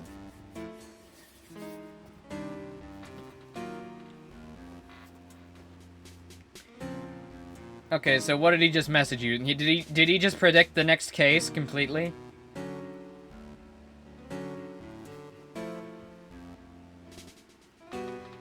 If that's the case, then don't fucking spoil it. He's completely got it.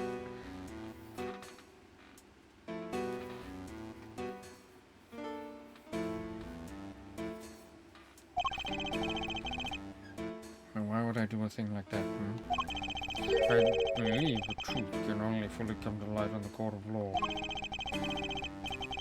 I won't spoil what Laser knows, but he knows. But he knows. Laser, I gotta admit something. I didn't watch the video. I forgot about it. I don't actually know what you said on that.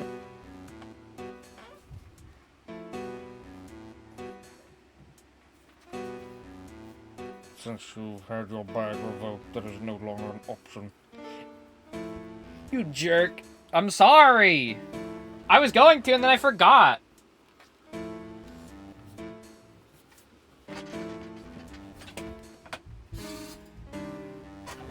I forgore. And also, now that I know you're right, I don't want to go and fucking listen to it, because then it's gonna spoil.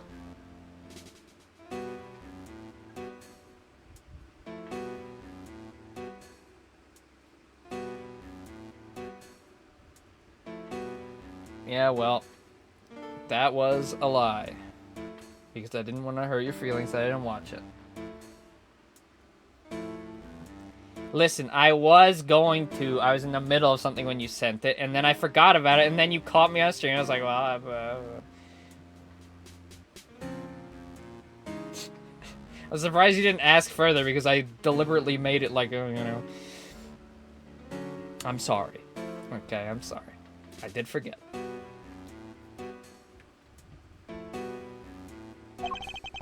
So how will it end? I, for one, will be watching from the sidelines with interest. He knows about my badge? One last thing. I do hope you won't betray my trust in you. I bid you farewell. Beep. What the heck did he mean by the case hasn't been fully resolved? And why is he so interested in us anyway? Everything is just one giant ball of mysteries. It seems we've only scratched the surface of this case. But even without my badge, I'm going to carry on doing what I can. Alright, Big Boss, is there anything Laser doesn't know about the next case? Or has he just completely... He just knows?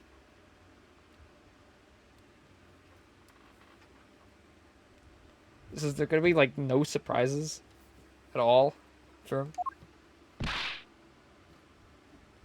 However this ends, one thing's for certain. Come what may, I will expose the truth.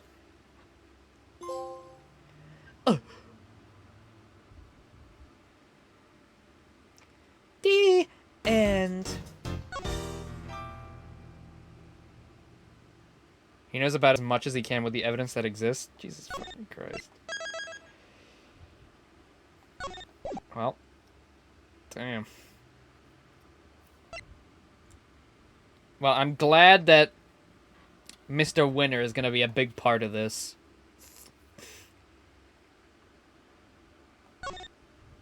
I love him. A bit more you can predict, but that's not much. Jeez. Alright. We're not going to do much of this. The stream is done, but we'll watch the intro. In the storeroom. What?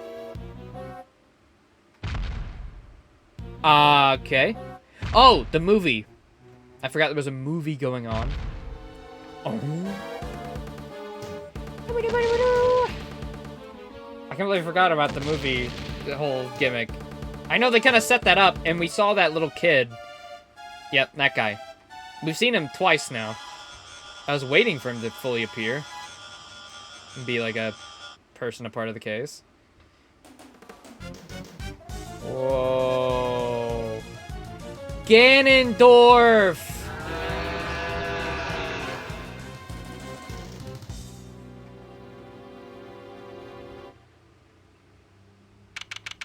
It takes place immediately? Wait. Isn't this immediately after what just happened? Okay. Wow, I'm pretty sure most other Ace Attorney games it's like, oh yeah, a few months have passed by. Instantly. So, what's next for the great Miles Edgeworth, huh? Gonna go kiss up to your boyfriend, Mr. Ratton? Wait, are you serious? You're not being a prosecutor no more, ain't you? Yes, I am. No longer a prosecutor. It's hard to believe. And yet... Can't stop thinking about what Mr. DeKiller said. Me either. Congratulations on another case solved. Yet I can't truly say it's been fully resolved. Can you? This isn't over. We still don't know who the mysterious figure in the red raincoat at Gold Lake was. Or who really wrote that letter. We've been dancing around somebody else's tune this whole time, but whose? Well, Laser knows, so... Too bad he's not in the game. Still can't let it go, huh? You're like a dog with a dang bone. Both of y'all are. But I got me some reporting to do, so I'll catch you some other time, I guess. Wow, you have a news story to chase already? Are you trying to patronize me, girlie? You bet I got a new story more you can shake a stick at.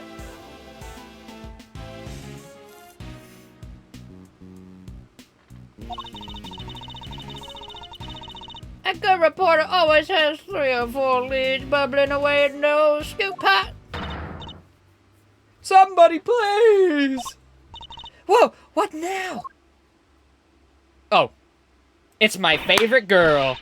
Please, you have to help me! Do I know her? What's the matter? Has something happened? There's a body. It looks like a monster might have. Monster? Well, I'll be. Anybody else smell sweet, smello scoop soup? This way, hurry! What the fuck is that? Run! Hold on, wait a minute. Are we gonna just blow past what Lotta Hart just did? Alright, we'll see who it is. We'll see who's dead. And then... I'll end. What's happened now? What indeed? I suppose there's only one way to find out. So this case is the one with Phoenix Wright appearance? I need to find him.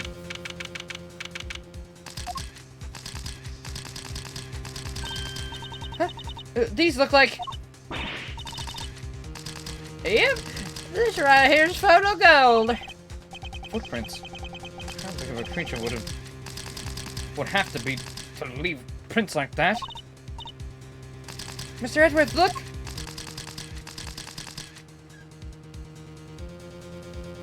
The president got killed for real! Oh! Shilong Lang, what's he doing here? Wait, the guy on the floor, that's... No.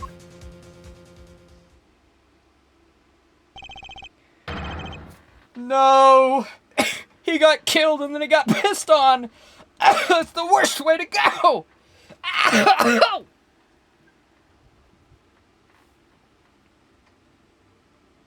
Bro really got fucking ganked. It's piss! It's piss! He got pissed on!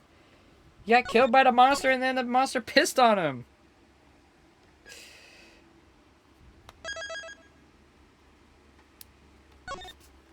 Why did it start a new save file? What? Okay. Well, there you go, everybody. We're gonna have to leave that there. Yep, we're gonna end it there. And listen, Laser, you already know what happens. You don't need to see anymore. Listen, Laser, you basically, you don't even have to fucking watch the rest of the streams. You already fucking know everything that's gonna happen. I'm kidding. But yes, so we are going to be doing a... Oh, do I want to do that today? I don't know. It's already 5:30. It's already too late for you guys. Maybe we should do it tomorrow. I don't know. I don't know! What do you guys think? You want another stream today, or no?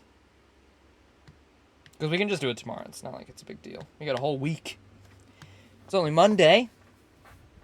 We got more days. Do a double stream tomorrow instead. Could be worth it.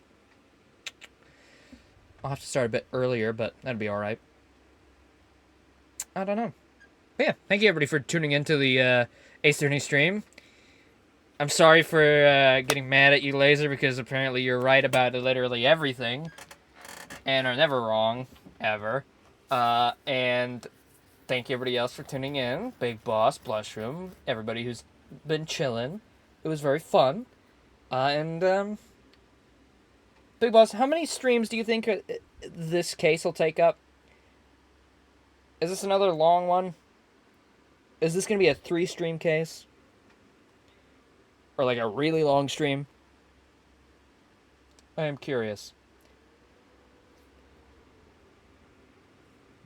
Because that last one wasn't too bad.